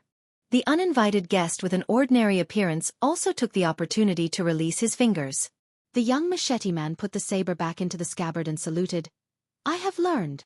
The beautiful and gentle woman smiled at Su Fengnian and said, "I am Gao Tangyan of the Spring God Lake's Big Dragon Gang. My father is Gao Biaoyao. May I ask if Senior can come to my humble home for a chat? My father loves to pay tribute to the heroes of the world. That is why he has the slightly famous Chivalry Hall. Every hero who comes will have a chair. Now there are 26 chairs. Manor Master Tong of Jinsua Knife Manor has recently received a cordial invitation from my father. He may appear. If Senior is willing to go." Su Fengnian interrupted the woman's words and declined. "I will not impose on you.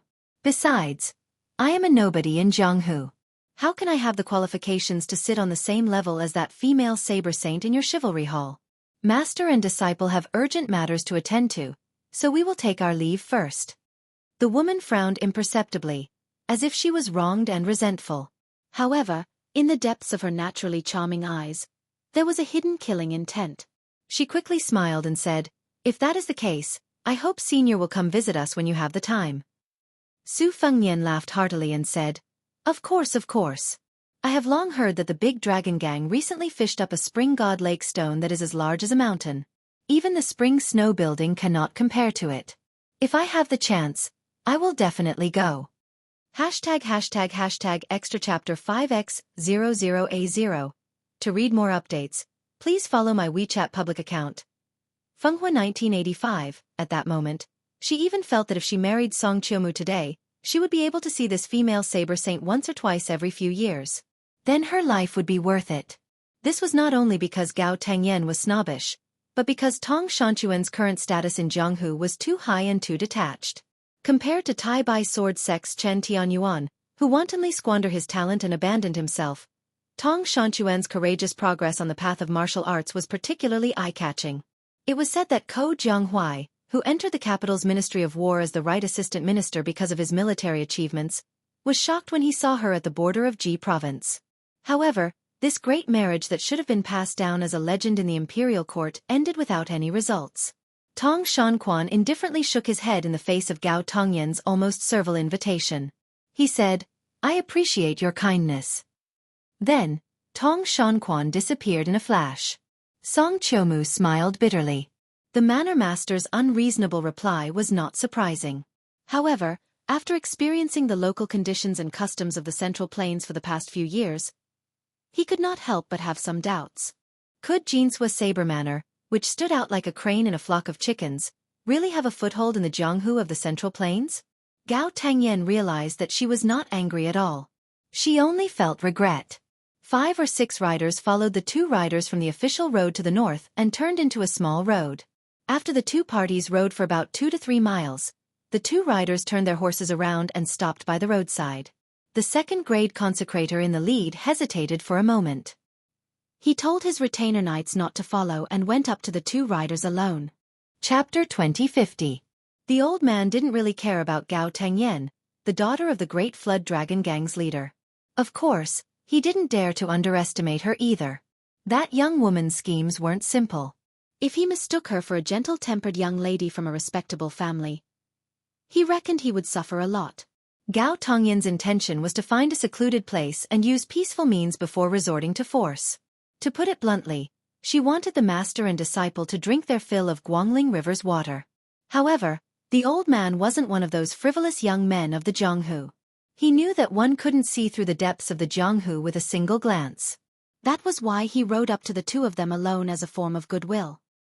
He looked at the unassuming man with a reserved aura and asked in a deep voice, "May I know where you're from, sir?" Su Fengnian smiled. "I don't belong to any sect." The old man sighed and said regretfully, "Why are you refusing my young lady's goodwill? It'll only take half a day to go and return. It's not a difficult matter. Why do you have to complicate things?" Su Fengnian nodded and explained, "That's true. It's just that I've arranged to meet someone at Mount Longhu. It wouldn't be good to be late." The old man began to feel a little annoyed. This guy who looked no older than 30 was really stubborn. There was a saying in the Jianghu, the emperor on the river, the monarch in the lake, the retired emperor on the mountaintop. Don't tell me you're going to meet that retired emperor? Otherwise, don't tell me my Great Flood Dragon Gang's leader, Gao Biaoyao, isn't worth half a day of your time? At that moment, the old consecrated of the Great Flood Dragon Gang heard that guy say with a smile, "Draw your sword." The young woman turned her head and followed her master's gaze. She asked seriously, "Master, how much strength do you have?" Su Fengnian was so angry that he laughed. 12 points. The young woman grunted. She pressed her hands on the hilts of the 2 swords at her waist and twisted her waist. Her figure instantly left the horse's back. The sword hadn't even left its scabbard, but the cold sword chi was already rushing toward the old man's face. The old consecrated of the Great Flood Dragon Gang, who boasted that his martial cultivation was rarely matched in a province, was instantly terrified. His mount, too, was so frightened that it raised its hooves. Fortunately, the hidden girl didn't target him, but instead quickly moved to the other side of the road. The girl held a sword in each hand, and 2 snow-white streaks of gang chi shot out from her sword, fierce and unparalleled. One after the other, they slashed at the woman with the saber who had landed on the other side of the road. The latter dodged to the side, one hand on the saber hilt, but there was no sign of her pulling it out. She quickly retreated with small steps. After the young girl, whose 2 sword auras missed, landed on the ground, she followed like a shadow. Her body spun rapidly, and 2 dazzling arc-shaped sword auras, one high and one low, swept towards the woman. The latter abruptly sank her chi into her dantian and leaned back, barely dodging the 2 sharp sword auras that slit her neck and waist respectively. When the young girl charged forward with a straight thrust of her sword. At that moment, the saber-wielding woman, who had yet to straighten her back, lightly tapped the tip of the long scabbard at her waist on the ground. A powerful aura burst forth, and the young girl, who seemed to have sensed that she was no match for her, made an inconceivable move. Her right hand's fingers released the sword that had stabbed forward, and she quietly twisted the wrist of her left hand that was holding the 100 refinements. Both swords left her hands. At the same time, the young girl stopped and took a step back. Her aura also rose rapidly. Her right hand circled behind her back and grabbed the famous swallow's jaw that hung horizontally behind her waist. The saber-wielding woman, who had not attacked from beginning to end, disappeared. Of the two long swords that had left the young girl's hands, one was slanted downward, and the hilt was raised high. The tip of the white sword was pointed straight at the woman's chest before she disappeared. As for the 100 refinements in her left hand, which had suddenly disappeared and then suddenly reappeared, it hovered at the spot where the saber-wielding woman had originally retreated. The young girl drew her sword from its scabbard. This time, she held the swallow's jaw in her hand, but compared to when she held the two swords with both hands, her aura was even more astonishing. Sword aura surrounded her, and her sleeves were filled with a sharp glint. In the next moment, a blinding light burst forth. The sweaty Great Flood Dragon Gang honorary elder only saw the young girl holding the swords with both hands. The two long swords that had been hovering in the air earlier seemed to have been ejected. They spun a few times in the air before they were nailed to the ground on the path. When the young girl swung her sword down, the saber-wielding woman only raised her saber to block, and she blocked the young swordswoman's 3 strikes. The old honorary elder did not see the mysterious scene at the last moment at all. The red sandalwood sword box on the young girl's back trembled slightly, but her master said, "That's enough." After the young girl heard her master, she put away the swallow's jaw and went around to put it back into the scabbard. The two swords on the ground flew back into the scabbard at her waist on their own. Everything was done in one breath, showing the demeanor of a grandmaster. The young girl returned to her horse's back. Her head was lowered, and her expression was gloomy. Wang Shang was very angry at herself for not being able to make the young saber-wielding woman use her 3 strikes with all her strength. Although she still had 9 swords in her scabbard, she knew very well that even if she used all 12, she still had no chance of winning. At most, the moment her opponent unsheathed her second saber, victory and defeat would be decided. Other than the young girl's second master, this was the most powerful saber-wielding person she had ever seen in her life. Su Fengnian comforted her. "You're already very good to be able to take a heavenly treasure from this Manor Lord Tong's waist and hold the scabbard with your left hand." Wang Shang lowered her head and did not speak. Su Fengnian glanced at the female grandmaster standing quietly in the distance. He smiled and did not greet her. Then, he rode away with his depressed young disciple. Tong Shanquan sighed softly and left without a trace. Only the pitiful old consecrator swallowed his saliva. The sword energy and sword energy were so damn dazzling. Was it because they did not need to spend money? They even had the legendary sword control technique. That young girl who looked no more than 15 or 16 years old. Had she been practicing swordsmanship since she was in her mother's womb? Then, who was that young woman with 2 sabers? Could she be Manor Lord Tong, who ranked 11th in the world? The world was so big. Could he really meet such a grandmaster who was like an immortal? The two rode side by side. The young girl suddenly raised her head and asked, "Master, am I very useless?"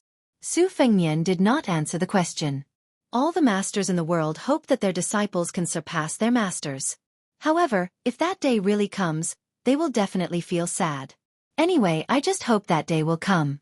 It's just a few days later. It doesn't matter.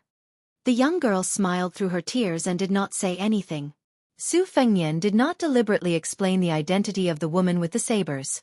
In the current Jianghu, he, Su Yambing, Luo Yang, Dong Tai, Huyen Daguan, Li Dongxin, Chen Jibao, Gu Jiantang, Tuoba Bodhisattva, and Tan Tai Ping Jing had either died or been crippled in the past few years.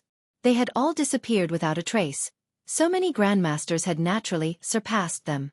After the battle outside Jebei City, Shenyuan Qingfeng had finally stepped into the diviner realm with both feet. He had become a worthy immortal and vaguely the new #1 in the world.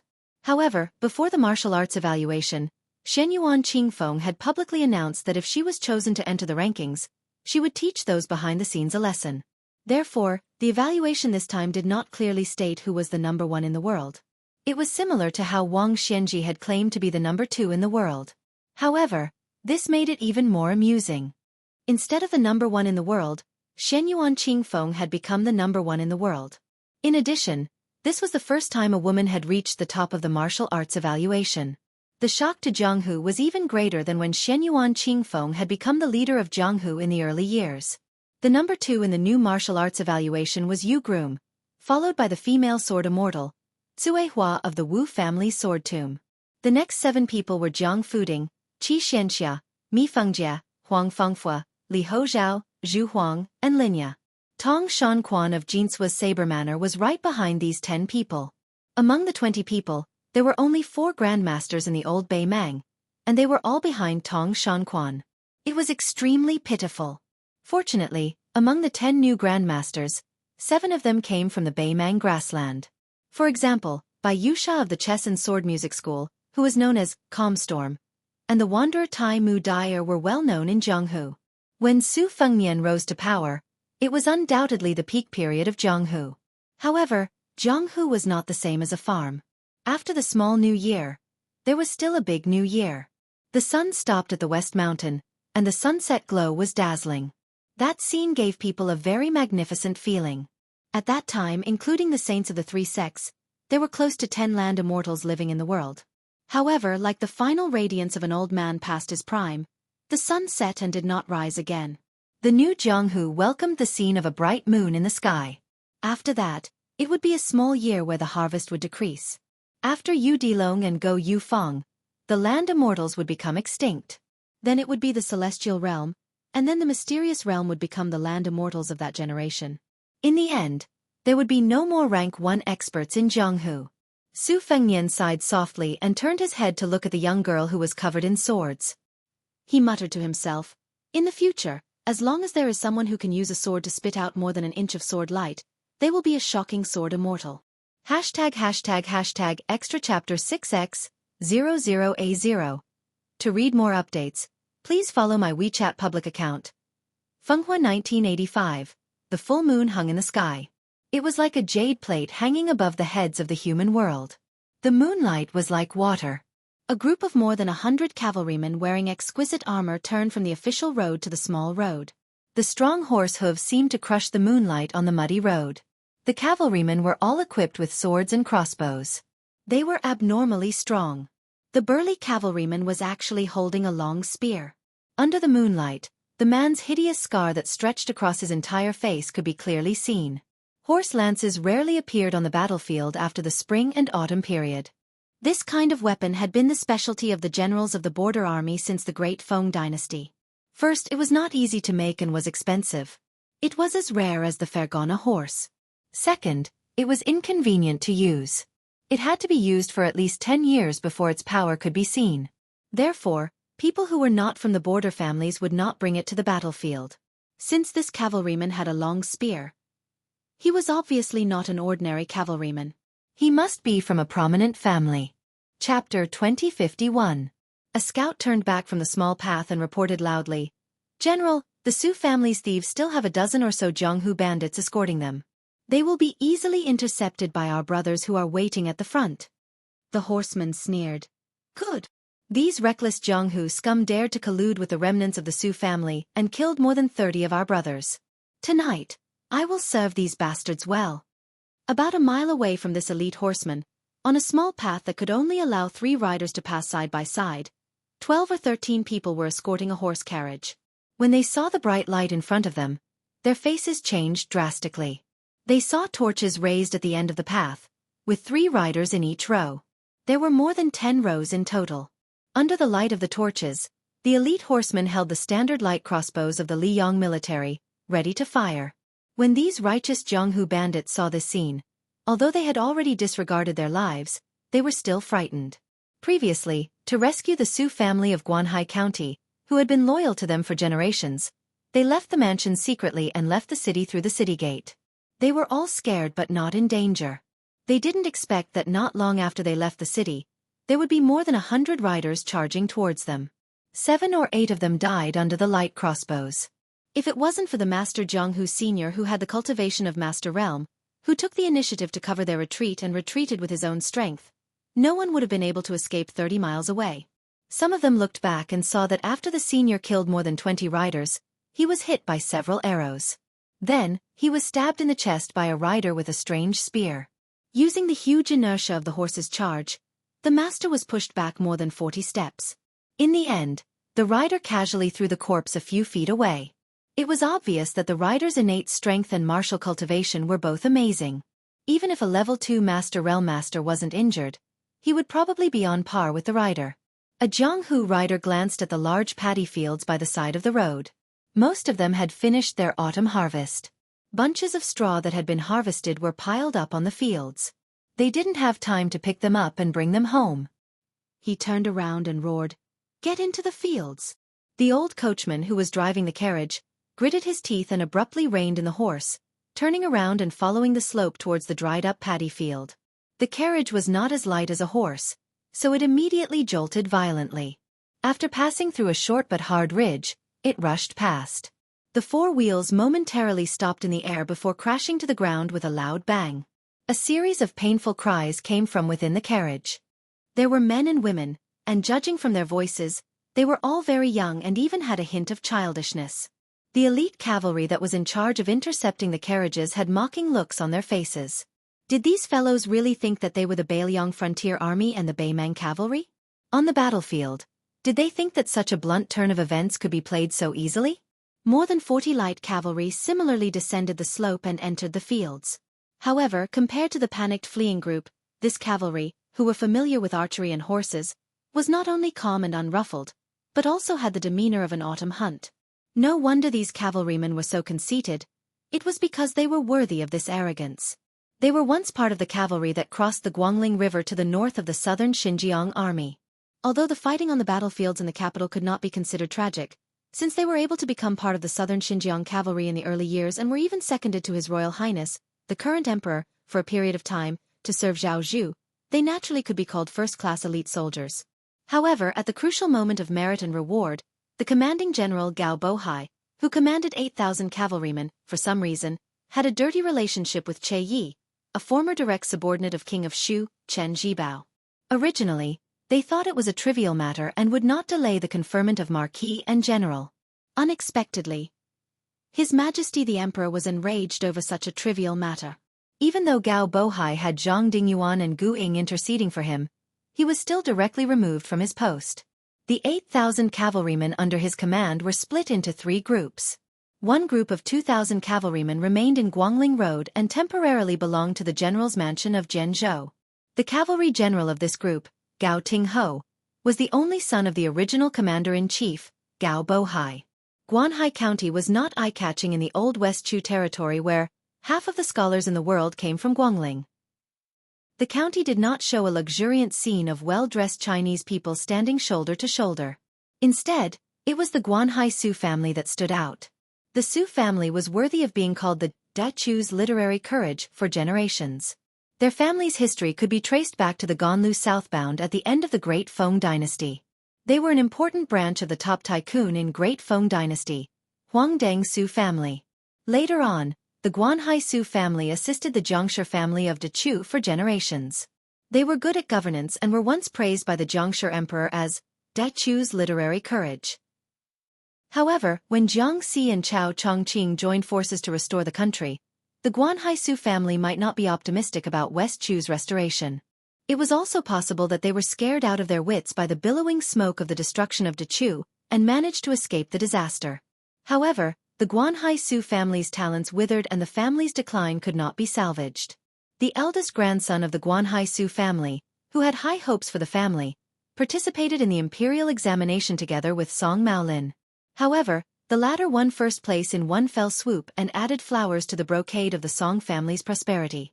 On the other hand, the former did not even qualify for the palace examination and failed early in the autumn imperial examination. It was destined that he would not be able to help the family in their hour of need, and could only stake everything on one throw to stay in the capital and wait for the next examination. Originally, the Guanhai Su family's fate would only rise and fall in the Jiangnan scholarly circles or the future new Liang officialdom. However, because of the Rouge Review, God played a big joke on the Su family, who was the most fragrant of Guangling's Taoist books. A concubine's daughter who was originally raised in a boudoir and was unknown to everyone became a part of the Rouge Review at the age of 15. In one night, the world knew that the comment, "The Su family's daughter's beauty is enough to make the carp in the lake jump to the shore," Her name shook the north and south of the river, and she was ranked 4th in the Rouge Review. In an instant, the number of people who wanted to marry her almost broke through the doorstep. People from all walks of life came one after another. Although the Guanhai Su family was focused on learning, they still maintained the strength of a scholar when faced with people who were caught off guard. They said that the woman in the family had already set up a matchmaker many years ago, and that the marriage would be completed when the man turned 20. The Guanhai Su family would not go back on their word. However, no one would have thought that the Su family would grit their teeth and persevere, but the aristocratic family of Guanhai Commandery, who had been friends with the Su family for a long time, would shrink back and resolutely deny the marriage.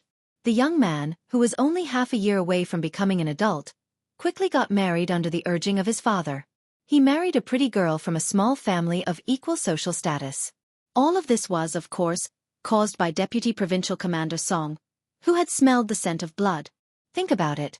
How could Song Li miss a Rouge Review that was within his jurisdiction? Tonight's bloody interception was only Marquis Gao Tinghui's pledge of allegiance. However, Marquis Gao Tinghui did not expect that to deal with a group of scholars. He would lose 30 elite cavalry who were completely capable of making a name for themselves at the border.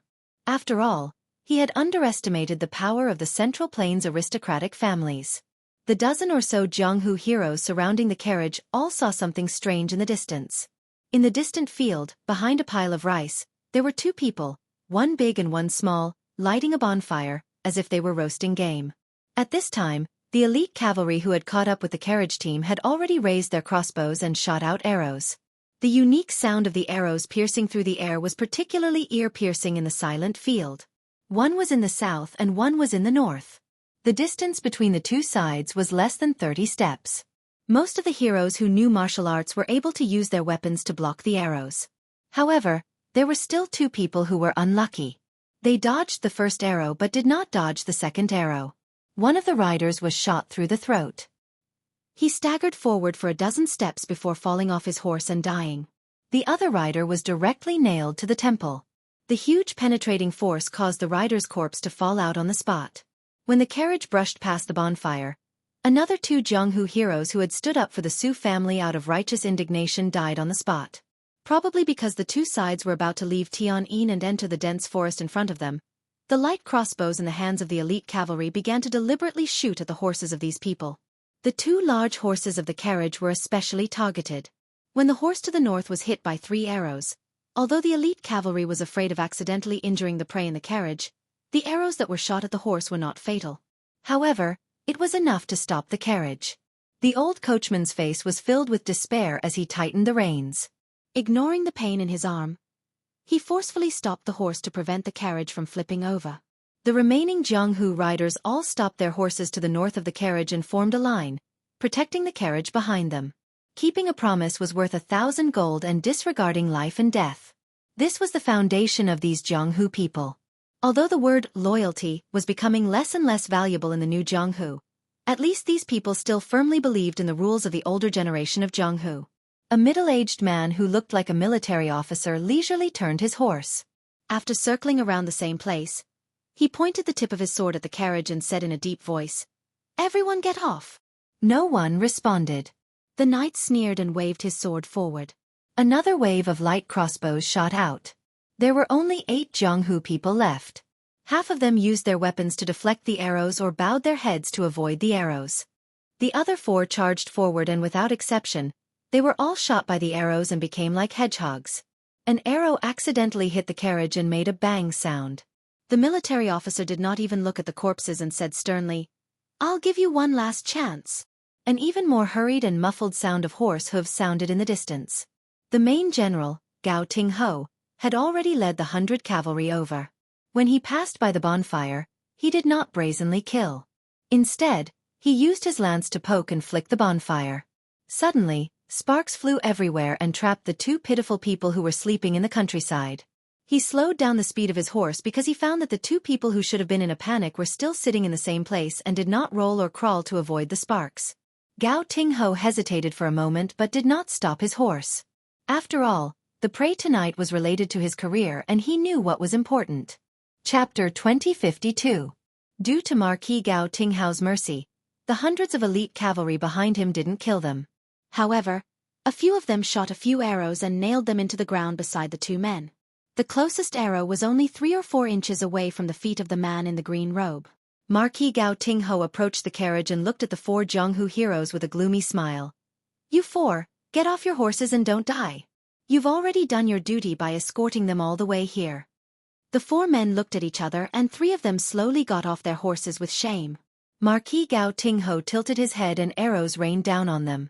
The 3 men's thighs were hit by several arrows and they fell to the ground crying out in pain. Marquis Gao Tingho raised his lance and pointed at the only young man who didn't get off his horse. He smiled and said, "Tell me your name. I don't kill nameless people." The young man put his sword back into its sheath and said, "Hezhou's great sword hall's disciple, Lu Guanshan." Marquis Gao Tingho raised his eyebrows. "What's your relationship with the great sword hall's hallmaster, He Shuwu?" The young swordsman with an elegant temperament replied, "He's my teacher." Marquis Gao Tingho couldn't help but frown. Not only was he Shuwu a tiger in Hezhou's Jianghu, but more importantly, he had stopped West Chu's Chao Chongqing from entering Great Peace City. In the end, he even received a copper fish bag from the Ministry of Justice. Back then, when the emperor led the army to the north, many of the great sword hall's disciples joined the army. This was a problem, but it was just a small problem. Marquis Gao Tinghao's mouth twitched. "I heard that your teacher is expected to become a rank 1 martial master in the next few years. Then go and tell He Shuwu when he breaks through. I'll definitely pay him a visit and fight to the death with your teacher. We'll see if your great sword hall's sword is bigger or my Gao family's lance is longer." The young swordsman was stunned and didn't know how to respond. Marquis Gao Tingho raised his voice. "Su family's disciples, if you have any backbone, get out here. #### extra chapter 7x00A0. To read more updates, please follow my WeChat account.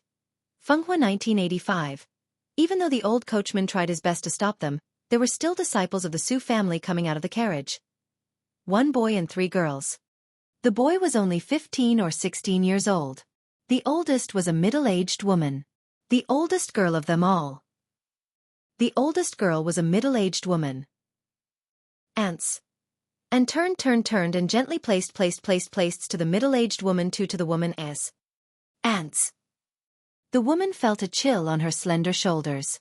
Her face turned pale and her body trembled.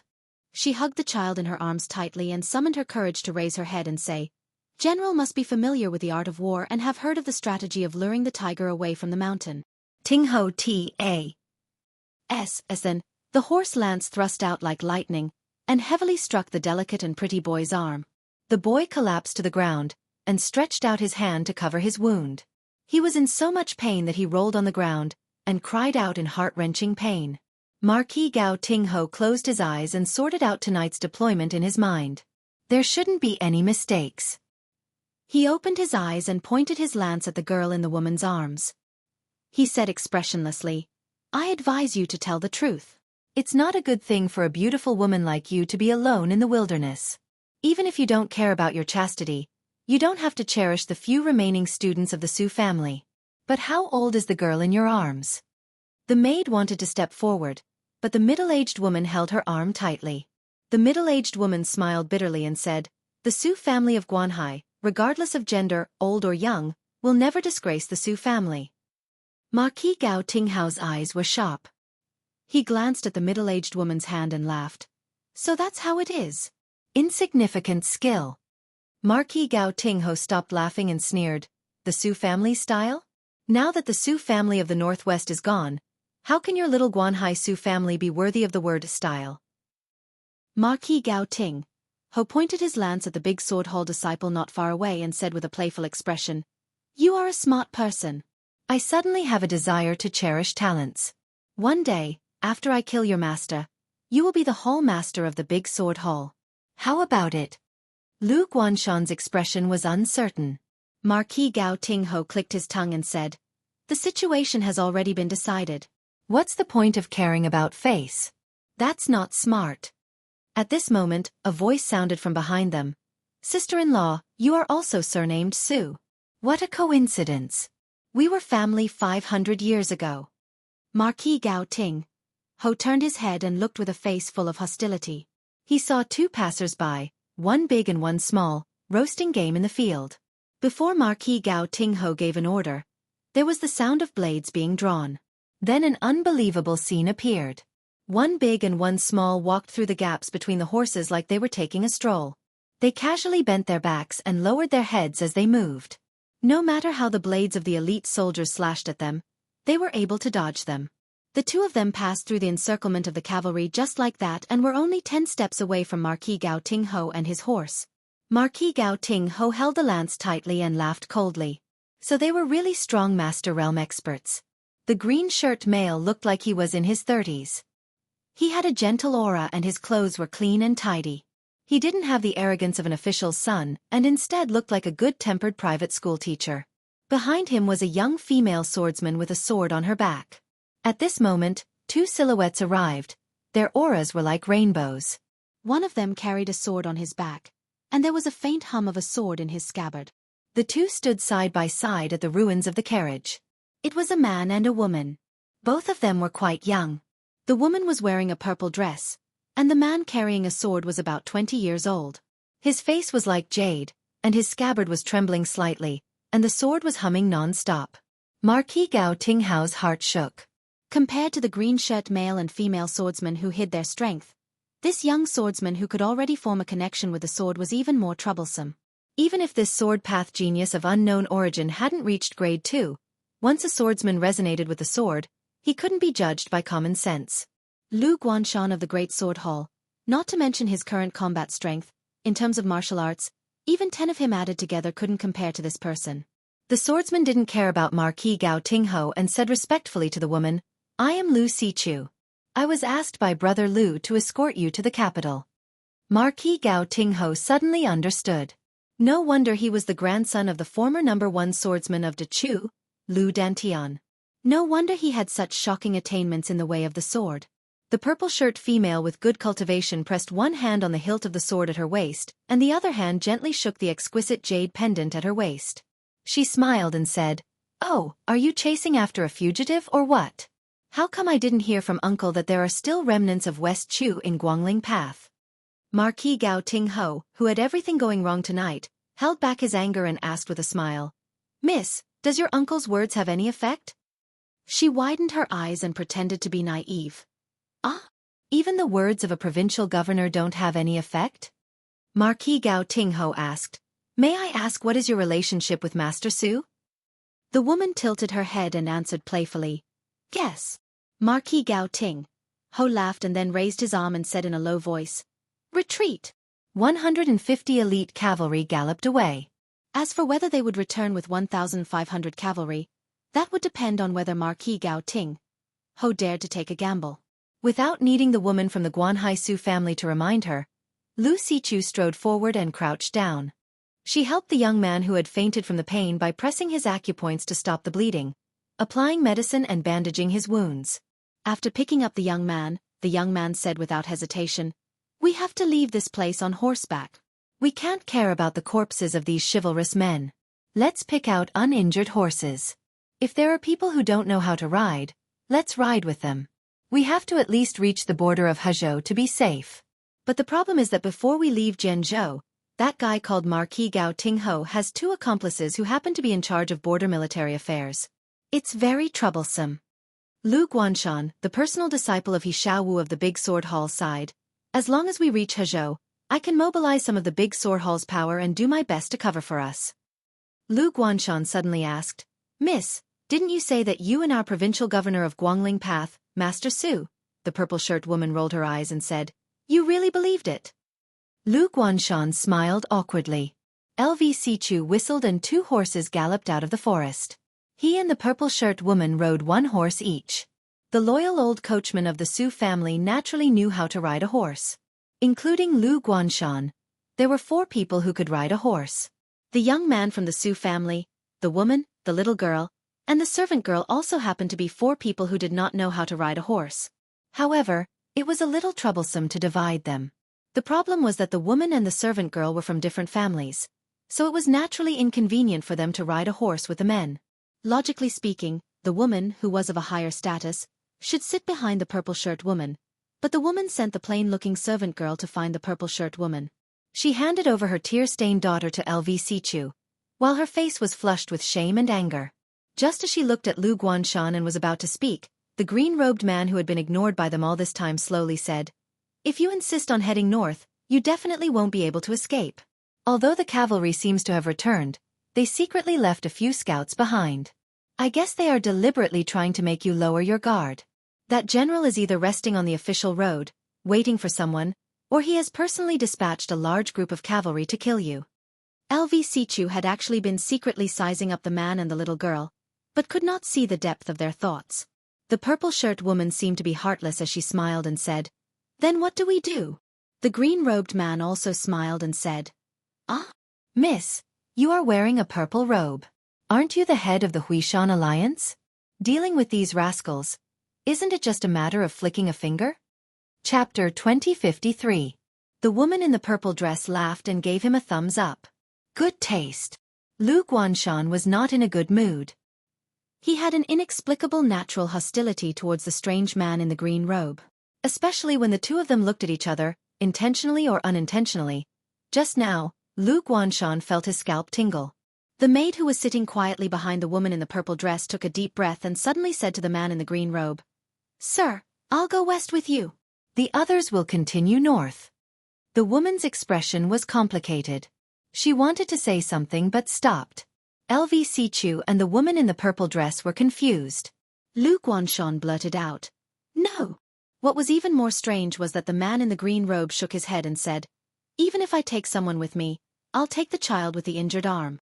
The aura of the seemingly old coachman suddenly changed. His eyes were sharp, and he stopped tying the young man to himself. He stared at the uninvited guest who spoke with deep meaning. For a moment, the rice field was dead silent. The man in the green robe said helplessly, "If I had bad intentions, this wouldn't be the situation now." Obviously, the old coachman and the disciple of the Great Sword Hall, Lu Guanshan, didn't believe it. Even if the man and the child could successfully pass through the cavalry. The man said softly, "Wang Shang, open the box." The swordswoman nodded. Without any movement, the top board of the long purple box on her back slid open. At that moment, the box was filled with the sound of swords. LVC Chu suddenly felt like she was facing a great enemy. She was stunned and said, "How is this possible?" The old coachman couldn't hide the fear in his eyes. He whispered, "Innate sword embryo?" #### Chapter 8. To read more chapters, you can follow my WeChat account. Fenghua 1985. After the girl saw the look in her master's eyes, she quickly closed the sword box and went silent again. The master and disciple were Su Fengnian and Wang Shang. In fact, it wasn't a coincidence. Su Fengnian did want to save someone. It wasn't the girl from the Guanhai Su family, but the boy who changed his surname. In the early years of the Xiongfu period, the boy's surname should have been Sunday. His grandfather was the Grand Preceptor of West Chu, Sun Shiji. At the end of West Chu's restoration, the official Chao Chongqing died outside Tai'an City. The Empress Jiangxi died on the battlefield of the Western Wall. Sun Shiji, who had died in the imperial court of West Chu, was a family full of loyal soldiers. The generals all died on the battlefield without exception. The civil officials all died in a heroic manner. However, only the young boy disappeared in the Sea of Fire in the Sun family. Back then, the Emperor of Liang, Zhao Zhuan, had no intention of investigating this matter and had Zhao Go give up. Later, the new emperor, Zhao Zhu, admired the Sun family and regretted it. He hoped to secretly find the only remaining child of the Sun family and use it to appease and attract more scholars in Guangling. However, after a thorough investigation, he found that the boy seemed to be involved in a great secret. Thus, Zhao Go of Liang and the Ministry of Justice of the capital had no choice but to take this matter seriously. Su Fengnian only found out about this when he drank with an old spy from the Fu Shui house who had taken root in Zhenzhou. In fact, if not for the fact that the Su family of Guanhai came out with the Rouge Beauty Appraiser and attracted too much attention, it was very likely that Zhao Go and the Ministry of Justice would have already found some clues. The boy would probably have grown up safely as a descendant of the Su family and died in bed with that secret. Of course, Su Fengnian didn't know why the Su family of Guanhai wanted the boy to follow Su Baozhao. In fact, the safest plan was for him to stay in the mansion. No matter how bold Song Li and Marquis Gao Tinghui were, they wouldn't dare to lead an army to slaughter the Su family of Guanhai. Did they think that with the help of the old coachman and those Jianghu heroes, it would be enough to deal with Marquis Gao Tinghue's elite cavalry? Or was it because they were worried that the family would be exterminated by Xian Liang for covering up the crime, so they simply threw the boy out of the house and let him die in an unexpected disaster? Su Fengnian didn't care about this. He only wanted to save the boy's life. Otherwise, the Marquis Gao Tinghui, who was in the dark, would most likely not let go of this insignificant scholar of the Su family. However, Su Fengnian had a headache as to what to do with the boy after saving him. He definitely couldn't keep him by his side, so who to hand him to was a big problem. Logically speaking, it would be best to send him to Bailiang and hand him to Xie Shibian, but it was a long journey. After all, he had to go from the southeast to the northwest, which almost crossed the entire central plains. The current Su Fengnian was really afraid of trouble. Out of the corner of his eye, Su Fengnian caught a glimpse of Big Sword Hall's Lu Guanshan, who was in a hurry and was afraid that everything would be in vain. He looked at the servant girl and the woman. "We both know. Since you have made your choice, then follow me to the west. Don't worry, I will help you settle down in a place where you won't have to worry about anything." Lu Guanshan said in a low voice, "We don't even know your surname. How can we trust you? Life and death are not child's play." Su Fengnian smiled and said, "Didn't I tell you before? I was from the same family as that sister-in-law 500 years ago. Have you forgotten?" Then everyone saw that the man in the green robe smiled at the little girl sitting in front of LV Sichu for some reason. He smiled gently and said, "Little girl, don't be afraid. Uncle will let your sister protect you later." The little girl blinked her eyes and was a little confused. Su Fengnian said to Wang Shang, "You protect them until they reach the Martial Emperor city, then come to Mount Hui. Forget it, go directly to the Earthlung Mountain to find me." Wang Shang looked at the servant girl who got off the horse and then turned to look at his master. His eyes were a little complicated. Su Fengnian tipped him a chestnut and laughed angrily. "What nonsense are you thinking?" Wang Shang snorted and jumped onto a red horse without a master. He came to the side of those people and said in a cold voice, "Let's go." Su Fengnian suddenly slapped his forehead with a look of realization and relief. He shouted to Wang Shang, "Wait, Master will switch places with you. You take the girl to the west and do whatever you want along the way. In this way, Master can slack off and accompany them to the border of the Sword Province. That will be enough." Wang Shang's eyes lit up and he was a little happy. However, at this moment, the servant girl who was walking towards Su Fengnian shook her head and said, "I will only follow you." Su Fengnian explained patiently, "Although my disciple is young, she is indeed a master. She will never leave you behind." The girl with dark skin and ordinary appearance still shook her head and said, "But I am not. I don't want to die." Su Fengnian was stunned. For the first time, he realized that this young girl was not as simple as he thought. In fact, she had hit the nail on the head. Su Fengnian did not care about her life or death. Wang Sheng took her to the west to attract attention. Later, when Marquis Gao Tingho and even Song Li surrounded them, Wang Sheng could naturally advance and retreat freely. As for her fate, Su Fengnian did not care. Life and death were ruled by fate. Wealth and honor were in the hands of the heavens. This had always been Su Fengnian's motto in Jianghu. Su Fengnian did not say anything and Wang Sheng did not urge his master. Su Fengnian looked at the girl wearing a mask and suddenly sighed.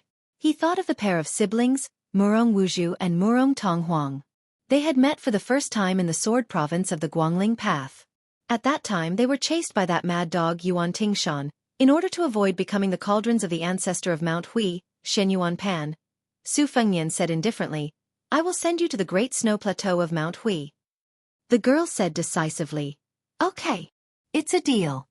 Su Fengnian said to Wang Sheng, "Do you want me to give you a small box to take with you on the way?" The girl swordsman shook her head and said, "Master, you should take it with you. It's more convenient for you to deceive mistress." Su Fengnian became angry out of humiliation. He waved his sleeve and said, "Impudent." The girl and the woman whispered to each other for a while.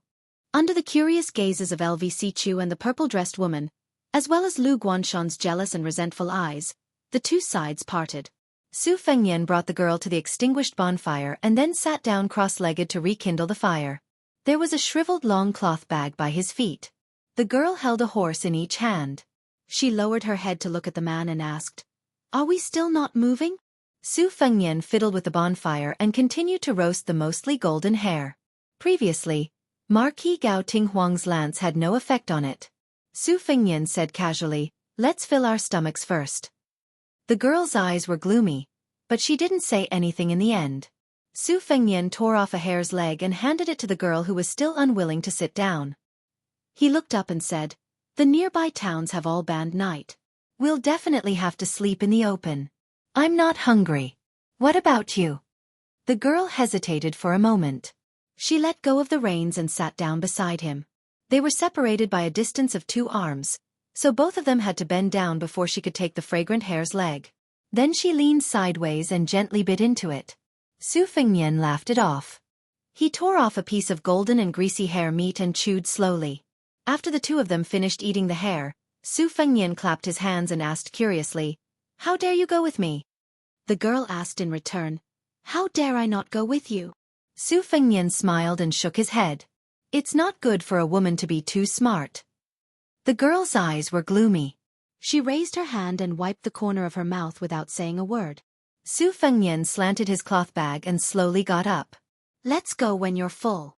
The girl quickly got up and walked quickly to a horse. Then she immediately became uneasy because she realized that she didn't know how to ride a horse at all.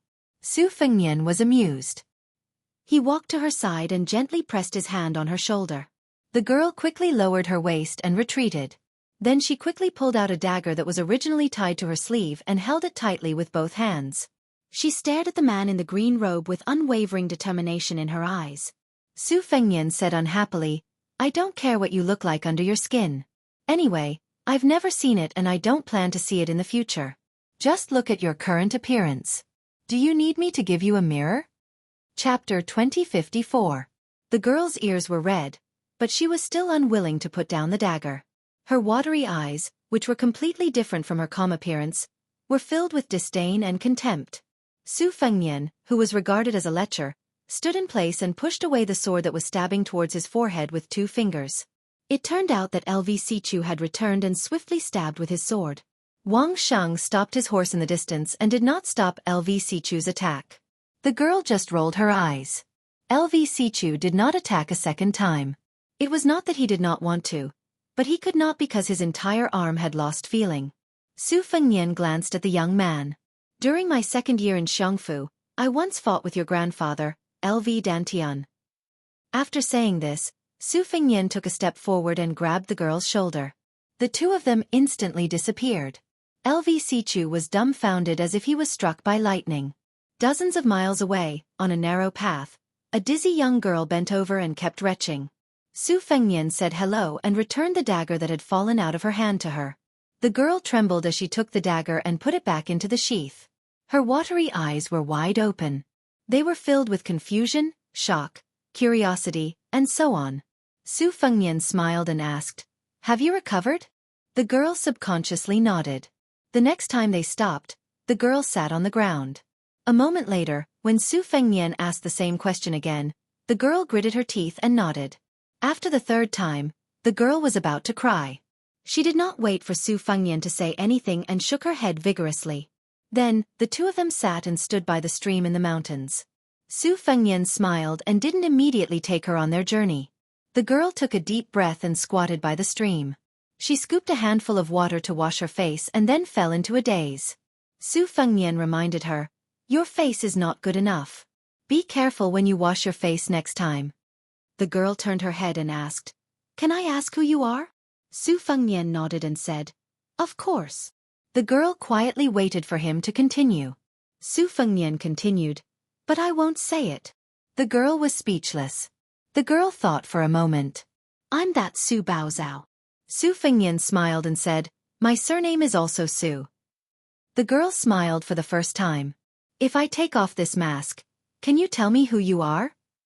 Su Fengnian asked, "If I take off my clothes, will you take them off?" The girl was once again left speechless. Su Fengnian squatted down and pulled out a blade of grass that grew between the cracks of the rocks. He put it in his mouth and chewed it gently. The girl looked at him from the side, not knowing what she was thinking. ###extra chapter 9. More updates have been uploaded on WeChat.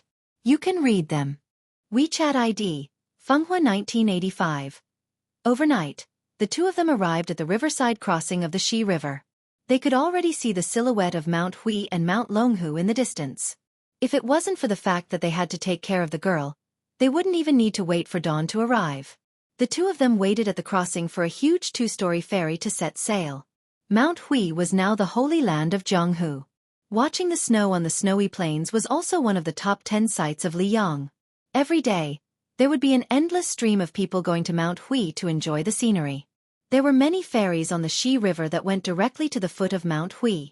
If you wanted to board a ferry, you would have to fork out one tael of silver. Of course, it was also possible to go to Mount Huishan by land, but you would miss the view of the moonless tower overlooking the river. Ever since someone said that he had seen the peerless figure of the purple dress of Mount Huishan on the top of the building on the ferry business had been booming. After all, it was true that anyone could climb up Mount Huishan, but not everyone could climb up the snow plateau on the Bull Mound. There was still less than an hour before they set off. Su Fengnian and the girl from the Guanhai Su family were sitting at a porridge shop at the crossing. They were surrounded by a group of burly men who looked like bandits. When some of them caught a glimpse of Su Baozao's back, their blood rushed to their heads. That slender waist and tight buttocks of hers were attractive enough. If they could change that coarse cloth skirt into silk and satin, just her swollen buttocks would be enough to take their lives. However, when those men excitedly found a chance to see the girl's face, they quickly returned to their original positions while cursing. It was very disappointing. Su Baozao was originally indifferent. However, when she noticed that the corner of the guy's mouth was slightly raised, she was in a bad mood. She sneered and stuck out a finger to her temple, as if she was going to tear off her face. Su Fengnian said flatly, "You have to bear the consequences." Su Baozao resentfully put down her finger. "Who are you going to give me to?" Su Fengnian didn't hide anything and said bluntly, "It's not a certain person. To be precise, it's Mount Hui. In short, you will be very safe. Even the one surnamed Song won't dare to touch you." Su Baozao's face was cold. "Other than handing me to that girl in Mount Hui, are the others any different from the one surnamed Song? I'm afraid they're not as powerful as Song Li." Su Fengnian rubbed his chin and then asked seriously, "I forgot to ask you what you think. If it's to lure away Marquis Gauting's cavalry, it's already done. As for that boy's safety, with my disciple there shouldn't be any big changes. The reason why I wanted to take you to Mount Hui from the beginning was because I thought you were someone from the past. You can tell me now. It's not too late to change your mind. Moreover, I don't want to owe Mount Hui a favor for nothing." Su Baozao was silent. Su Fengnian continued, "Although I don't find Song Li pleasing to the eye, in the eyes of many women, he might be a rare good match. He's good at both civil and martial arts, and started from scratch. Yu's age isn't too old, but his official title is high enough. He's already a general with the surname Ping, and also a deputy provincial governor." Su Baozao suddenly said, "Between a man and a woman, isn't there a need for love at first sight and mutual affection?" Su Fengnian smiled. "Do you want me to throw you in front of Song Li? That won't do. I'm afraid I won't be able to hold back." Su Fengnian didn't continue. He was really afraid that he would kill Song Li because his hands were itchy. Then, the deputy provincial governor of Guangling would have to be replaced. The kanji shop's waiter had already urged the two of them to quickly pay up and get out of here. Don't occupy the latrine and delay them from making money. Su Baozao looked at the man in green who obediently took out his copper coins to pay the bill and felt a little strange. She had also secretly read some scholars and beautiful women, ghost stories, and romance novels in her boudoir. As a young girl who had almost never stepped out of the Su family's house in Guanhai, she didn't have any longing or admiration for the kind of people in Jianghu who would pull out a sword to help others when they saw injustice. However, she was still somewhat envious of their chivalry. She felt that she was a sparrow in a cage who could only eat the bait fed by others day after day.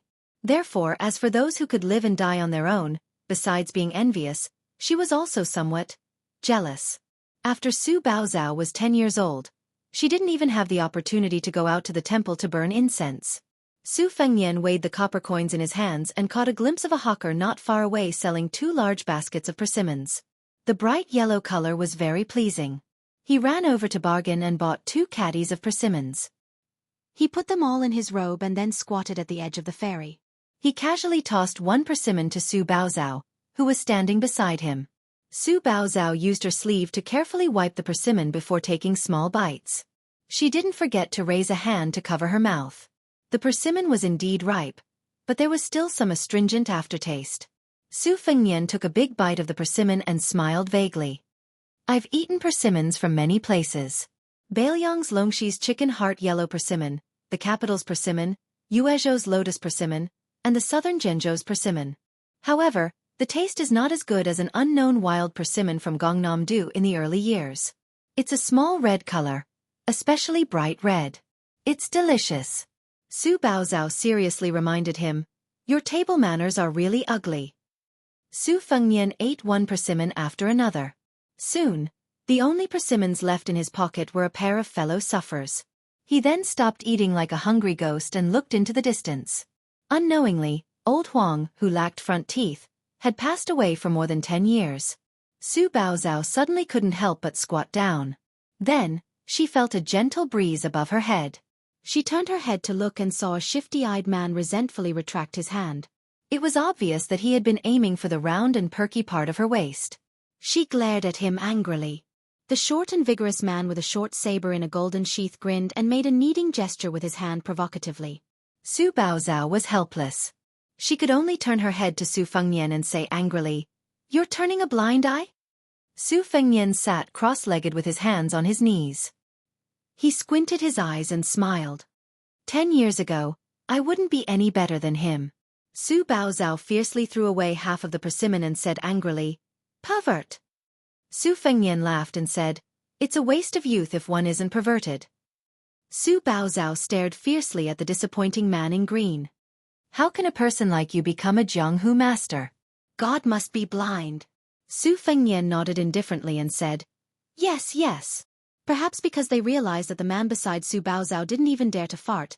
The man with the short golden sheath knife and the 2 burly men beside him thought that they were 2 soft persimmons. The 3 of them laughed strangely and surrounded the man and woman who were squatting on the ground. One of them crossed his arms and said, "Although this little girl doesn't look good, if you blow out the lights at night or cover her head during the day, as long as you don't look at her charcoal face and take off her clothes, you'll definitely have a different taste. I reckon she's not far from a courtesan, right? Isn't that right, brothers?" The short man sneakily stretched out his toes, as if he wanted to weigh the girl's 2 full moons. Chapter 2055. As a result, the 3 of them flew high into the air at the same time and then landed on the surface of the Shi River. After that, they glided over the surface of the river like dragonflies skimming the surface of the water, moving further and further away. Finally, they disappeared from everyone's sight at the ferry at lightning speed. This Qinggong was really amazing. The people of Jianghu at the ferry were very impressed. They thought that it was no wonder that the real person did not reveal his true appearance. When an expert made a move, it was obvious whether they were real or not. If the 3 masters did not let out a series of strange cries, their fluttering demeanor would be even more flawless. Su Fengnian clicked his tongue and said, "Amazing, amazing." The girl who was looking at him in a new light immediately lost her good mood. She sneered and said, "If I didn't know better, I would have thought that it was you and not me. You're wearing an extra layer of skin." For the first time, the guy did not talk back. He shrunk his shoulders and folded his hands into his sleeves, squinting his eyes and looking into the distance. He had a martial arts cultivation, but he looked like a vulgar villager who squatted in the field and stared at the harvest. Su Baozhao snorted in disdain. He remembered those scholars in the books. Which one of them wasn't spirited and outstanding? Which one of them wasn't elegant and refined? Which one of them wasn't handsome and elegant? The 2 of them did not speak until the ferry was about to set sail. Su Fengnian called her to walk together. He found that the eyes of the men around them were shining, so he let her step on the wooden plank that connected the ferry and the bow. After she walked up, she suddenly turned to Su Fengnian and stretched out 2 fingers. She gently bent them, indicating that he should watch his eyes. Su Fengnian smiled and nodded. The 2 of them did not enter the cabin.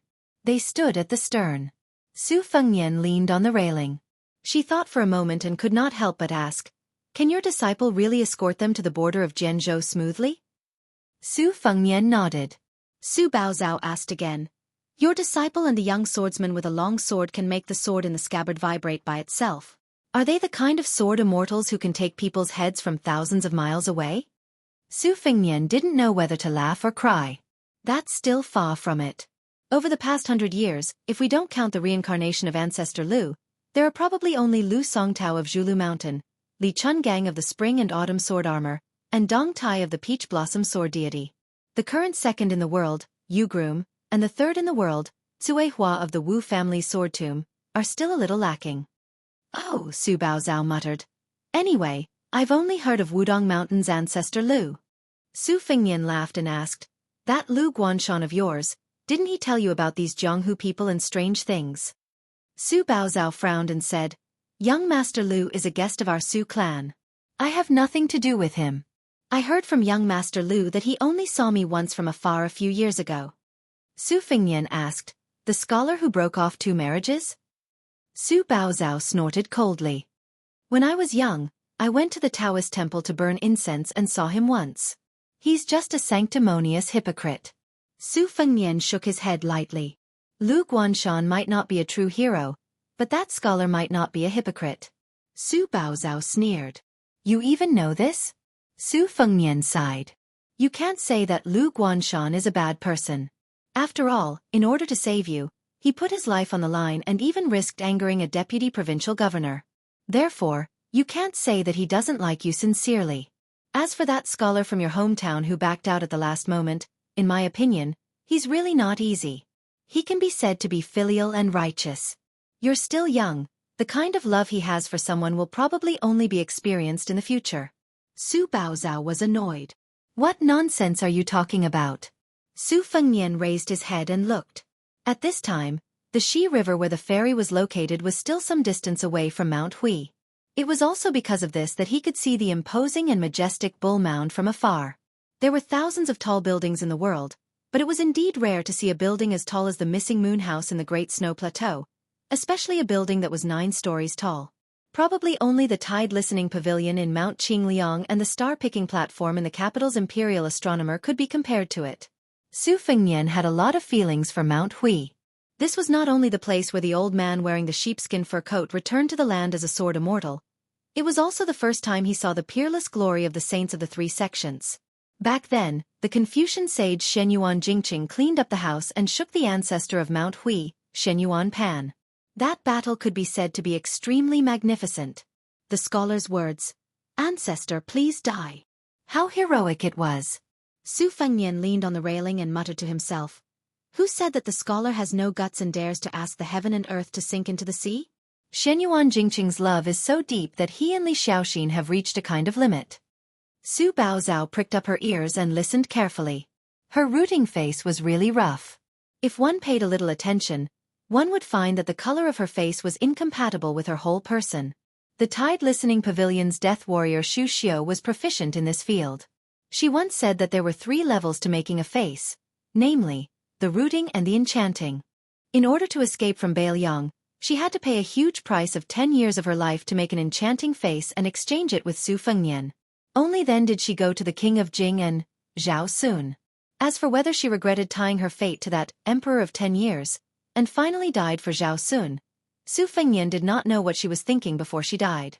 However, the last time Su Fengnian saw her was before the battle with Chen Zhibao on the Guangling River.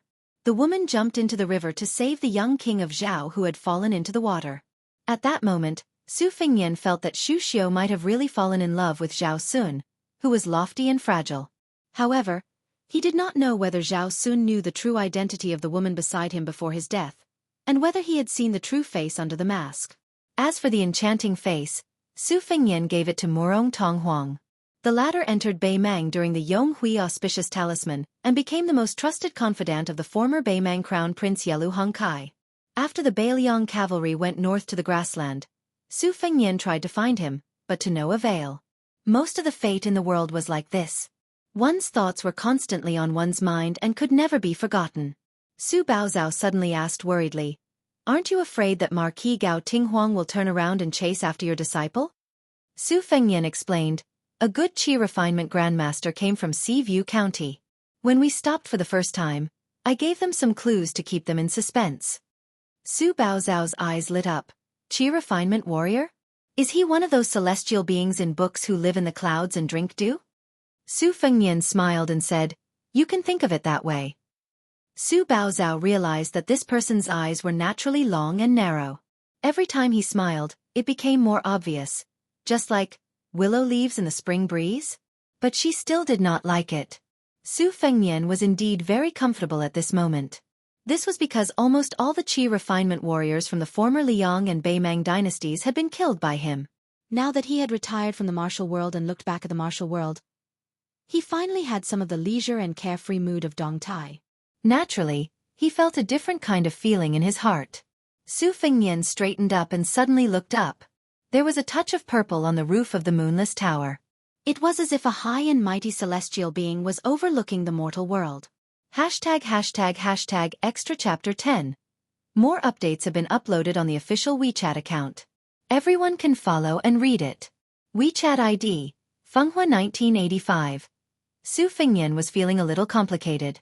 Before the Battle of North City, he had made an appointment with her to find the Wen guy for a drink one day in the future.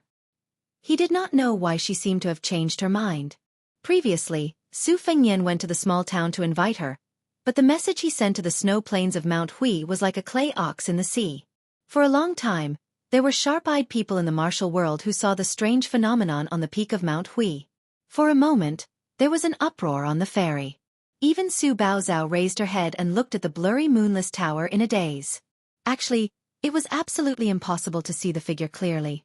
However, even if the tourists on the ferry tried their best to open their eyes, they could only see the silhouette of the tallest building in the world.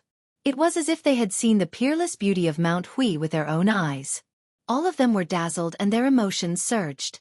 Perhaps no one would have thought that after Li Chungang and Wang Xianji, the person who could make the martial world bow down to her was actually a woman.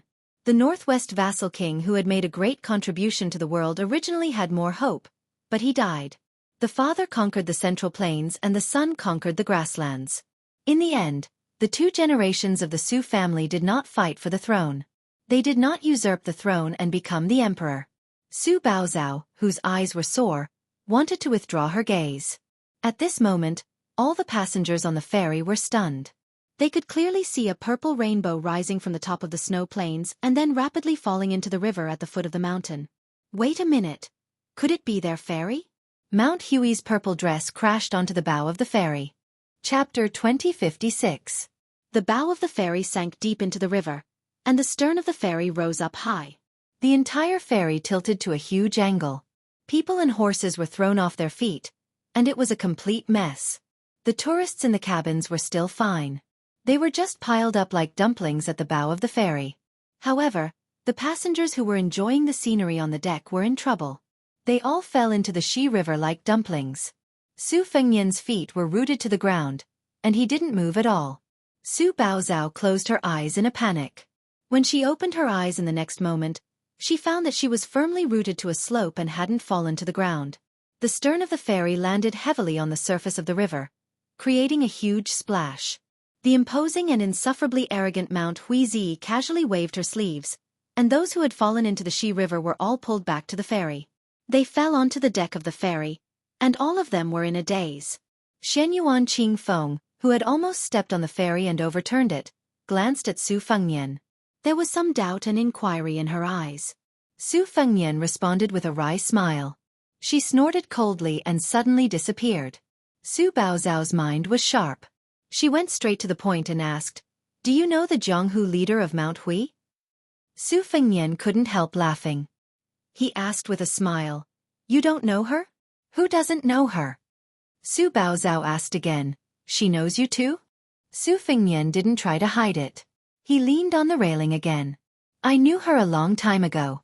At that time, the Jianghu people didn't know us. At that time, Yujian province probably only heard of a prodigal woman surnamed Shenyuan in Mount Hui. Her slingshot was made of gold." Su Baozhao's eyes were absent-minded. She lowered her voice and asked, "Who are you?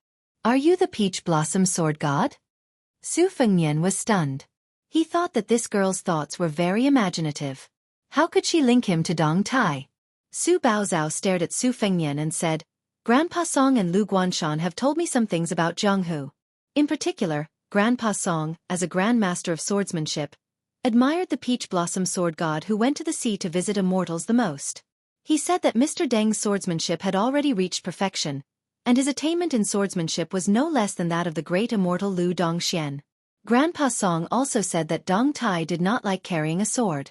Since you even know the leader of the Shenyuan alliance, coupled with your indifferent attitude towards Marquis Gao Tingho and the other military officials, and your appearance. Su Fengnian interrupted the woman's speculation and said angrily, "Just because I'm ugly, I'm Dong Tai? Then if I'm handsome, won't I be the king of Bailiang, Su Fengnian?" Su Baozhao said bluntly, "Then you'll have to be reincarnated into a good body in your next life to have the chance to be the Su Fengnian of Jianghu for 100 years. Su Fengnian smiled knowingly.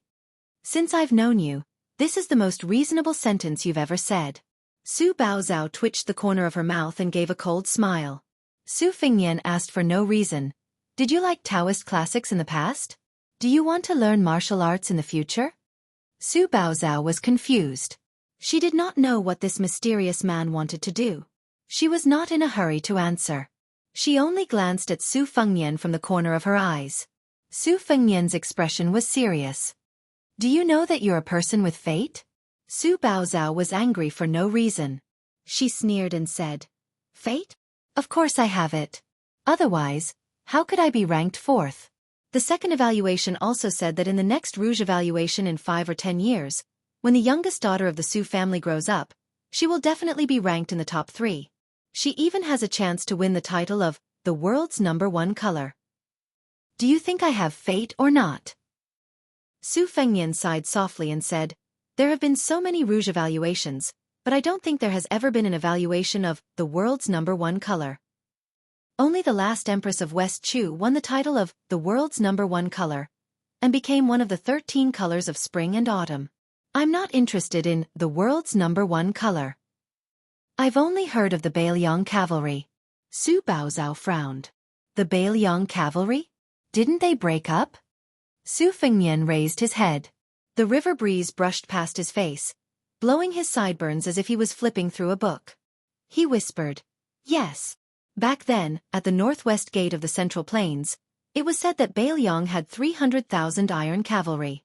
Of course, it was impossible for the real Northwest cavalry to have 300,000. At its peak, it was only 140,000. At the end of the 3rd year of Xiangfu, it was getting worse and worse. After the 30,000 left cavalry led by Lu Dayuan was destroyed, Yul Wandao's Yuzhou cavalry, Yuan Tingshan's White Featherlight cavalry, Su Longxiang and Li Mofen's Dragon Elephant cavalry, Ko Zhenghuai's Liuzhou cavalry at Chi Fulong Pass, Ning Amei's Iron Stupa, and many of the Bailiang cavalry's main field battle forces. In addition to the 2 heavy cavalry armies, they lost and replenished their sources of soldiers again and again. In the end, most of them were still not organized. Before the young king left the Bailiang frontier army, only the Great Snow Dragon cavalry maintained a relatively complete organization. The new Liang dynasty also had some considerations or apprehensions, so they did not make a move on this famous cavalry army. They let Xie Shibian, who was unwilling to enter the capital to be an official or general, command this army and intimidate the grassland. As for why they chose Xie Shibian, who had only joined the Bailiang frontier army much later, instead of Bailiang's native generals like Li Yanchao, Ning Amei, and Li Mofen, the imperial court's intentions were obvious. The frightened people on the ferry weren't angry at all. Instead, they felt flattered and honored. They felt as if they had been struck by a pie in the sky. That's right. Shenyuan Zi had disappeared from the Jianghu for many years. Today, a deity had descended to the mortal world for no reason. How could these small fries not feel extremely lucky? After Su Fengnian brought Su Baozhao ashore, they didn't climb the mountain. Instead, they went straight to Mount Longhu. He explained to her, "I don't think Mount Hui will accept you. I'll think of something else. Originally, it would have been best for you to stay at Mount Hui. The only places in the world where you don't have to give in to the government are these 2 mountains, Mount Hui and Mount Wudong. The latter is too far away from your hometown." Su Baozhao laughed heartily. "It looks like you're definitely not that peach blossom sword god. Otherwise, no matter how arrogant the Shenyuan Alliance's leader is, he would still give you face." Su Fengnian glanced at her. "Shouldn't you be more worried about your own situation?" Su Baozhao put her hands behind her back. Her footsteps were light as she stepped on the bluestone path. She didn't look like a stray dog that was fleeing for her life. Instead, She looked like a carefree child who was enjoying the autumn scenery. She smiled. Even if the sky falls, there's someone tall to hold it up. What's there to be afraid of? Su Fengnian teased. You're quite carefree. Su Baozhao had yet to leave the territory of the Shenyuan family in Mount Hui, so it was still quite lively. Su Baozhao caught a glimpse of old peddlers on the side of the road. They were yelling with all their might to sell sticks of freshly dipped sugar-coated haws. A few gluttonous children begged their parents and elders for copper coins and ran off to buy them. There was also a beautiful woman with a cold fairy-like face standing not far away. A young hero had already bought a stick of sugar-coated haws with golden syrup. The woman took it and smiled sweetly, melting the young hero's heart. Su Baozhao didn't stand on ceremony with Su Fengnian. She stretched out a hand and gestured for him to take out the money. Su Fengnian was too lazy to argue with her. He took off the long cloth bag slung over his shoulder and took out a piece of broken silver for her. Su Baozhao asked, "Don't you have some copper coins? Nowadays, silver is very expensive and copper is very cheap. Be careful that the peddlers don't have enough copper coins." Su Fengnian smiled softly and said, "I have to save up copper coins for others." Su Baozhao couldn't figure it out, but she didn't think about it. She took the silver and went to buy the sugar-coated haws. She was quite generous and bought 2 sticks. She gave one to Su Fengnian. It wasn't that the peddler thought she was rich and easy to fool, but in Mount Hui, killing pigs was a natural thing to do. The price of a bowl of wine could buy a jar of wine anywhere else. My WeChat public account. Fenghua 1985. Su Baozhao held the stick of sugar-coated haws and smiled. Her pair of lively eyebrows were like crescent moons. She slowly licked the sugar-coated haws and a trace of happiness appeared on her face.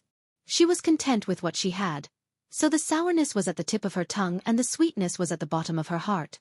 Perhaps he was infected by her sudden happiness. Su Fengnian chewed on the sugar-coated haws and smiled. Su Baozhao said to herself, "I used to hear from the maids at home that you could eat this kind of stuff when you go to the temple fair or the Taoist temple in autumn. Especially the sugar-coated haws from Xinzhai are the most delicious.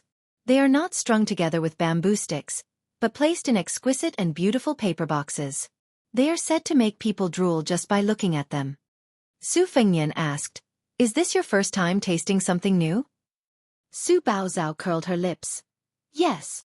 She seemed to be afraid that Su Fengnian would look down on her, so she quickly added proudly, "Although I have never eaten sugar-coated haws, I have tasted Luling's winter bamboo shoots, Guangling's wild ferns, Anqi's lychees, Yonggan's oranges, Yicheng's chestnuts, Hain's pomegranates, Shangyuan's alligator, Songjiang's perch, jujube cakes, Nurhong, Wuzhou's slender-waist japonica rice, and even Bailiang's green ant wine.